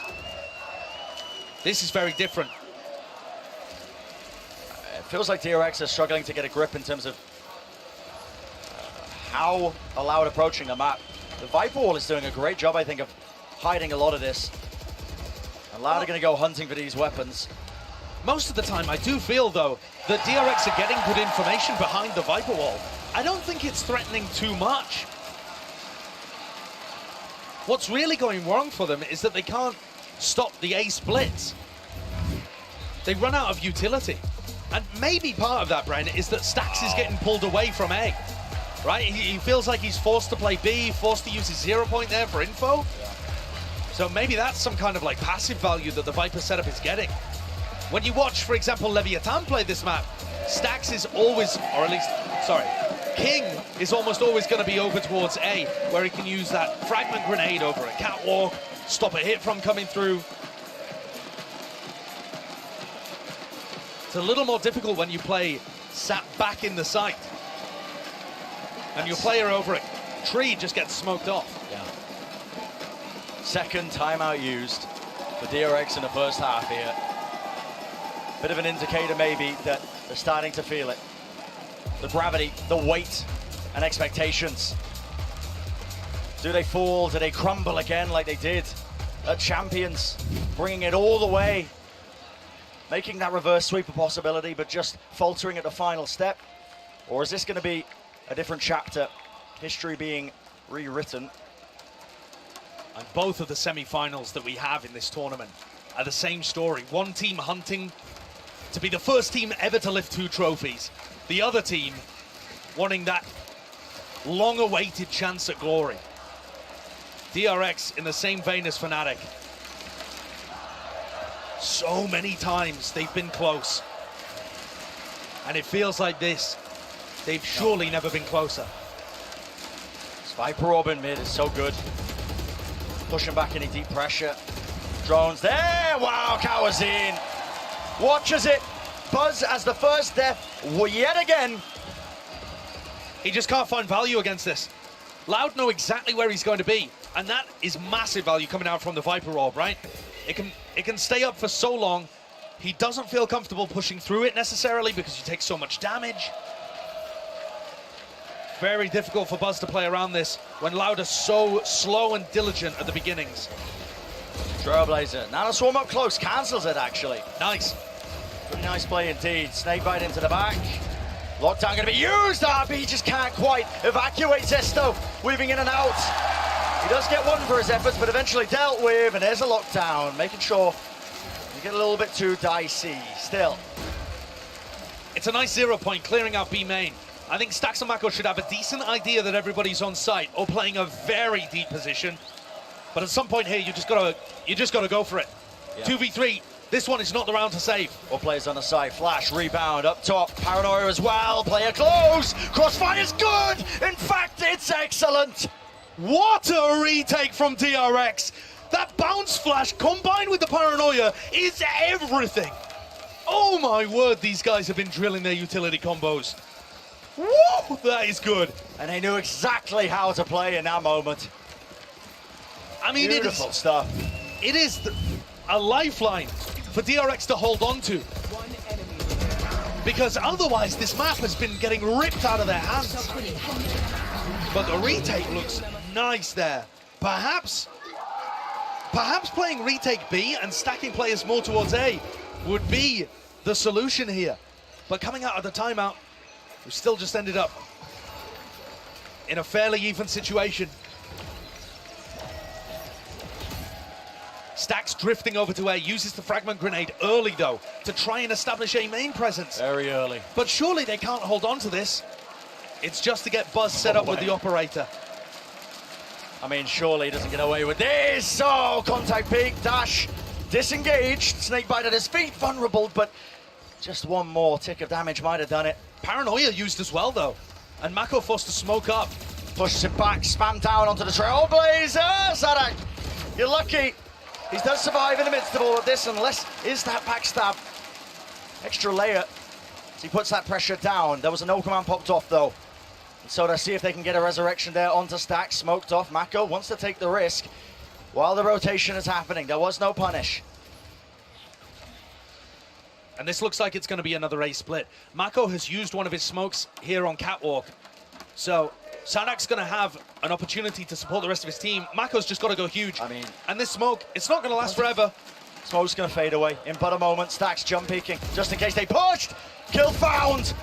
Does not claim the second. The trade online for 2 years, but Buzz still back at the site. Knows that they're going to be coming and misses the shot. Unconventional. Sadak returns. Snap though. Wrist. Locked on, and players are weak the time. The pressure is mounting. Just down to less. Afforded an easy plant. Shot darts going wide. Maybe a bit of a blunder there by Zest. Pop flash Play-Doh fully blinded, and Stack's not willing to give any opportunity. What a round from Stax, bailing his team out after Buzz missed a pretty critical kill. DRX are just about holding on here. You can see their macro game is really getting tested. Stax as an IGL is struggling at the moment to find the right answers, but Stax as a player still makes all the right moves, gets himself in position to rely on his gunplay. And as Mako buys time, wow, that is nice. And then swinging off the recon dart that Zest throws in. Good stuff. And it draws things level at 5-5. It's still a great attack half. Yeah. It is. Feels like DRX haven't quite earned enough rounds to bail themselves out just yet. They're still in that danger zone when the sides end up swapping. This time it's Mako with an attempt into mid. Deep push. Different angle.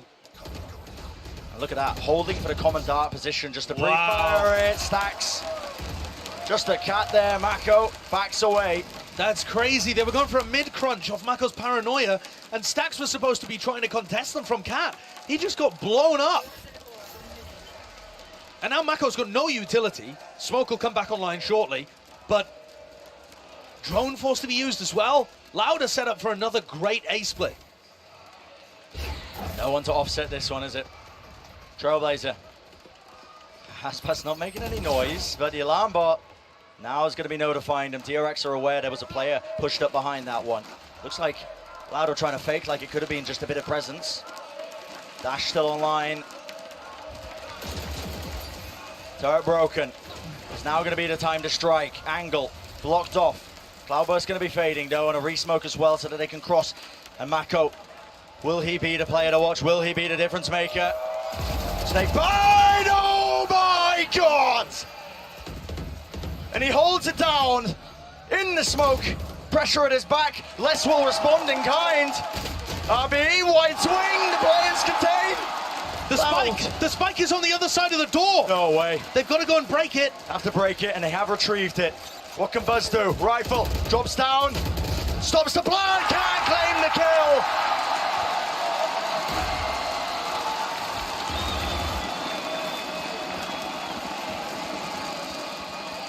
Despite those heroics from Mako, Loud answer back. He's just one man. What more can he do? 3 kills inside his smoke. Should have shut the round down, but a response perfect from Les from Tui's. Look at the timing there. That re-swing just as the door's coming down. It's great, and there's the frustration rippling through every part, every bone in their body. Can DRX make it 6-6? Give us a half with the same level of parity as Fracture and give themselves a chance heading in. At the moment, it feels like everything is with Loud. Managed to recover. Thrown slightly off with their footing, at least in map 3, map 4. Drone from Zest, spots a lot of players. Now to Killjoy, lockdown. There's nothing to offset this one. There's no Hunter's Fury. Zest looks like he's trying to break it with shock darts. He might get punished here. He's trying to evacuate out. And it didn't break that lockdown, still doesn't get detained. Has to be the full retake. Sada going to be planting. Oh no, not quite actually. Potential misplay. They could have had the Viper's Pit online. Instead, DRX not wasting any time. Moving forwards, B-Main. Watch for! A little bit too late. Buzz doesn't recognize the threat that was coming his way in 2 years. A very smart reposition. Has to be the committal. Flash. Push them back, Sadak. Lines it up. Tumbling, falling, this way, that way. It's Loud on top. Marco unable to stand up to it.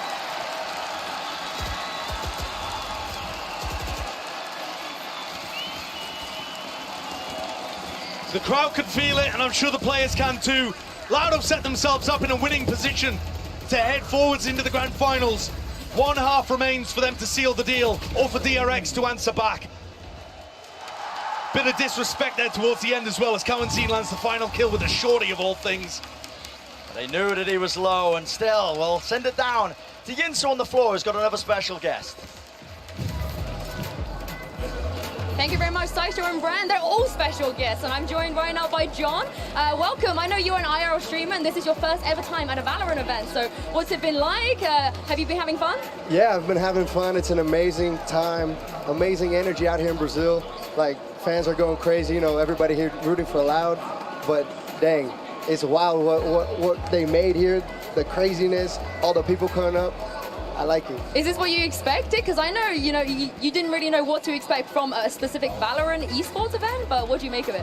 I know Brazil is huge on FPS games, so for sure, I knew it was going to be packed. And if Loud makes it to the final, it's going to be even crazier. Yeah, I mean, you were also speaking to me before we went live that it's really special for Brazilian fans because esports out here, it means something different to them. So would you be able to tell me about that? Yeah, I mean, there's a huge meme on the internet. It's like, come to Brazil, come to Brazil, come to Brazil. Yeah. They throw it everywhere. And it's literally like, hey, we love the sport, we love the music, we love things from around the world, and we want some love as well, you know? Give us your energy, we're gonna give you energy back, and it's gonna be something wild. I think you guys are gonna like it, you're gonna rock it, and you can see everybody's rocking it. You're wearing a Loud jersey, and they're struggling a little bit in the last 2 maps, so channel your energy to them. What are you gonna say to them? Man, they've got this. They've got this? They've got to make it twice, you know? Bring it home, and they're in their house, you know? It's their home city. The script is written. Back-to-back champs? Back-to-back, back-to-back. Let's go. Okay, well, John believes in them. I'm not sure what's going to happen in the second half, but Brandon Saisho, I'm going to throw this back to you because I can't wait to find out. There is that pressure building. Feels like it's pushing Loud forwards to deny that reverse sweep, to make it inaccessible for DRX, to make them repeat history once more. And insane that if they win this half, if they close out this map, that they would have gone to 3 grand finals in the last 12 months.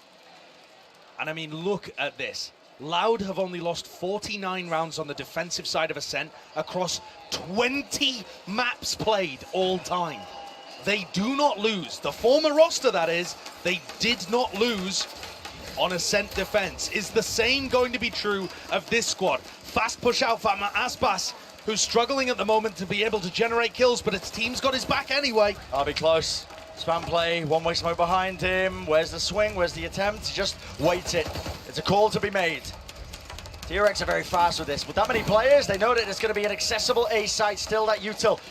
Placed down, Nana Swarms on the one side of Jenny. Stax is in trouble, and it does offset that plan. Crucial time being bought. Loud, 5v5 now in the retake, and they're starting to swarm all the way in. Opening kill found, jumping right clicks, and it's DRX who just cannot withstand it. The tempo has been brought to them. Tap of the spike, Viper blocks it. Wow, what is that? Denied, smoke, dissipates, reset of the aim, RB. He's buying time right now, and he just can't get the kill. 10 out for Mako. Needs another miracle, and a miracle will not be it. Despite making it close, it's Loud who take that pistol. And it does Josh feel like momentum, like history is on their side. Could we be witnessing another tragedy for DRX, where they claw things back to a 5th map, just to tumble at the final hurdle? It's one thing to defeat your demons and get over the choking problem. It's another thing to go from title contender to trophy lifter It really is a long way up to the top of the mountain. Maybe DRX just aren't quite there yet. Or perhaps they've got some more to give. Let's take a look. Disrespect shown. Sadak's going to be controlling this area of the map with those snake bites very often. It's going to bleed a ton of time off the rounds. You can, of course, go across and over them, as Buzz has just done. But it means you're dropping from a height and not favored in any gunfight that might happen. And looking through the eyes of Aspas here, Brent, he's 4-11 right now, but it just doesn't matter. I mean, over the last 2 maps, across Fracture and now Ascent. Across Fracture and Ascent, he's currently 13-27, I think it is. But the rest of Loud has stepped up.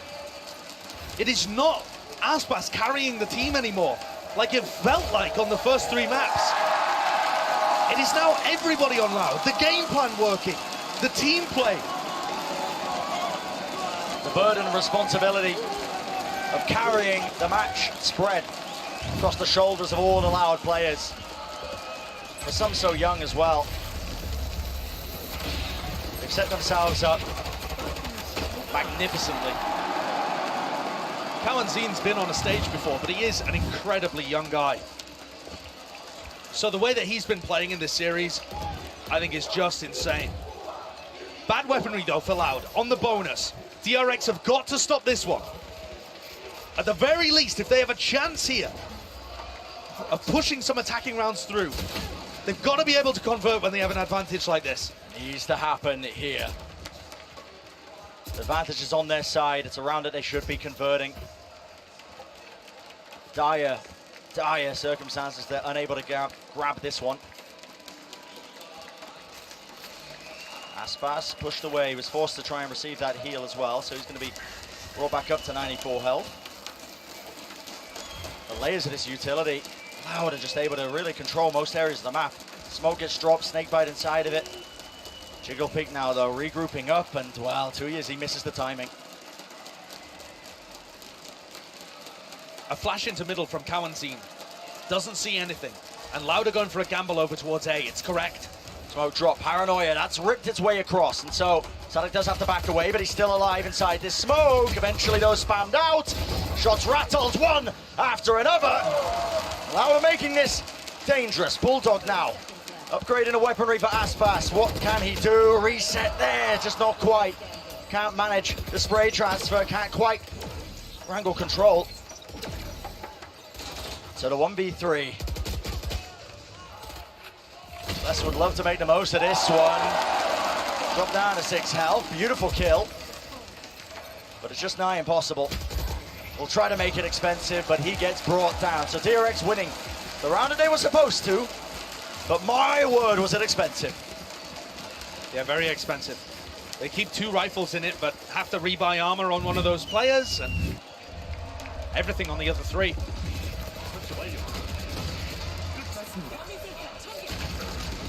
Aspas is going to pick up the operator for this next round as we just take another look at how that A site worked. Aspas with the operator loves to get aggressive, and he's got a great feel for when to take these aggressive timings. You saw it before. The former team that had Aspas still as the tip of the spear, unbeatable essentially on this half of the map. And a lot of it down to how he plays. Close to the corner. Bit of spam, drone over the top. Aspas still not cleared out of this corner, by the way. But space in mid is going to be gained. Aspas trying to get on the high ground approach. He's missed his chance, though, because guess what? DRX barreling through. No time wasted. Sadhak. The Paranoia is ever so slightly delayed, though. It does return the fire, and it returns the kill. Really good trades by DRX here. They've pushed everybody from Loud out of the site. The question is, can they reposition into good post-plant spots? The emphasis is going to be on Mako. Holding down in B main, smoked off now. What kind of timing can he take here? Needs an indicator from his team. Spam just chooses it. Sees the alarm bot drop down, doing some damage. Deep the smoke now, pushing forwards, but is held. Covers in claims. Paranoia rips its way through, and it's all up to Stacks. The Laven spray down, dropping down still. Planted, Tapovic. What a great smoke. There, 58 health, has to do so much. Repositions, back forward! What an insane clutch by Stax! Playing around the smoke beautifully and got the lineup of his dreams. Unbelievable! Wow. You are never favored there. But Josh, you made the call as well. I believe that was his smoke, right? At the back of the side that he was playing around here. No, doesn't look likely. Yeah, honestly, I'm not exactly sure. I missed it in the moment. Either way. I think it might have been too easy smoke. Looked like it in a replay, but who knows? It doesn't matter. But the way he weaved in and out. It just ended up being perfect for him because he could see every time the tap was a fake. Not intentional, but that's partly due to the great plant spot that they found. That round should have been finished. Oh my goodness. But this one is gonna get dangerous. A lot of ults here for Loud to convert a 5v4 despite the fact that they have sheriffs. And sometimes the utility can be way more dangerous than a rifle. And Aspas is gonna have one of those anyway. Trailblazer was broken though, so he feels like, well, maybe he can't quite pick up that rifle. He could smoke this and probably get over to it. Especially if he burnt his dash. I think the question is just whether or not he wants to take the gamble, take the risk. Such a narrow margin for error. The off angle. Seeker sees it and it obfuscates his view. Can't see a damn thing when those are in his face. He will fall. And one to the back of the site. Dart's going to be making sure of that one. So the dash engage gets him that space. Spike needs to get planted. Stacks even letting rip with his own command, spreading through them, making sure that there's not going to be any chance of letting this one get out of hand. Mako in his classic position, playing P main. So difficult to root out of that spot, but Kawanzi was looking for it last time. The timing for it is going to be so important. Good smoke. Splits that one up. Buzz was handed an easy angle. Once more found the head. Ow! Are you grabbing that one? Turret broken though. Bit of spam still. 2 players left standing and 0 at the end of the round here. And so DRX are getting the rounds that matter, the rounds that they should be. You want to talk about around the matters, Bren? This next one coming up. So many ults for both sides. A lockdown available on both sides, including a Hunter's Fury to counter it from Zest. So you're expecting the one from RB generally to be getting more value on the attack side, with no counter on the opposite. But crucially, the economy is so close to being broken for Loud. And they're already struggling on this defense half compared to what you'd expect from the former roster. A setup play from DRX. Looking to the sky. Cancelling the approach though. Opting for the lockdown. It's going to move close. Loud are not obviously running any of the usual counters that lockdown, so it's going to be buying them some space, but all the players ready and waiting up there in heaven. Aspas dash forwards off to the side. Lovely util. Nanaswarm pushes him back, but common angle. Flash play! Just trying to survive inside the smoke.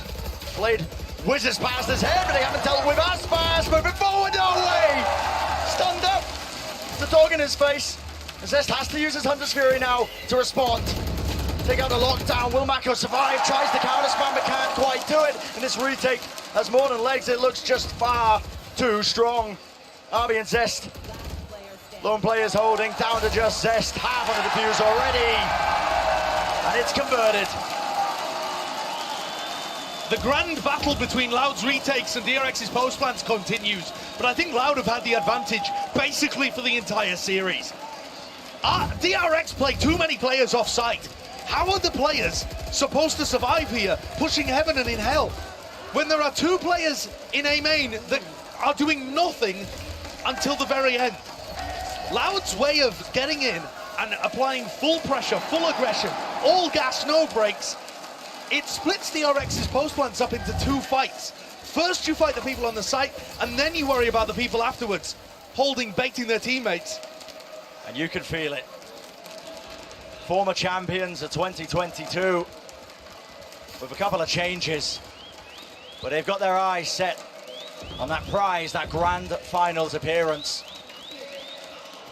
DRX and Loud were doing a bit of content together recently, just during the break, during the last 10 days. And DRX had a fun little, Twitter video where they went and stole the trophy. All funny. Loud responded with, yeah, don't worry, we'll just win another one this year. I mean, the quality of this squad, by the look of it, they might be aiming for multiple. To really try and set up a dynasty. Before we get ahead of ourselves here, it's on Buzz. Updraft play. Nana Swarm down, less. Oh, it's so awkward, and the knives go wide. Uproar in the arena.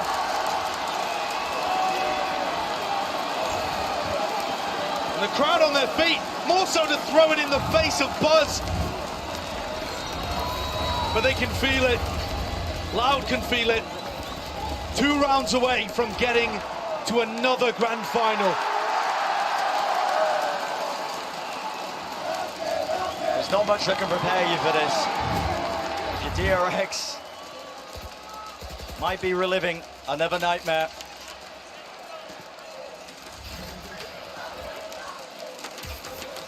Full investment with the money. 8-11. Loud with 2 opportunities. Try and get all the way. It's a good 0 point. Suppresses Aspas, but he's still going for the peak. This guy's confidence is unmatched. Dodges the drone. Dog going to be used as well. Updraft, tags him. Has to use the dash. Mako has still fallen though. Loud put some pressure into Gelato, and Mako wasn't in a great spot to be able to hold on. He goes down. That seeds the whole half of the map there. What is Kawanzin up to? He still hits it!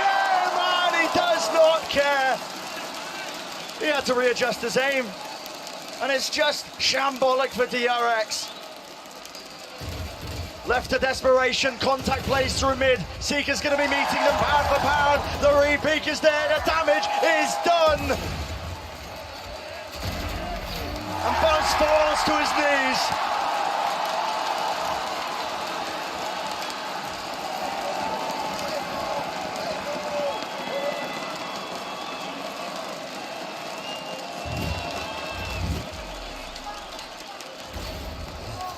Look how Mako goes down there. Loud just applying pressure everywhere on the map. As soon as DRX go towards mid, they push on both sides. And Loud have 4 chances of going to the grand final. 4 chances, and there's never been a better one than this. The money for DRX, it's desperation. If they're able to convert this and at least bring it back, I don't know what to say. It looks primed and ready for Loud to send the uncrowned kings all the way back to their region.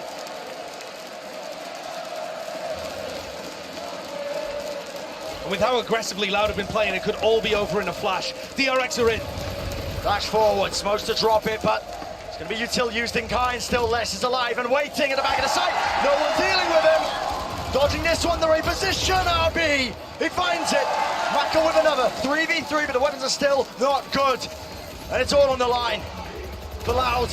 One opening is all it takes. Aspas and RB is just tearing heads off.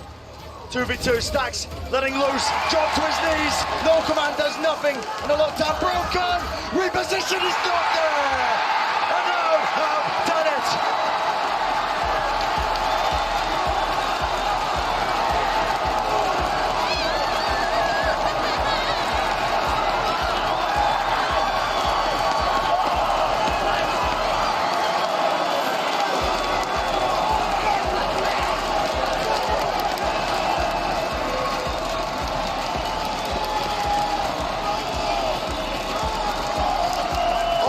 Real mental resilience.